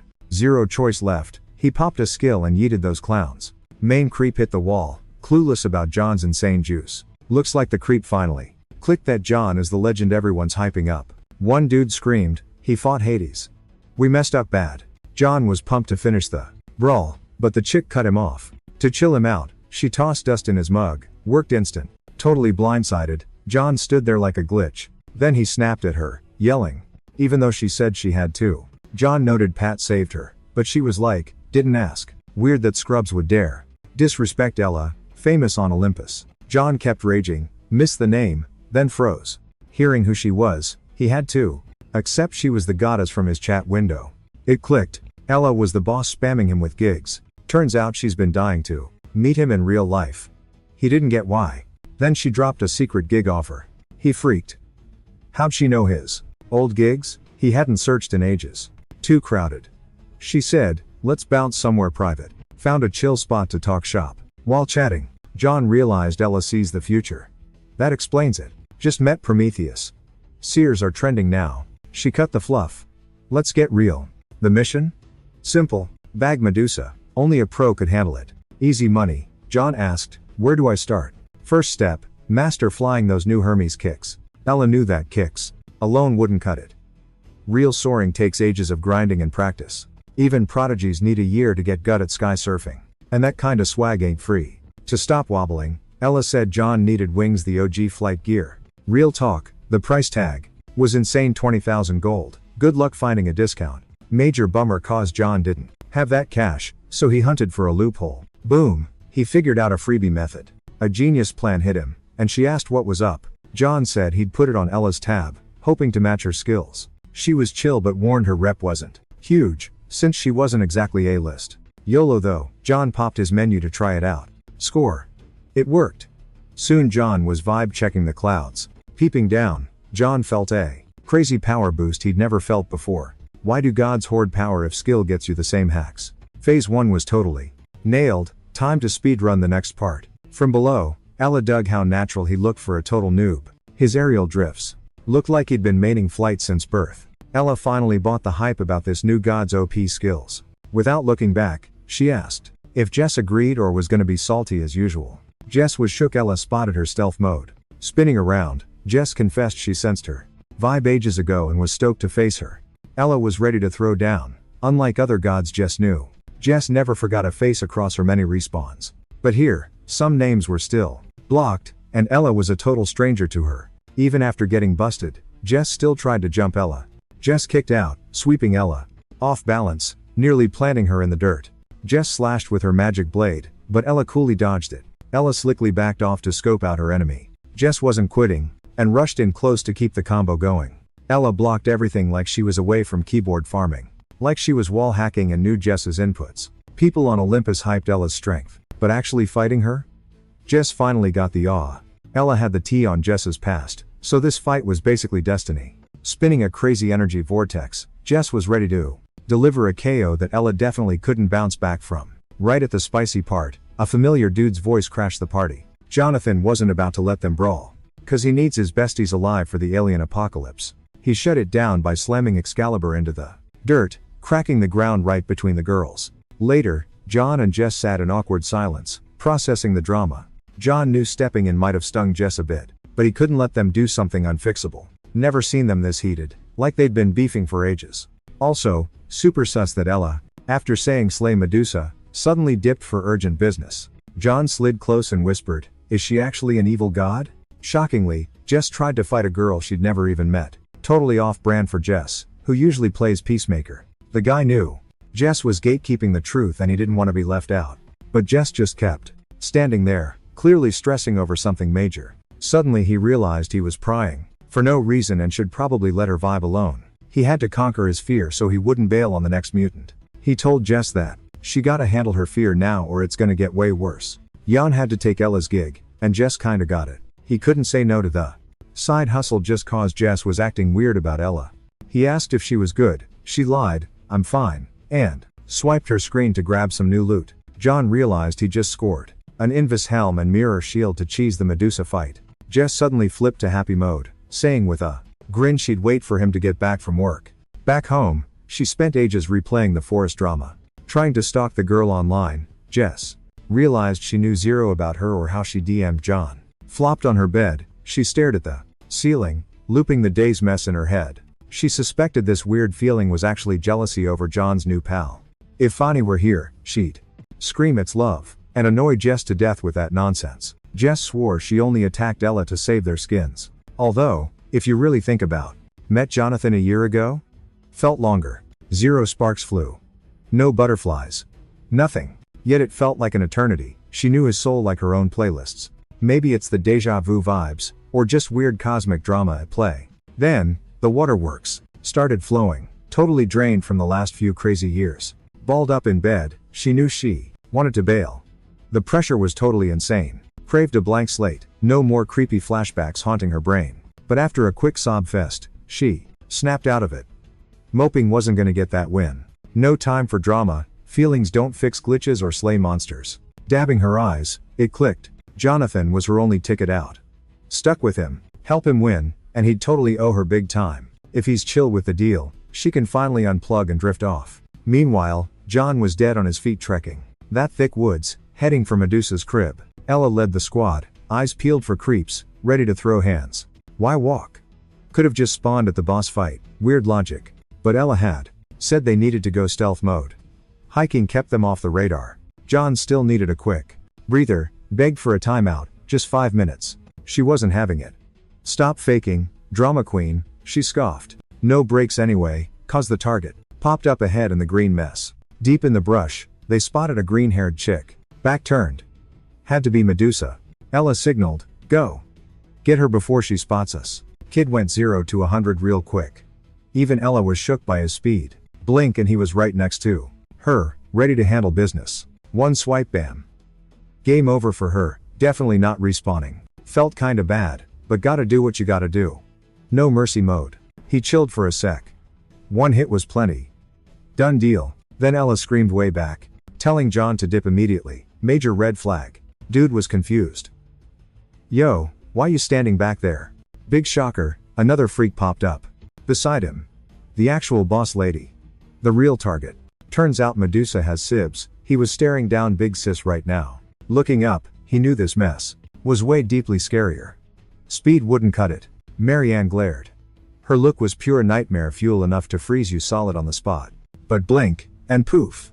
Marianne saw the dude ghosted her like a bad date. Big mood killer. She was totally salty. She was hangry and ready to chow down hard. Then middle sis Zara rolled up, hearing the drama. Like the fam, Zara's a mutant fresh off a mega nap. Big sis yelled, no snoozing. Some rando is creepin' here. It was. Obvs Zara thought she was capping. Who'd break in here? But Marianne kept yapping, and Zara realized she wasn't trolling. Zara used her hacks to fact-check her sis. Nothing hides from her creepy stare. Heat vision on. She spotted John and got ready to pounce.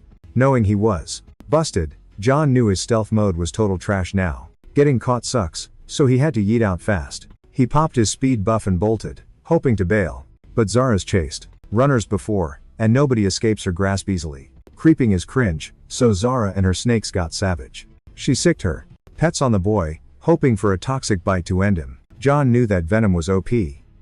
Survival odds?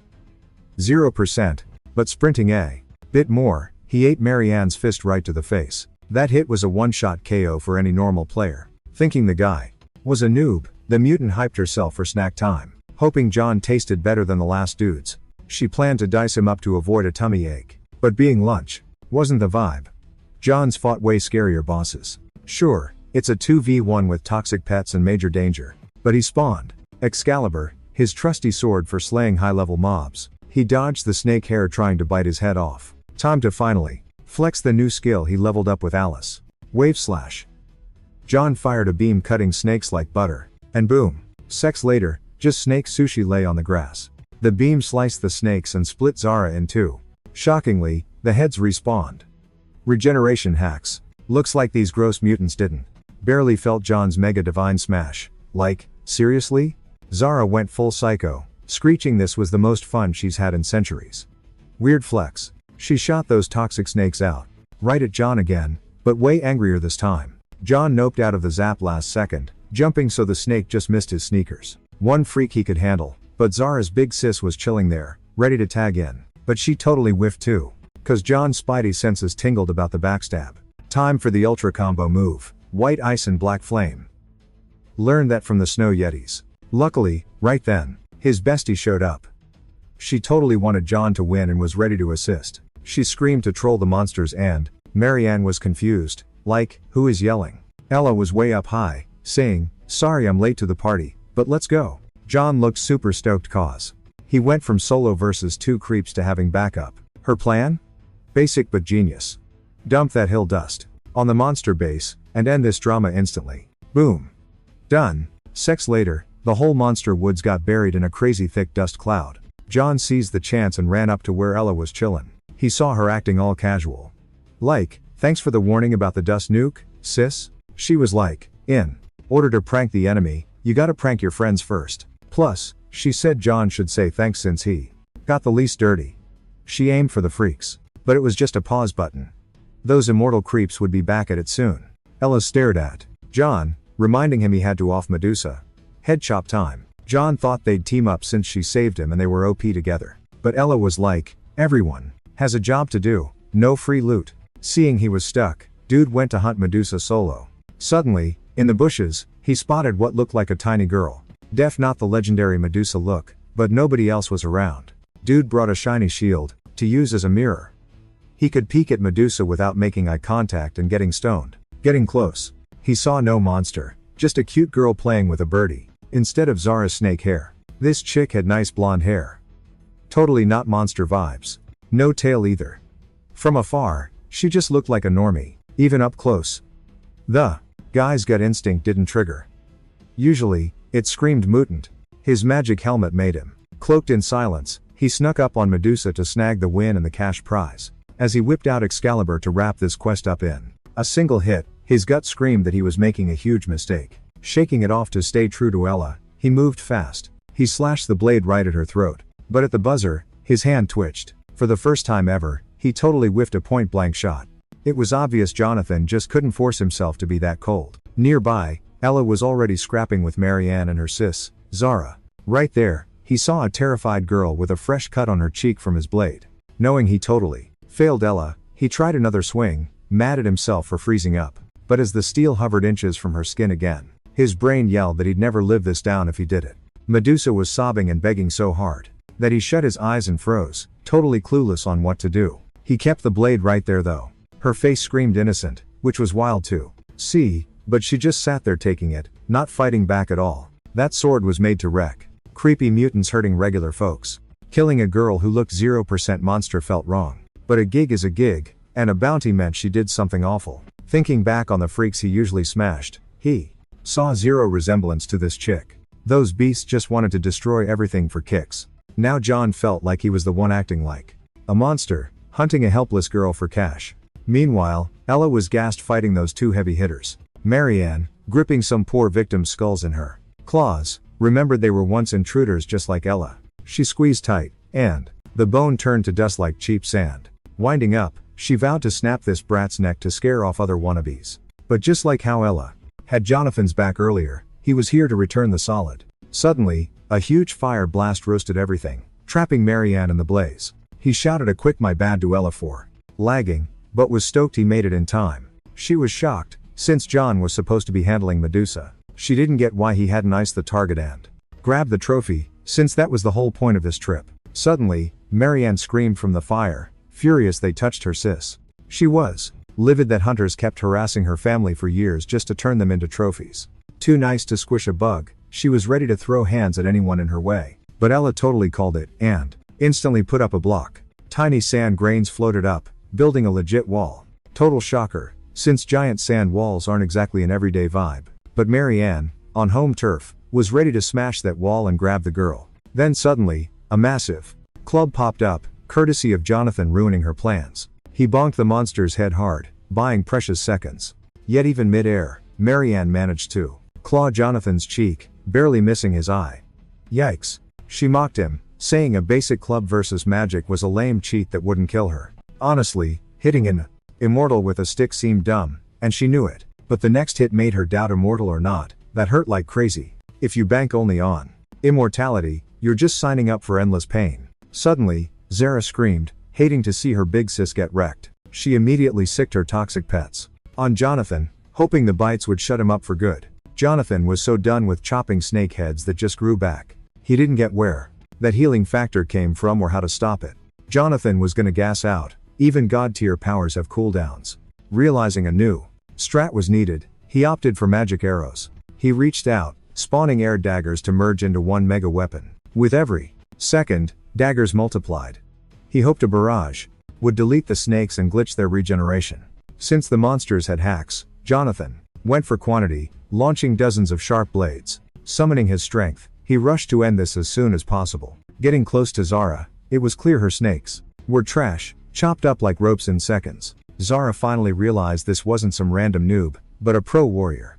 And for the first time ever, she was totally freaked out. Jonathan was sick of these creeps. Nothing would stop him. He spammed attacks on Zara, unleashing enough power to flatten the woods. After a combo she couldn't even block, she flopped onto the grass. Just as he prepped the finisher, a sad cry came from behind. It was Medusa, begging him to spare her sis for protecting the fam. She just didn't get why gods and peeps were total jerks to him. Cause her sisters wouldn't hurt a fly, seriously. Spotting Medusa, Ella panic covered her face, terrified of getting stoned literally. John shut his peepers too, knowing zero magic could block that stony curse. Still standing, he spied on Medusa via his shield's reflection like a ninja. Slowly realizing, this chick wasn't gonna wreck him. Medusa could have bailed but came back to save her sizes like a boss. Ella knew the truth but still wanted to frag her. John just didn't get the obsession. Ella barked that it was totally moot, and they hit the woods to wrap this mess up. Plus, John signed the dotted line and took the cash, no backing out now. Okay, she wasn't entirely wrong. But John had to ask one burning cue. He asked if only humans turned to rock. She was like, nah, anything alive. Yet that tiny burb on her shoulder didn't go full statue, even with her staring right at it. Medusa was clueless. She'd saved the lil guy when it fell from a tree. John wanted to keep grilling her, but realized Ella had been sketchy about the mission deets since day one. Medusa kept yapping about how the scared chick nipped her finger when she grabbed it. Ella, gagging at the cute story, snapped that they weren't there for a tea party. She told John he better man up, slay Medusa, and get his payday. Grip tightening on his baton, the dude felt totally sure of his moves. Suddenly, the girl spotted something, zooming at her face. Thought she was toast. Life flashed before her eyes. She recalled that nightmare walk-in chains past all those haters. As she walked by, folks whispered she'd been busted last night at Athena's temple getting frisky with Poseidon. They thought her innocent girl act was a total scam. Facing Athena, she heard gross accusations about her temple antics. The girl swore on her life she didn't do it. Her and Poseidon were just chatting. Athena, totally over the sass, punched her throne's armrest and screamed she was sick of the fake excuses. Medusa teared up, clueless why nobody bought her story. Athena was super annoyed and done playing games with her. Leaping up, the goddess yelled that Medusa would pay for her crimes. From then on, rip cute face. Anyone peeping her would turn to stone. She was banned from closing her eyes or blinding herself, or her voice would get cursed too. Athena decided to go full savage mode, making sure Medusa's mistake was a permanent L she couldn't undo. Daily life was just pure salt and misery, totally unfair and undeserved. Then, just another random day in the village. The OG drama starter rolled up. Yep, Poseidon himself. He was all like, remember when you heard me trash talking Athena? Yeah, that's gonna blow up in your face, not mine. Claiming he couldn't let his niece get dissed in her own house. The audacity. Honestly, fates worse than death are pretty rare. But somehow, our girl got stuck with exactly that. Thanks to Athena's curse, she couldn't blink, and one look turned folks to statues. Poseidon told her to go touch grass on some totally deserted island. On said island, Jonathan was ready to bonk her but suddenly realized, wait, bad idea. So, he dropped his club right next to her. Bro literally swerved the hit, bailing on the whole mission. Whispered he never actually wanted to unalive her, just following orders. He turned to Ella and was like, yeah, I'm out. Told her he's quitting the quest and sorry for ripping up the contract. She had to stand there and hear he wasn't gonna deliver the trophy head. She jumped up, salty as heck, yelling at the guy she just hired. But he clapped back with some facts. Saying you can't just slay people for profit, that's straight up villain energy. She face-palmed hard, realizing she messed up. She lost her hired muscle right at the finish line. Jonathan had figured Ella was sus and hiding the truth about Medusa's deal. He grilled her, who actually wants this poor girl's head? Who's the real client behind this hit? She kept her secrets, basically thinking, you're paid to work, not talk. Then she just poofed into thin air, leaving nothing but sparkles. He decided to figure that drama out later. Right now?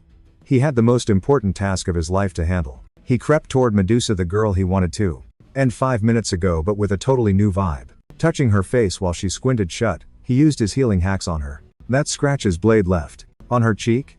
Gone in seconds, skin smooth as silk. A few ticks later, you couldn't even see the cut.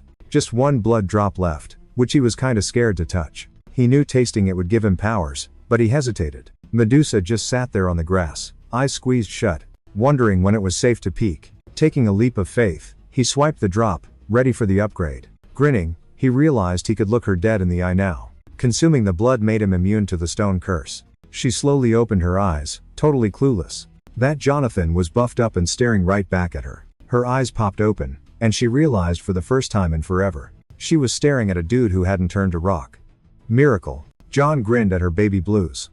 Definitely zero monster vibes there. He figured Medusa would have creepy, red demon peepers. But nope, this girl's gaze was straight up angelic. He'd cracked the curse code and was ready to spill the tea. Before he could finish, homegirl just burst into happy tears. She missed being seen and was over the solo life. He tried to chill her out. That curse would drive anyone bonkers. Now the only item on their to-do list was to break the hex Athena slapped on Medusa back at the temple. Next day, John was gone, meeting Jess at some weirdo spot. After waiting forever, our boy finally got called to room 32, where the new sauna was. The dungeon Reno included a VIP sauna for top hunters. And now the door was totally open for John too. Perfect spot to speedrun healing and mana recharge. So John was hyped to check out the sauna's magic perks. Walking in, he spotted a dude he 0% expected. It was Leo. Why was he still here? Invited too, I guess. Without even looking up, Leo instantly clocked John and was clearly not vibing with it. John walked by, confused why Leo wore a mask in a sauna. Like, bro, take it off for 5 minutes, chill out. Skipping high, Leo mentioned a gate break 3 days ago. People died. He didn't get how John could just casually chill in a steam room when a pro hunter should be helping. But look, messed up stuff happens all over the globe and John can't be everywhere at once. He's human. Just then, the speaker called Ella to join their room. Totally clueless, the girl strolled into the room and didn't spot the familiar faces for a hot second. John was shook. 3 of them here? No way, that's random. Leo's jaw practically hit the floor when he saw Ella. He jumped up, wondering if this was a setup. Leo couldn't process that his sis was breathing. He'd hunted for her, but she ghosted him. She looked totally fine, not a single scratch on her. Then it clicked for John, Ella was his rival's sister. And wow, that info threw him for a loop. John was super confused. How was he so out of the loop? About Leo and the girl who kept giving him side quests? Leo was just as lost, wondering why she never texted she's okay. He kept calling her sis, and John suspected they were keeping secrets. She just stared at her feet, brain completely frozen with nothing to say. Right then, Jessica burst into the sauna and instantly felt the total awkward vibe instead of the happy sibling reunion she expected. She was basically the only one who could spill the real tea to Jonathan, and he was still salty about being the last one in the loop. Jessica clocked Ella's sketchiness early on, so she went full detective mode. Turns out, literally 0 gods had a clue who this girl was, and she was ghosting the entire Olympian yearbook. Jessica started freaking out. No records? Maybe Ella's a deleted deity. Jonathan also picked up on a weirdly familiar vibe from the girl, probably why she said her name was trash. Jessica had to dimension hop just to find someone with a clue. She finally managed to scrape up some intel, even though the answer was staring her in the face. Chilling near Medusa's creepy woods, she suddenly clicked that Ella had been trolling her and the squad all along. Hunter Leo had a missing lil sis with the exact same name, and he was too dense to catch Jessica's drift. Jessica insisted Ella wasn't just some washed up, forgotten god, even if she was a total rando to the Olympians with 0 side hustle. Honestly, she didn't think there was anyone else who could boss the god system like she and Jonathan. Getting in Ella's face, Jessica demanded the real scoop on who she was. Ella's bro, obviously, couldn't just sit there, and told Jessica to quit yapping nonsense about his sister. He was cool with Jessica helping him track Ella, but now she was speaking total gibberish to him. Suddenly, Ella glowed neon green, and Leo realized she was hiding big secrets. Leo could barely wrap his head around the fact that his lil sis was packing that kind of juice. Not even looking back, Ella told him to go home like it was the final bye-bye. Leo realized she popped some movement magic and started fading out, warping to another zone. After yeeting her brother to another dimension, Ella was ready to own up. Jessica absolutely crushed the undercover spy game, but Ella smirked, surprised Jessica rated her skills that high. But, catching the panic in Jessica's eyes, Ella stepped up and admitted others could hack the system too. Ella was always triggered by arrogance from girls with main character syndrome who thought they owned the world. Shoulder checking Jessica, Ella walked toward the dude she actually liked. Rolling up to Charlie and staring him dead in the eye, Ella said he was the one she needed to chat with. Then she dropped the bomb. Jonathan had to pay for breaking their deal. Charlie knew she wasn't entirely capping, but he still had one burning question for the chick. No way he could chat Ella up now with Jess there and chaos exploding everywhere. Plus, new gates just popped open. over town, putting everyone in serious danger yet again. Ella could zip to the gate, and suddenly sand lifted her up. She was obviously heading straight for the center of those huge open rifts. She told the guy they'd swap spots and chat where nobody could bug them. Jess looked up, got the plan, but was shook the gates open today. The wind around Jess spun so hard that she could barely stand and couldn't see a thing. Then, that same teleport magic Ella used on the guy spilled out of the gate. The dude didn't get why Ella ditched Jess there without bringing her along. Plus, Ella walked in so easily, like she knew this was coming. Ella suddenly admitted she used to think he was a god in disguise. Now? Not so much. Jonathan wasn't just a rock at the bottom of the river, but actually super key to her master plan. Before this drama, those two were actually pretty tight. But a rock is just a rock, it can't steer the river it's in. Ella then said something weird. Went down that totally shouldn't have. She had no clue. She stared him down, asking how he dodged fate and who he really is. Hearing that prophecy junk again, he swore he was just a normie who accidentally got god powers. But everyone knows a human can't run the system, so he was definitely lying to her face. He realized this wasn't random. Ella had put up a barrier just to keep him trapped inside. It wasn't in the prophecy, but Ella decided to flip the script the gods wrote. Suddenly, she charged a big magic ball to delete the Jonathan problem forever. She was ready to blast him, and trapped inside, he was toast. But yeah, that plan? Not happening. Cause Jonathan had a ride or die bestie watching his back. Jessica came flying in right after. As soon as the stun wore off and she could move. Basic attacks won't work on a girl who's seen it all in past lives. Ella just snorted, with attitude, saying she hated cocky chicks. And if Jessica wanted to throw hands, she'd happily fight her instead. She didn't even want to mess with the guy at first. But Jonathan totally started this mess. Her vibe was unclear, but she used magic like she'd been prepping for ages. Jess panic stared as their anti-mutant shield totally cracked apart. Figured this chick was legit psycho for serving them as monster snacks. Jess was totally over John's fibs since she knew he was super sketchy about his roots. She wished they'd just ended. The mob was ready to shred him anyway. So many creeps appeared that pro squads couldn't even dent their numbers. The crew froze up, staring at the incoming freak show. Jess screamed at Ella for messing up big time, totally clueless on the outcome. If those demons own creeps hit Earth, humanity is basically toast. Only they could stop the beasts now. So Jess targeted the summoner first. Ella. Her mojo let the pests in. She had to stop her rival from trying to fix it. Jess sprinted at Ella, gripping her magic blade. She zoomed past, slashing Ella deep. Ella hadn't been hit in ages. Now she finally felt the sting. She smirked though. Jess got way faster lately. No chats. Jess vowed to slice her neck if she didn't spill. She asked why. Ella called the freaks and what's next. Weird, she was clueless when John was already catching on. Ella yelled the world is doomed even if Jess offs her. Jess likely knew the drill of demon gates opening. Those words hit hard. She asked Ella's identity again. If the demon boss sent her, she was the cause of Jess's nightly crying fits. Ella used hypnosis eyes to mess with her head. She tried using magic to stop Jess from fighting back. Hypnotized, Jess flopped down, speechless. Her old nightmare popped up instantly. She saw the wrecked city from her usual bad dreams. Sucks, but felt like another fail die repeat loop. Maybe it's fate, so why fight it? Jess gave up, waiting for Ella to end it. But then, on the sand where John had, the ground cracked where he launched. Just us left now. Irony alert, Ella actually taught him to fly in the woods. Now he's using her own tricks to wreck her. Fists clenched, he was like, "You messed up. Pay up." He stepped up as a human shield. So there was zero chance his bestie would get hurt. John's like, "We built this over centuries. You can't just delete it. The world isn't gonna crash cause of one girl who couldn't even beat Medusa. Scary monsters are just guarding their turf."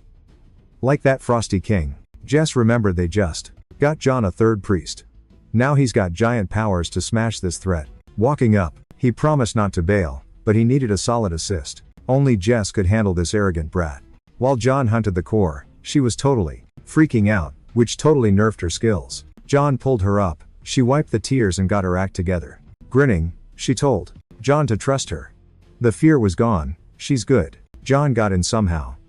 Ella was totally baffled, but the real issue was, Jess gave a death glare that screamed it's on. Ella felt the danger but charged her rival anyway. The showdown between Jess and Ella, pending forever, finally popped off. Jess, feeling herself, was ready to unleash the beast. Blade swung.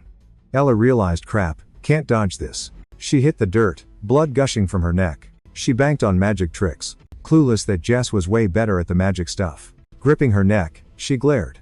Should have ended you sooner. Jess gave her one shot, spill the beans and maybe live. Ella smirked. Life's a gamble. Only idiots don't get that. You can't kill me, she laughed. But go ahead, try. Ella stared. I won't even fight back. Make your move. Jess heard the system ping, Abyss is watching. That's why she'd been freezing up, holding the messy wound. The girl just kept yapping with a grin, saying she wanted to see this mess firsthand. Dark magic spun around her. I'm the Earth Goddess's chosen, she rasped. Guess she was the one, meant to hit the reset button.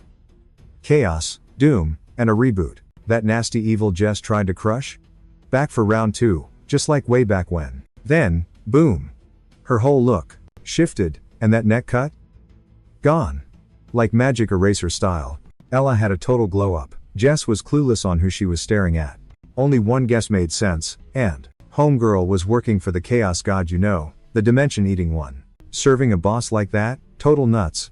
But Ella got all emo, claiming only he got her genius. She was dipping today. Nothing left here for a beastie like her to mess with. Lastly, she claimed the abyss darkness leads to some secret paradise. Weird flex. Nailing this job won't be a cakewalk, but she's locked in. No backing down now. Plus, Ella peeped her rival's secret. Bet John finds out soon, too. Drama. Using some warp speed magic, she ghosted instantly. The guys just stood there, mouths open at empty air. The creepy fog lifted, showing Ella left a massive mess for everyone here. Those crazy gates stayed wide open. We had to bail fast before things got super ugly. Jess knew that any second, freaks from the other side were gonna crash this party. Who knows how many creepers were showing up this time. John was fried. He blew all his mana trying to stop Ella's scheme. But it wasn't enough to smash the gates. They just floated there, menacing the city. Patrick lost it, grabbed the nearest rock and nearly chucked it at those open doors. Useless, sure. But Adele knew if that shield hadn't gone back up, we'd face a total apocalypse humans couldn't handle. The dude gave his crew a thumbs up. Said they killed it, especially Adele. Her magic leveled up big time. Fire was mostly out, but mutants kept coming. John was ready to throw hands though. John figured the core vanishing was totally on Ella, cause right when she bailed, he lost the link to the gates needing smashing. Then, out of nowhere, Jess pipes up saying she knows exactly where to find the tea on everything. She was ready to spill the beans to John, revealing every secret she'd been hoarding. But they gotta dip first. This place is too loud, and haters who don't want the truth out might interrupt. A chopper hovered over the open gate, carrying one of John's old ops. Charlie, chilling up there with his dad, had been itching for payback on John for ages. He told his pops that John definitely went through those gates too. Who helped him? Total mystery. Chuck wanted to hunt John now, but got stopped.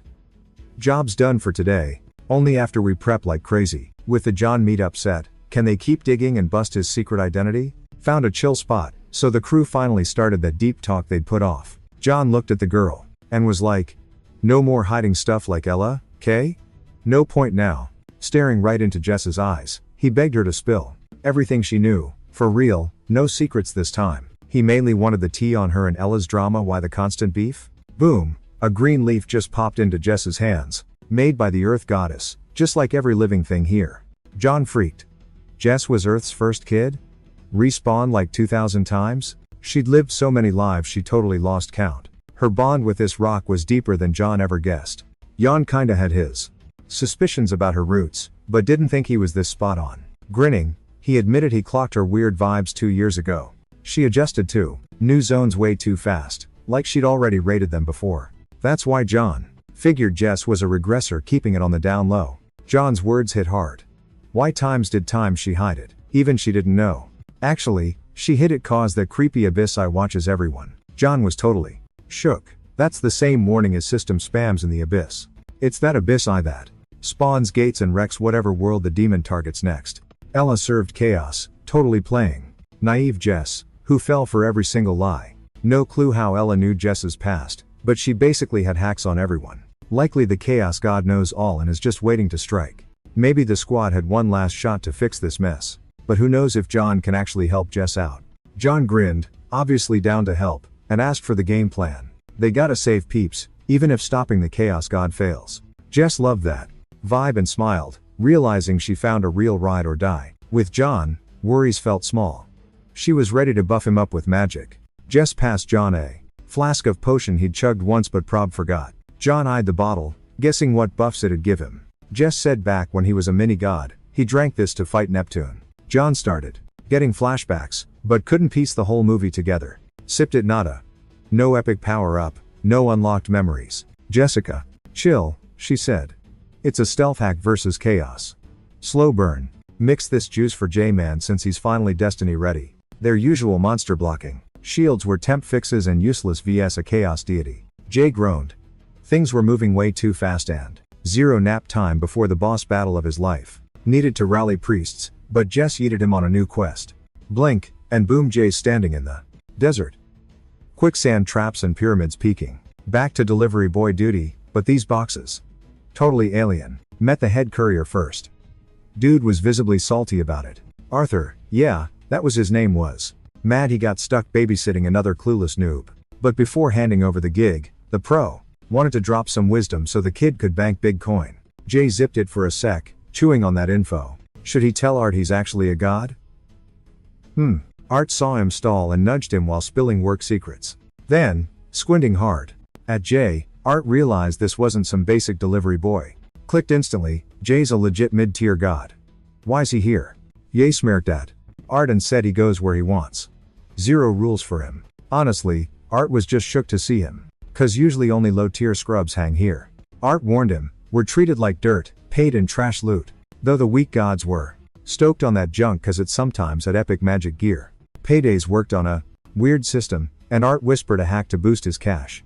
Promised Jay the sweet life if he listened and bet Jay wouldn't want to bounce once he settled in. Jay just slapped a friendly hand on Art's shoulder and announced, we're a team now, bro. Before starting, Jay asked for a tiny solid. Art thought it was weird for a stranger to beg favors as soon as possible. Eyeing the pyramid peak, Art saw Jay was shooting for the stars, wanting in on runs ordered by the pyramid bosses directly. Only pros got those gigs, no way they'd trust Jay with him. Art tossed Jay some cheat codes to snag those jobs if he was game. Another runner heard him and totally hated the new guy's vibe.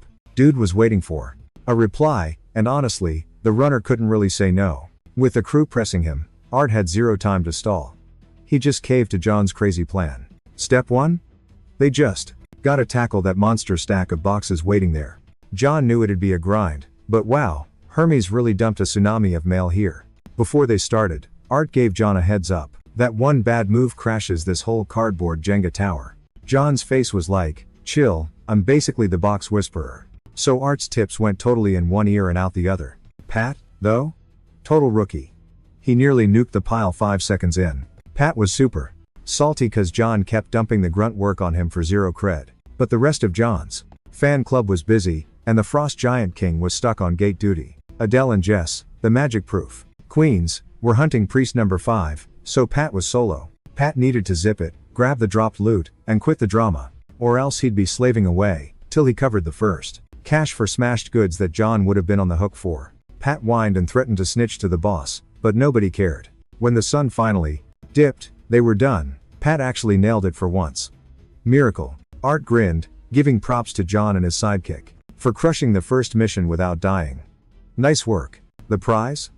A shiny bling medallion that saves your butt in a pinch. This mystical gadget, which eats boxes, was key to the pyramid and John's get-rich scheme. Art double-checked if they were cool with the item, but John was like, easy, bro. Grabbing the holy trinket, John felt a crazy magical buzz zip right through him. Like a super vac, he slurped that wall of boxes right into the charm. Prep work? Done deal. Time to kick off the real main event. Let's go. Greek gods chill on Olympus, but Egyptian ones dig these pyramids. From afar, the thing looked massive, and John figured it'd shrink up close. Perspective, right? But nope. Standing by the wall, John realized Art wasn't fibbing. This beast dwarfed every building on Earth. Just gotta crack the door code and sneak in. Though, duh, the answer was staring right at him. John had the magic toy and the secret password ready to go. Right then, a blinding yellow flash popped off. Boom, gates wide open. Inside? A mega warehouse buzzing with hundreds of workers. The dudes knew they'd hit the jackpot. To get inside, they had to bypass a massive guard blocking the way. The dude insisted that they absolutely couldn't step forward, acting like the bouncer for uninvited guests. Jonathan was confused. He's just a delivery boy, usually a VIP. The guard lectured him that this pyramid was a holy crib for gods. To enter? His buddy needs to lose a hand. The kid argued that Patrick, his personal priest, helps with work. Kinda hard to do that one-handed. Just then, the guard saw Patrick had already stepped inside. Oops. A massive claw hovered over poor Patrick, ready to make good on the threat and swipe the priest's mitt. Rules are rules, the guard roared. Kiss those fingers goodbye. Patrick had seen some crazy junk traveling with Jonathan. But this was peak nightmare fuel. Everyone knows John wouldn't let a monster bully his bestie. In a blink, Jonathan launched himself over the guard, landing a sneaky hit before hitting the stone floor. Jonathan vowed to handle this slight inconvenience personally. Seeing the kid's moves, the guard thought, is this a secret god? But he looked like a basic delivery boy, yet dared to sass the guardian? That earns a punishment. The guard went full rage mode. One hit wasn't a free pass. His eyes burned. No lowly messenger ever talked back, let alone threw hands. But John's no average mailman. Regular dudes don't punch like that. The brute didn't even have time to process before his body betrayed him, and suddenly he was at Jonathan's feet like a good puppy. Good dogs don't bite masters. He should have welcomed John, not attacked. Guard didn't know John tamed Cerberus. Handling this pooch was easy. Plus, that wagging tail proved the taming spell worked 100%. John knew the guy was struggling, but smiled and threatened all sorts of embarrassment if he didn't sit, stay, and answer. Being a kid's pet? Total nightmare for him. So, the guard quickly agreed to play nice. Soon they were creeping down dark stairs, blind as bats. Down low, the guard pointed out the path to the pyramid's peak. John was like, wait, the top entrance is underground? The guard explained it leads to the Sphinx's lair. Looking up, the guard pointed at the crazy labyrinth gears that shifted every single day. Basically impossible to pass without a cheat code. Finally, Jonathan was ready to crush the quest and get that loot. Flashbang. A bright light hit Jonathan out of nowhere. Deja vu. Definitely the VIP zone of the pyramid. Big statue ahead, boss room vibes. But the audio was lagging. Voice came from behind it. Then some voice dropped the quest info. Want the loot? Solve the riddle first, bro. The hider clocked his swag but went, not so fast. Boom. 3 cats spawn in front. Together, they're the Sphinx. Plot twist, kitties. John was shook. The big bad boss is just these 3 furballs? Well, he's here. Easy mode, he thought. Accepted. Figured Patrick would carry the quiz anyway. Round 1 was just a tutorial level. A math test. Ugh, seriously? Kitty scribbles some nerd stuff on the wall. A weird equation with a missing answer. Solve or die. The furball meowed. 3 minutes max. Tick-tock, buddy. Started the timer. Hurry. Hurry. Fail. And. Well, spoiler alert, pain. Brain freeze. Heads ringing like an alarm. Hypno hacks again? Totally uncool. Usually, he'd just rage quit this dungeon. But gotta stick to the plan. Just solve it. Staring at it. No way he's solving this in time. Even the system ghosted him. Thanks for nothing. No help. But he had a cheat code ready. Sphinx yawned. 5 seconds, slowpoke. The cats started the final countdown. Licking their chops, ready for a tasty John snack. Bam! He shouts the answer at 01. Sphinx stared. Wait, he actually did it? His secret weapon? Simple. Math whiz Arthur DM'd the answer via the window. Your turn, Whiskers. Pay up, spill the info. JK, Sphinx goes. That was just the intro. 3 cats means 3 headaches. Gotta survive a trilogy of tests. They were loving the show, watching him sweat. Giant glowy sword spawns above. Subtle hint. 1 cat smirked, thinking, math nerd won't survive this gym class. They were definitely betting on trying to cheese the fight, tripping him up right at the boss level. Kitty tossed a blade at John's kicks, snarling, grab it, loser. Peeping that smug, Whiskers twitching smirk, John clocked that this furball never planned on playing fair from the start. It just wanted a snack after he flopped the test. Blade up, John heard a riddle about how to split 3 heavy items into 2 even chunks. Same weird brain teaser, but John already had the cheat codes. Checking the steel, he saw it was razor sharp, ready to slice whatever. Aiming the pointy end at the kitties, John smirked. Delete 1 mouth from 3, and I can split anyone in half. Legit, this was the hardest level in the cat's game. So it was shook that he actually knew the strats. But worse? John didn't just yap, he acted like he was gonna show him a live demo of Division by Sword. The cats realized quiz night was officially cancelled. Time to figure out how to handle this sassy brat. John's power surge was so insane, Patrick face planted hard. Knowing he wasn't gonna die, John grinned. You taking this answer, or we still playing games? He said he'd already put up with their drama way too long. No point trolling him now. John was right. Those Egyptian kiddies totally went aggro on him, even after he aced their quiz. Winning didn't matter. They were always planning to cheat. The Sphinx leaped and swiped, with a paw that instantly grew bigger than its body. Claws out, ready to shred the kid who dared trash talk in its house. The one rule? If a dude gave the right answer, the Sphinxes had to obey, even if they hated it. It was meant to be riddles, not a bloodbath. Especially since he passed the vibe check. John dug that rule. He was the only one crazy enough to duel here. The dude seemingly impressed not just the guard, but the pyramid locals who usually gatekeep everyone. Back in the day, there were plenty of daredevils like John risking it all for this fight. Final boss question. The Sphinx told him to use his brain. It said to imagine an angel on one shoulder, loyal like a good dog. On the other, a devil, obviously, chilling there to twist words and do the exact opposite. What's the one-liner to get into heaven? Hearing that, John flashed back to rotting in a dark corner alone. Some rando popped out of the dark, asking why he was bawling. The kid told him to get lost and stop faking. Like he actually gave a crap about a total loser. Stranger smirked. Nope. John was way off thinking he was useless. John was like, don't even try to play him. Adults lie to kids constantly.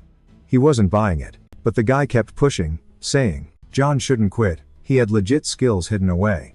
Said his past was the exact same, and haters called him talentless, totally ignoring him. Stepping up, the dude asked for just one answer. Promised to spill a crazy story after.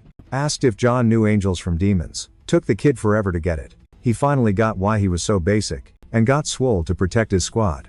Now John was ready to drop truth on the Sphinx. Angel or devil, take him to the forever zone. Now, totally obvious he nailed the answer. Sphinx paused, confused how John knew that. Epic answer. The cats couldn't say no now. John needed the pharaoh. Palace gates? Open up.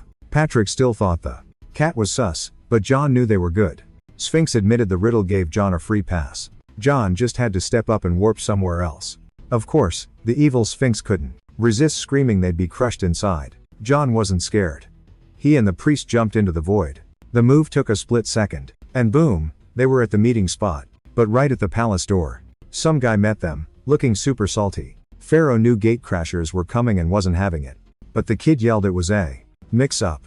He didn't want to hurt anybody there, but his talking had zero effect.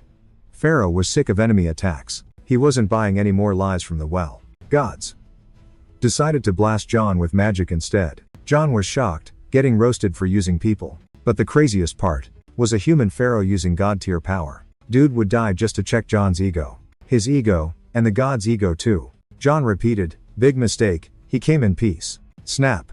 A weird noise popped off behind him. Someone was totally creeping through that cracked door. His gut feeling screamed big trouble about the move. Drama coming. He got super salty, hated when creeps tried to jump him from the back. Zero risks allowed. Jonathan instantly shoved his priest friend into a safe hiding spot. He honestly just wanted to bounce as soon as possible, but he was kinda low on magic juice for a quick exit. Plus, he didn't show up just to chicken out at the first red flag. Without grabbing the new priest he actually came to this fancy palace for. Right then, the palace hall door suddenly lit up like a disco ball. Blinding white, he realized he was about to face the big boss god. The dude stepping through that door a second later was an old frenemy of Pharaoh. Total bad vibes incoming. It was set. Being a nosy god, he decided to crash the party and check the noise himself. He just popped into the palace again without an invite. Pharaoh yelled, "Who asked you to come here?" Jonathan hit stealth mode fast, praying the OP god wouldn't spot him. Running into Seth meant instant game over. Cause his system sent a panic alert mere seconds before the guy showed up. Pharaoh screamed he wasn't gonna ever bow down or sell out his squad, even if he had to throw hands with Seth. But Seth wasn't about to wait around. Bam!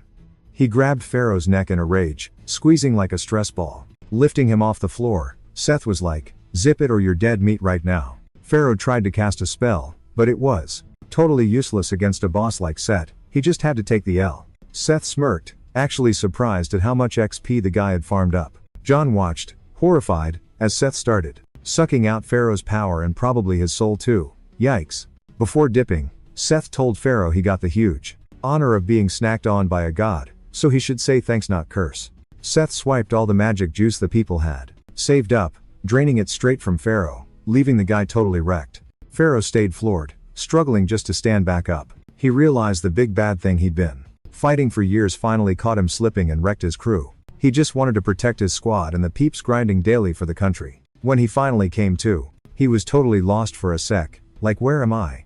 Holding his head, he thought the nightmare ended. Then he heard a voice, nope. That dude Jonathan Ugg was still crashing at his place with zero plans to leave. The guy was like, hey, I'm not that cursed god. I'm actually the MVP who saved your butt today. Everyone around Jonathan was hyping up the yummy candy he was handing out. But Pharaoh wasn't vibing with it, since he literally just lost years of farmed XP today. She grabbed his shoulders, like chill, dude. Snap out of it. He'd basically just knocked on death's door. So yeah, his brain was fried and he was babbling. Then it clicked, Seth actually tried to off him. But who jumped in and played the big hero? She kept yapping about how the godly juice nearly killed him. Totally would have been toast if not for that guy. Jonathan, the cursed one, saved him while others froze. Pharaoh saw the gods differently. Jonathan was actually cool. Obviously, he got it. John wasn't just being nice, he had his own agenda. Leaning on the girl, he slowly shuffled to the exit. Then, a light bulb went off in Jonathan's head. She used the secret name, Bingo, found his next priest. No doubt now, she was the fourth priest just mentioned. John told the Pharaoh to pump the brakes. And listen up, since he did save his butt, Pharaoh wasn't having it. Watch your mouth, peasant. Said he hated John's crew since he was a kid. No chatting. Pharaoh figured that. John helps you out first, then totally wrecks you later. He still had PTSD from the past that made him hate folks. During the famine, parents actually ate their kids. Gross. Then the plague hit. Bodies piled up like trash. Total nightmare fuel for anyone who survived it. In that mess, God was like, be king, save everyone. So he became a God's rep, using his cheat codes to save the squad. He was just a battery charging up on faith and divine juice, but the gods actually caused all that drama. He felt like a puppet. People were just sheep to gods. Jonathan had never heard a story that messed up, and didn't know things were that crazy around here. He stared at John, get why I hate the gods now? And now, after all that drama, he just wanted the dude to get lost forever. John dropped a final line, we'll meet again. It'll change. Jonathan, keeping his word to Seth, spent a month plotting to win trust. A month later, he actually showed up at the crib early. Seth crashed in like he owned the place. I got no time. Time to slurp up the magic juice the people made, usually taken from Pharaoh. He hoped for easy mode this time. No drama. But boy, he had no clue what was coming. Boom. J-Man spawns right above him, totally chillin' like he's got all day. But Seth's muscle rep is real. He read that move and clapped back hard. Dude hates getting jumped from the rear, but his spidey senses give foes zero luck, even head on. Pinning him flat, Seth got salty and grilled him on why he's back and messing with the big boss Pharaoh. Hard for J-Dog to chat with his mug smooshed on brick, but he already had a spicy comeback ready. He's gotta save the Pharaoh from kicking the bucket way too soon. Seeing this kid wasn't playing, Seth squeezed his melon harder, ready to delete him right there. Then he yeeted the guy so hard a massive dust cloud blinded everyone. Seth knew with Jay's insane OP, god level stats, winning this one-on-one would be a total nightmare. Blasted back, Charlie wrecked the palace wall but stumbled to his feet. Standing up, he just grinned, knowing this deity dude had no clue who he was actually messing with. Even Archie, who thought his bud was weak, realized he's a sword legend. But before the drama, they had an AWK chat where Jay roasted Archie for ghosting, forcing him to sleep outside. J-Man, obviously, said my bad for the delay, blaming a mountain of drama. He asked the price to yeet the giant wall of parcel crates. The payout was so fat that Jonathan could finally snag a sick new skill that was totally saving his butt now. He triggered his regen perk, zapping those face scratches away instantly. Fully healed, J-Man eyed his foe, ready to unpause this fight. Jonathan wasn't about to sound like a broken record. He gripped Excalibur to wreck this cocky god. He launched himself at max speed toward the headache-inducing jerk. Honestly, our guy just needed Seth to free the pharaohs and quit swiping their mojo. His next slash was so rapid it nearly shaved Seth's chest. Dude was shook. Crazy that a noob god like Jonathan attacked him with zero chill. Seth figured from the get-go Jay would play hero, so he prepped a nasty surprise. Spotting Gramps nearby, Seth reached out to make Jonathan mourn. Seth was way too close to the geezer, and Jay couldn't react fast enough to save him. The god's paw squished the old guy's noggin. Who knew what for? A sec later, Seth yeeted the old dude right at Jonathan, telling him to catch his precious trash. But suddenly, Jay felt the gramps in his arms go weightless, like the guy was glitching into thin air. John watched Seth use god hacks and turn gramps into literal dust. Seth smirked, totally roasting Jonathan nonstop. Cause J-Man had completely whiffed that last shot. He saw pharaohs as clueless sheep, sure they wouldn't dare mess with his pyramid setup. Now the palace was his playground, and the villain targeted the royal brats. The kid had zero reaction time, no chance to blink against that god-tier power. John couldn't just chill, he dove in like a meat shield to save the day. Seth was like, seriously? You're saving them? Protecting haters who'd probably stab you in the back? Giving false hope to losers felt wrong to him. Just making life a drag for gods and humans alike. Spinning around, John realized the grim truth. Seth snagged the kid plus every servant in the room. Slow pokes got wrapped in magic chains, basically doomed. Mr. Evil didn't mind. Breaking rules, acting like the boss, total nightmare fuel. Then, poof, loyal servants started crumbling into dust. But Seth made one huge calculation error. John was that ride or die type of hero. He didn't care if you were cool or a total noob. He'd wreck himself just to keep the world's vibes happy. Seth cracked up, bro, that's the dumbest thing ever. If John kept simping for fools, he was gonna get wrecked. Seth launched at Jonathan again, ready to unleash maximum damage. Huge hit. John barely got Excalibur up in time. Then, eyeing the leftover palace staff, Seth aimed spiky chains at some random girl. John tried to intercept, but Seth was way too speedy. Bam! John caught another heavy fist to the face that definitely left a mark. Like a sledgehammer hit, sending him flying and spitting blood. Seth loved beating this newbie god he always hated. Wasting 0 seconds, he unleashed a combo that would delete anyone else. John kept scrapping like a champ, even though he was running on fumes, for real. Soloing this boss was looking impossible now. Just then, the pharaoh popped up in the palace. He'd never seen a god actually fighting times for times humans before. Suddenly, Alelenar showed up to buff the pharaoh with her power. The pharaoh knew this power-up meant it was game over for her life. But she just smiled, saying she had to do it or she'd hate herself forever. She was running on empty. Thanks to Seth's voodoo, she was literally dusting away. Then this old dude, also on Seth's hit list, taps the pharaoh. He goes, smirking, I had a good run. I'ma dip out like her and help you out. So, basically everyone there dumped their XP into the pharaoh, totally bricking themselves. The kid bawled, realizing they just rage quit life for his quest. Fists clenched, he swore he wouldn't take the L. After that sacrifice, no way he's wasting their lives. Alelinar's like, no tears, bestie, catch you on the flip side. She'd lived the high life, swiping right on true love after eons. Having seen it all, she was ready to log off without any drama or regrets. Right before ghosting, she told Pharaoh that the good vibes would return once the sad times were over. Boom. Gone. Just a pile of beach dirt left. The whole squad of servants turned into a giant sandbox too. Meanwhile, John and Seth are still throwing hands, and John's fading. Every minute, the bad guy got buffed while John's mana bar hit 0. Seth took hits but was confident he'd get the dub. He was all in. He just wanted to frag Jonathan so he'd stop being annoying. Suddenly, a challenger entered the chat who had serious beef with Seth's toxicity. The pharaoh, overclocked with everyone's spirit energy, landed a hit so hard the room got totally smoky. Even the roof started looking sketchy with cracks, like it was gonna cave in any second. Seth froze.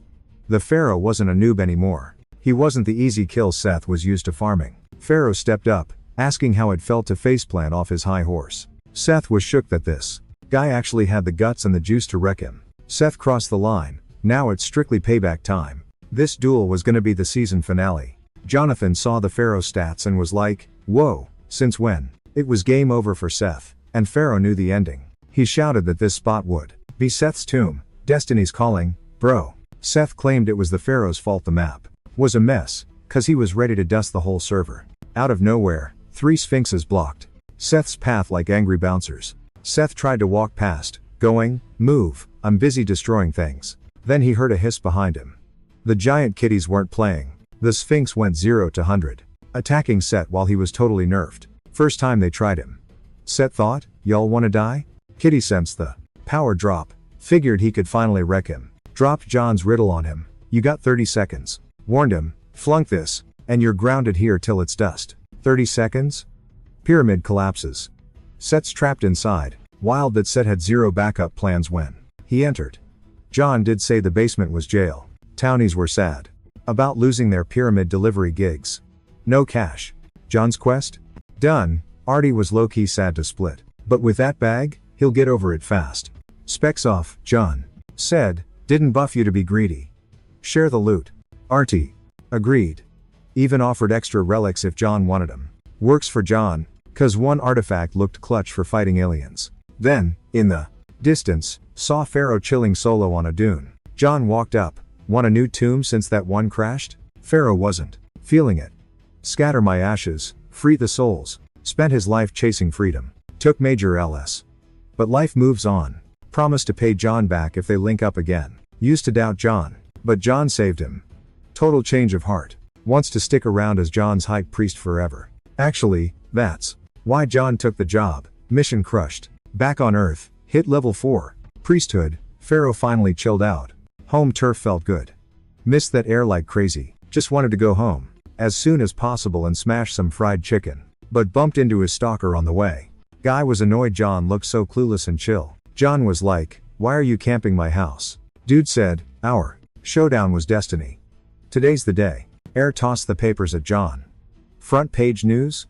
Him, basically wrecking the city. Word on the street was that Jonathan had popped open gates just for kicks and quick cash. Total chaos agent. Surprisingly, Air wasn't joking. Don't even think about bolting, dude. Suddenly, hunters swarmed. Looks like he's booked for a downtown chat. Fares tip? Play nice, okay? Or else become public enemy number 1 for ghosting the feds. Not a good look. Down at the station, Charlie saw his chance. Payback time for old drama, baby. John was totally clueless about what he supposedly did. A gate opening criminal? Since when? He kept pleading innocence. I got nothing to hide, seriously. Air, used to the guys, massive ego, saw this coming a mile away and planned ahead. One hunter could actually crack him. And surprise, he's in the building. They called Leo into the ease of eye office and John spotted masked guy. Dude wears that thing everywhere, even the sauna. True to his word, Air bailed on the Q&A, leaving Leo to handle the mess and dipping out. Leo was cool flying solo. He couldn't care less about the gate drama anyway. John smirked, mentioning their steamy sauna meetup. Didn't think we'd reunite in jail so soon. Leo wasn't vibing with the small talk. Didn't give a hoot about John's job. He reached out, powered up his holy mojo, and cut to the chase. One question. That's it. Since Ella vanished, Leo figured John was holding out on the deets. John thought it was weird. Why ask him about her? They were just work buddies, nothing deep. Leo saw the confusion and dropped the nice guy act. No more games. He admitted he hadn't seen her in a month. She's been abroad way too long. Total ghost mode since she vanished.